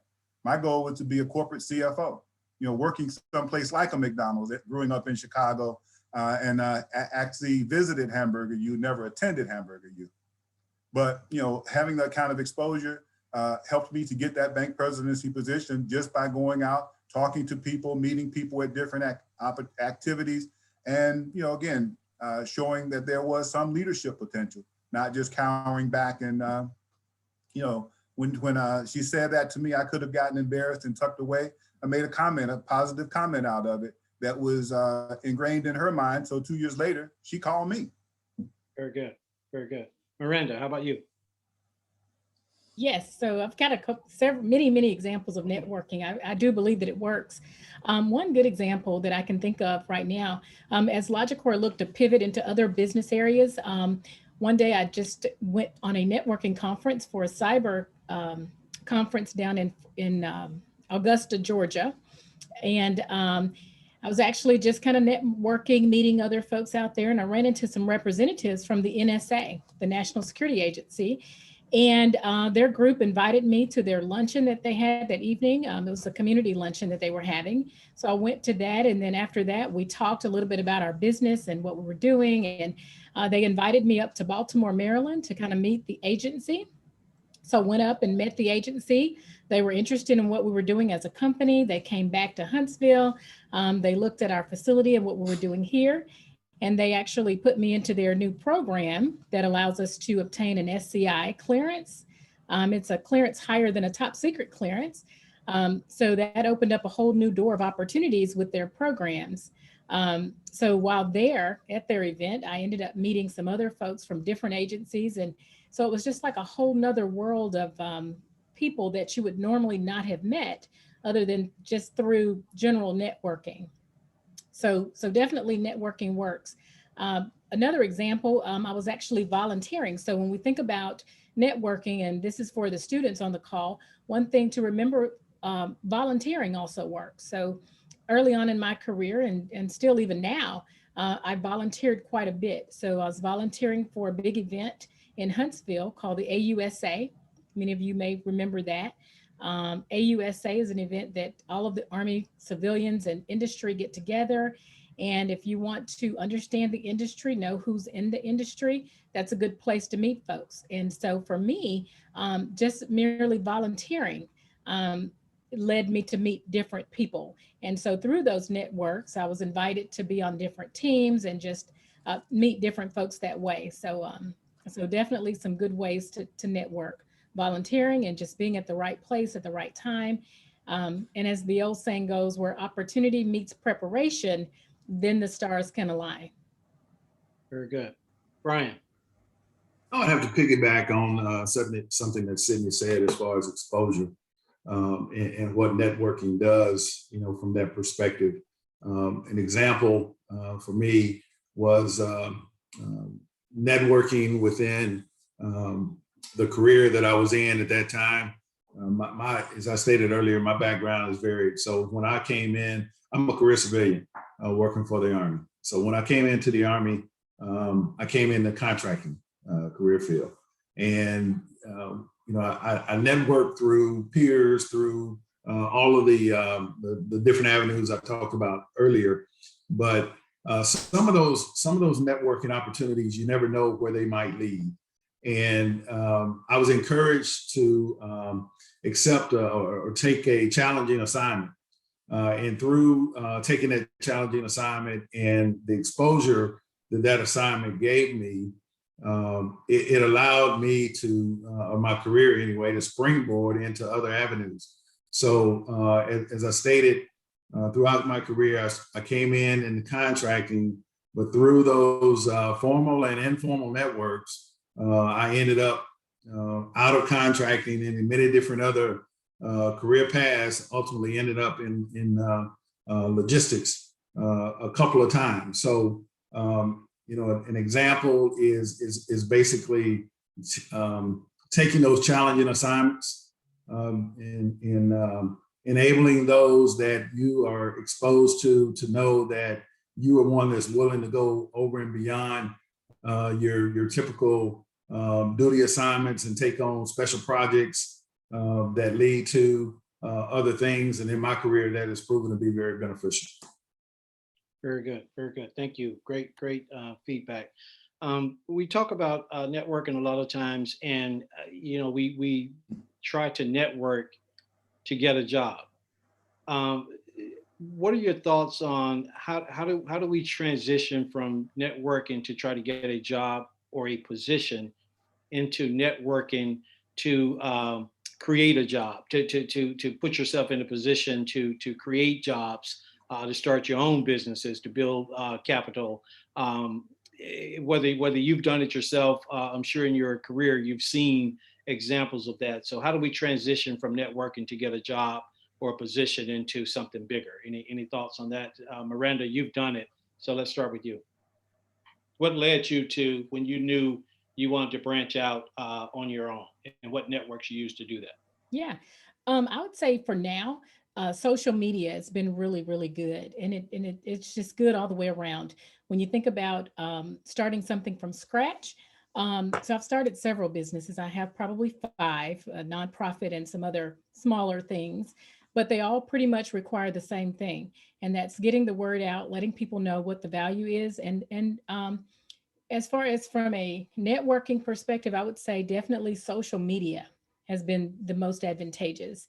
And I would say being a subject matter expert on things like LinkedIn, perhaps writing those white papers, but most importantly, volunteering your services. So if there's some things that you can do in terms of growing your business by showcasing your expertise, by offering something of value for free, then that certainly kind of opens the door. I'm not saying give away everything for free, but if there's some services or some knowledge that you have knowledge of that you can share, then certainly putting that out on those platforms is certainly a way to get the word out.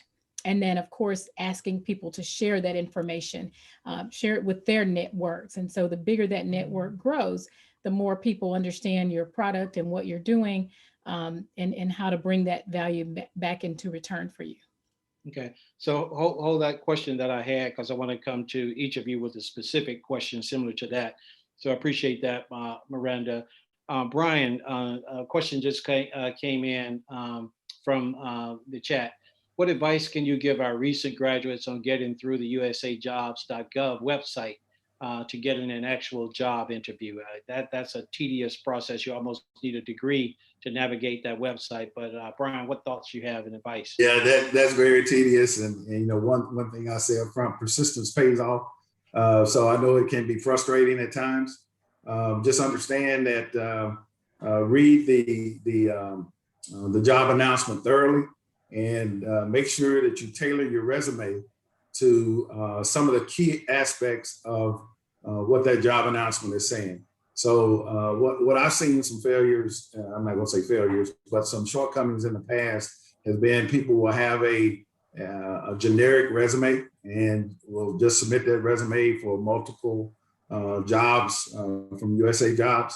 And that has hurt people, because you really need to pay attention to what's in that job announcement, tailor your resume based on your experience to what is in that job announcement, and make sure that, you know, if you have had, and even for students coming out of school, if you had any volunteering experiences, as Ms. Miranda had mentioned, make sure you identify that, because that's an indicator of whether or not you have leadership qualities, or if you had any leadership experience. So you know, the biggest thing I can say is make sure that you tailor your resume to the specific criteria that are called out for that specific job.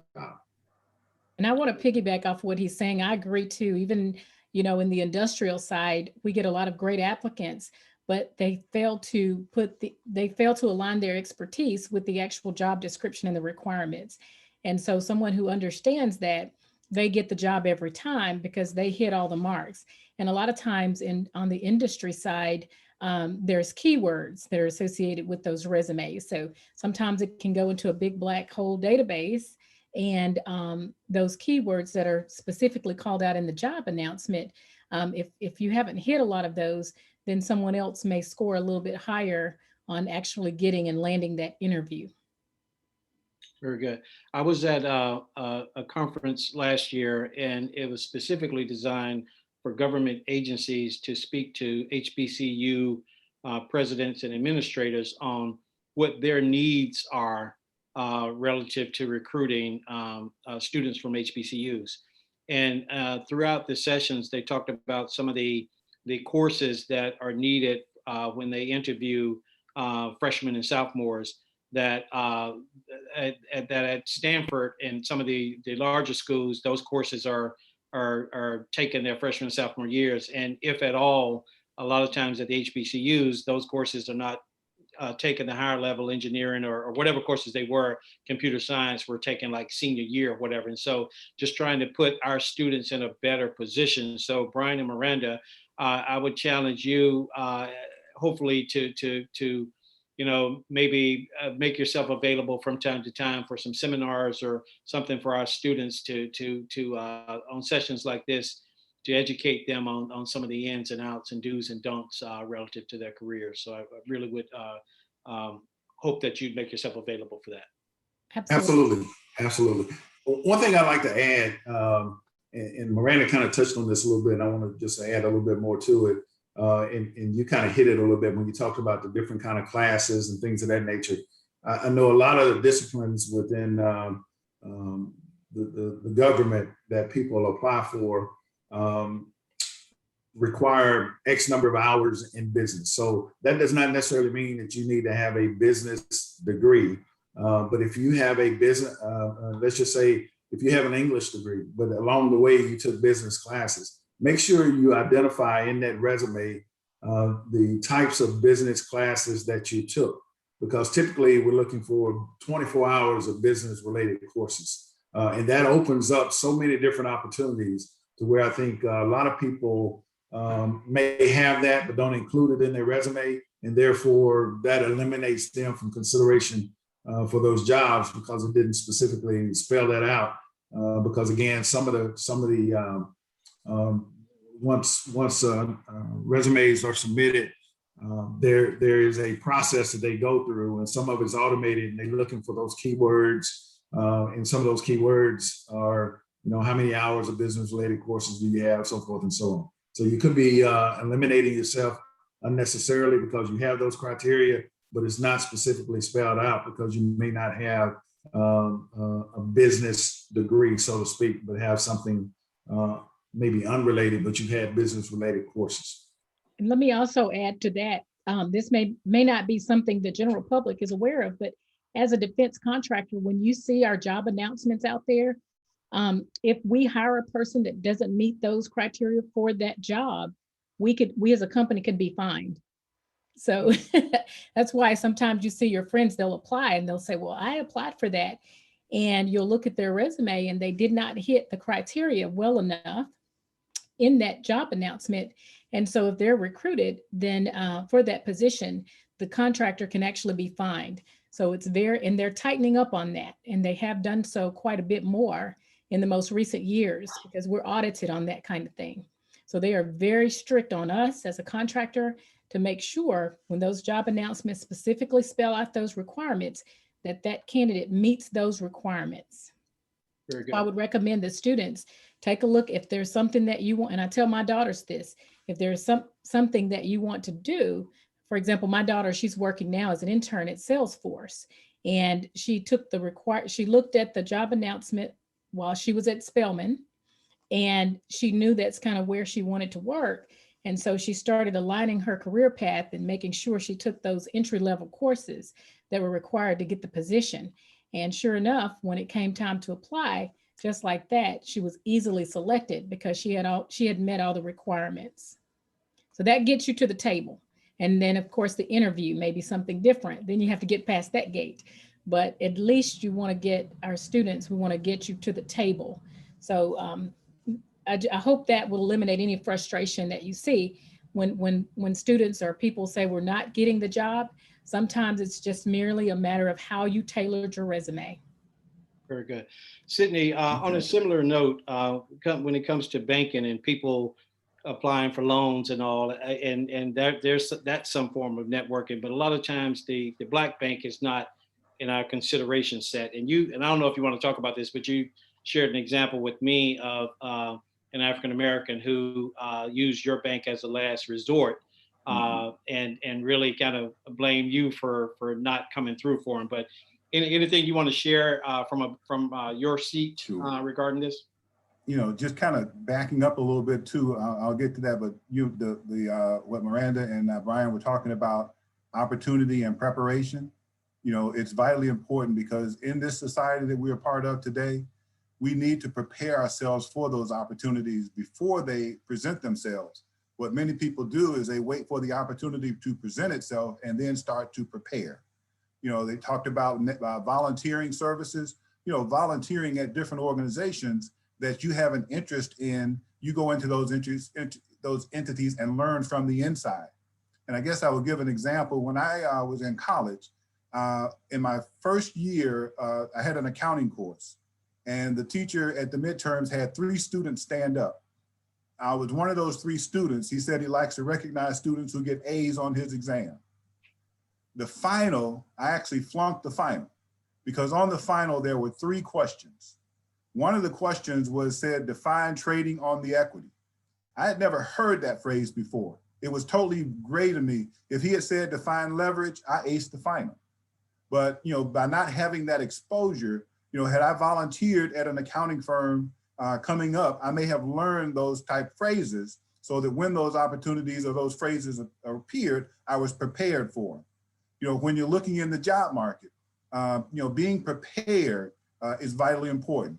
When I took the CPA exam, they would ask a question like define, a certain topic. And I answered the question to the best of my ability.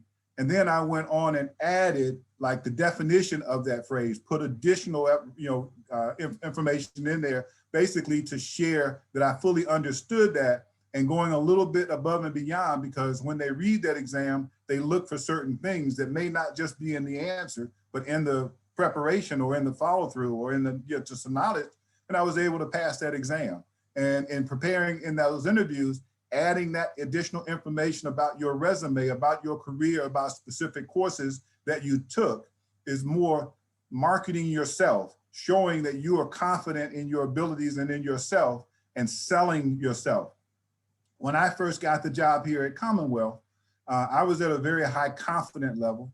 The chairman of the board, had called about the interviews. We had talked about some things. I had come down and had a brief visit with him. I went back and called him back and said, you got this national search going. You're wasting your money because I'm the person you're looking for. Now, he wasn't impressed, but I was able to come through with the interview and actually sold him, and they canceled all the rest of the interviews and hired me basically on the spot.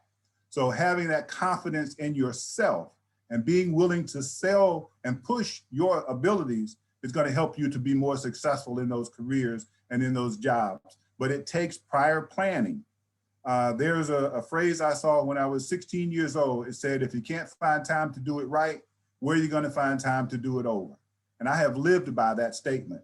You get it done right the first time, and then you enjoy life. If you don't do it right the first time, you get to do it over again and over again and over again. Get prepared, do the homework, and get it done. And you can be successful in those jobs that you're looking for. You basically set that direction for yourself. Now, in banking, I'm here at Commonwealth National Bank now, and I know we're running out of time, but I'm gonna throw this little marketing spiel out here for Black banks. But there are only 15 Black-owned banks remaining in America today. Commonwealth is one of 15 Black-owned and operated commercial banks remaining in America today. Those 15 banks control maybe $5 billion in assets. The largest Hispanic American bank is about $42 billion. The largest Asian American bank is about $44 billion. If we're going to build that next Black Wall Street, we've got to work together. We've got to network together. And we've got to help grow our own businesses together. And, I mentioned, like Jamal, you mentioned that particular customer. This customer had gone to 3 different banks, gotten turned down by each of them. He comes to me on a Monday, needing to have funding by Friday for a loan, or he's gonna lose $1 million contract. I talked to him about putting his house up as collateral. He said, oh no, I don't want to put my house up. And I told him, if you don't have enough confidence in this opportunity to put your house up, why should I have enough confidence in your ability to perform? He then runs out in the public and tells everybody that he lost his $1 million contract because the Black bank wouldn't lend him money. When he had gone to the white banks 2 months earlier, a month earlier, and gotten turned down. We've got to work together as a people, as a community, to grow and create those jobs within our communities to help our future youth, future generations be successful. Anyway. Very good.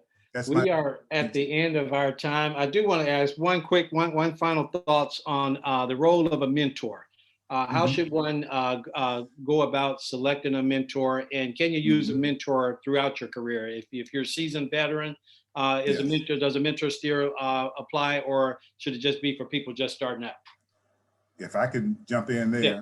Go ahead, Sid. A mentor is vitally important throughout life, because you don't know everything that you need to do, but having that personal board of directors, which is what that mentor is going to help guide you and direct you. A coach, teaches you principles, teaches you how to run plays. A mentor basically tells you things that you may not want to hear. But if you follow the advice of that mentor, you're going to be very successful. If you try to go out there as a lone ranger, you're going to walk through some minefields. That mentor helps you walk through that minefield and avoid the mines, because you're walking in the footsteps of someone who has succeeded. So mentorship is vitally important. In my career, I had a mentor in banking. I met at that first banking conference I went to, and he had mentored me throughout my career. When I had an opportunity to look for another position, I was able to get a job right away with him because of that relationship. And the advice that he gave me has been invaluable throughout my career, and it's helped me advance in my career. So mentorship throughout life is important. Brian, you agree with that? Yes, 100%. I was shaking my head at everything that Sydney was saying there. I mean, it's very important. I don't think you can ever go without a mentor, but the one thing I would encourage young people to do is sometimes you're somewhat shy to ask somebody to become a mentor. A lot of people in leadership positions didn't get there by themselves. So they had mentors along the way, and therefore they're willing to mentor. So don't be shy in asking a leader or somebody in a leadership position to mentor you, because in a lot of cases they will do that and be more than willing to do it. The other thing I like to say about mentorship, there's a formal mentorship and then there's informal. I tend to like the informal better, because to a point that Sydney made, and I really appreciate that, because that's one of the things that happened in my life. And one of my mentors, they'll tell you the things that you don't want to hear, but that will help you avoid those minefields, because either they've gone down that path, or they see a pitfall coming based on something that you've done, and they have given you a course correction. And it was interesting when it was done to me. Rather than getting mad, I knew he was on point, so I accepted it. I changed, and it was to my benefit. So absolutely, I believe 100% in mentorship. Miranda, you got the last word. Thank you. Well, I think they have said it all. Yeah, I totally agree. A mentor in every phase of your career is very important. I've had a mentor from the very beginning. And I think when choosing a mentor, it's important to pick someone that's been there, done that, in whatever aspect you're looking for that mentorship in. But definitely have someone that you can bounce things off of. And most importantly, someone that can be brutally honest with you. Right. Because having someone that can tell you the truth and make sure you don't fall in those pitfalls, I think it's just as important as who you choose for that particular mentor. So yeah, I think other than that, I think they've said it all. They've made some very good points. Very good. So the power of professional connections, networking your way to a successful career. I want to thank each of you for an outstanding session. I think our guests on this online appreciate you as well. So Ms. Miranda Bolden Frost, President and CEO of Logicor Corporation, Mr. Sidney King, President and CEO of Commonwealth National Bank, and Brian Wood, Executive Director of AMCOM. So thank you again. I encourage everybody to take the survey, and I'd like to turn it over to our President, Mary Jones Moore. Thank you so much again. Thank you. Thank you. Thank you. So to the panelists, I want to thank you all for accepting the invitation. When I was asked to find panelists, I submitted you all's names, and I am so thankful. The workshop was very informative. and I appreciate it. And I hope that we as alum will take that information and apply it to what we do in our everyday life, as well as we apply it to the students who are coming before us, after us, and we can use that information here in the Alumni Association. So networking is very important. And I ask that we all practice that, whether it be in our everyday life, our career life, is very important. Relationship, collaboration, and partnership, it all goes together. So thank you all for taking time out your busy day to come and be with us. Thank you.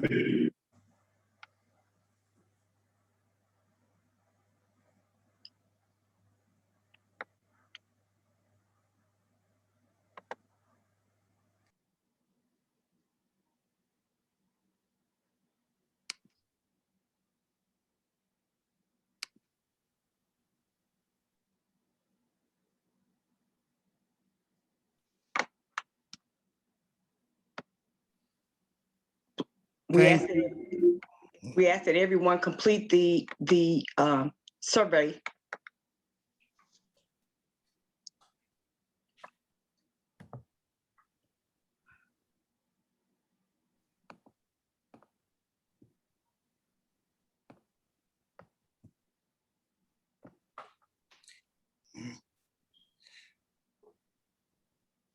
Thank you, everybody, for joining us for the conference this afternoon. Thank you for joining us yesterday as well for all of our events.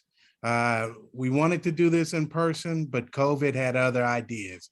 So we just want to thank everybody for their participation, for their support of the Alumni Association. We had some great speakers today, great presenters, the moderators, they were excellent as well. We just want to thank all of them for coming out and to support our organization. And thank you. And as you see on our sign, our HBCU, our responsibility. So after this, I hope you're inspired to do the work of the Alumni Association, and just thank you for everything that you've done. And Mary, okay. Thank you. Yes. So thank you. And ditto to everything that Jermaine said. I would just like to say thank you to Jermaine for accepting the task of chairing the planning committee, to all of the members on the planning committee. Oh my, thank you.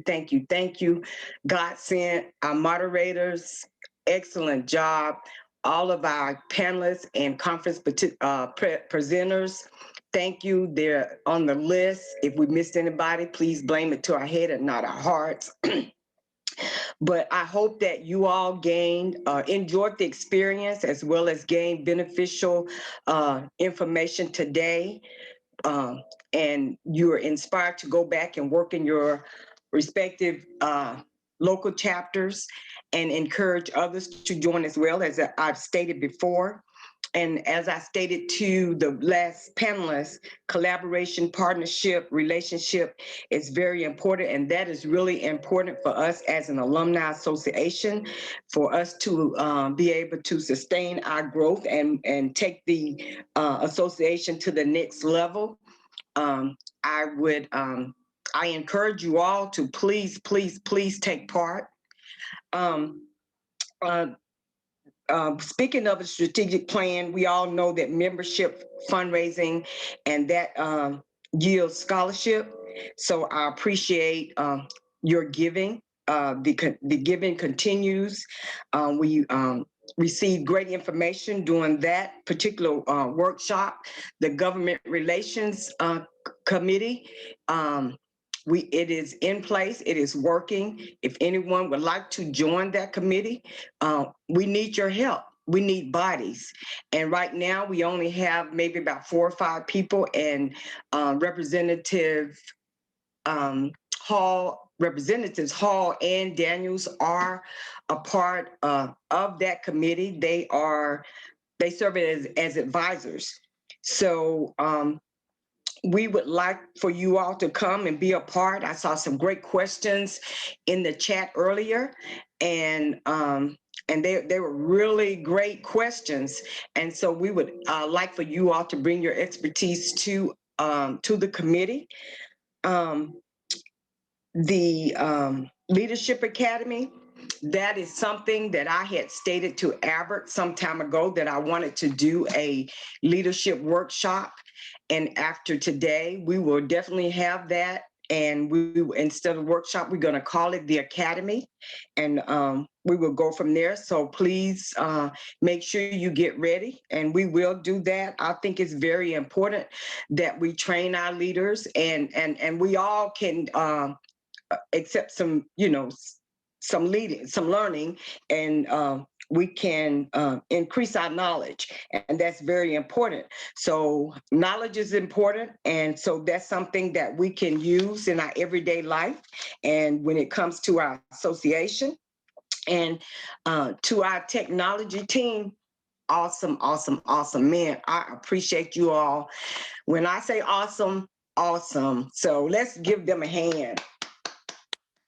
Yes, I mean, the conference itself, starting with our meeting yesterday, I mean, it was great. So that got us off to a great start. Our happy hour was, excellent. Oh my.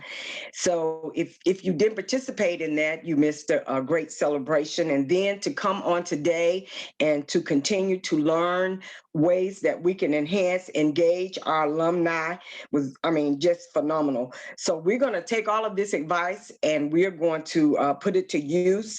And for all of the alumni chapters who are still on the call, just want you to know that possibly the next national conference is coming your way.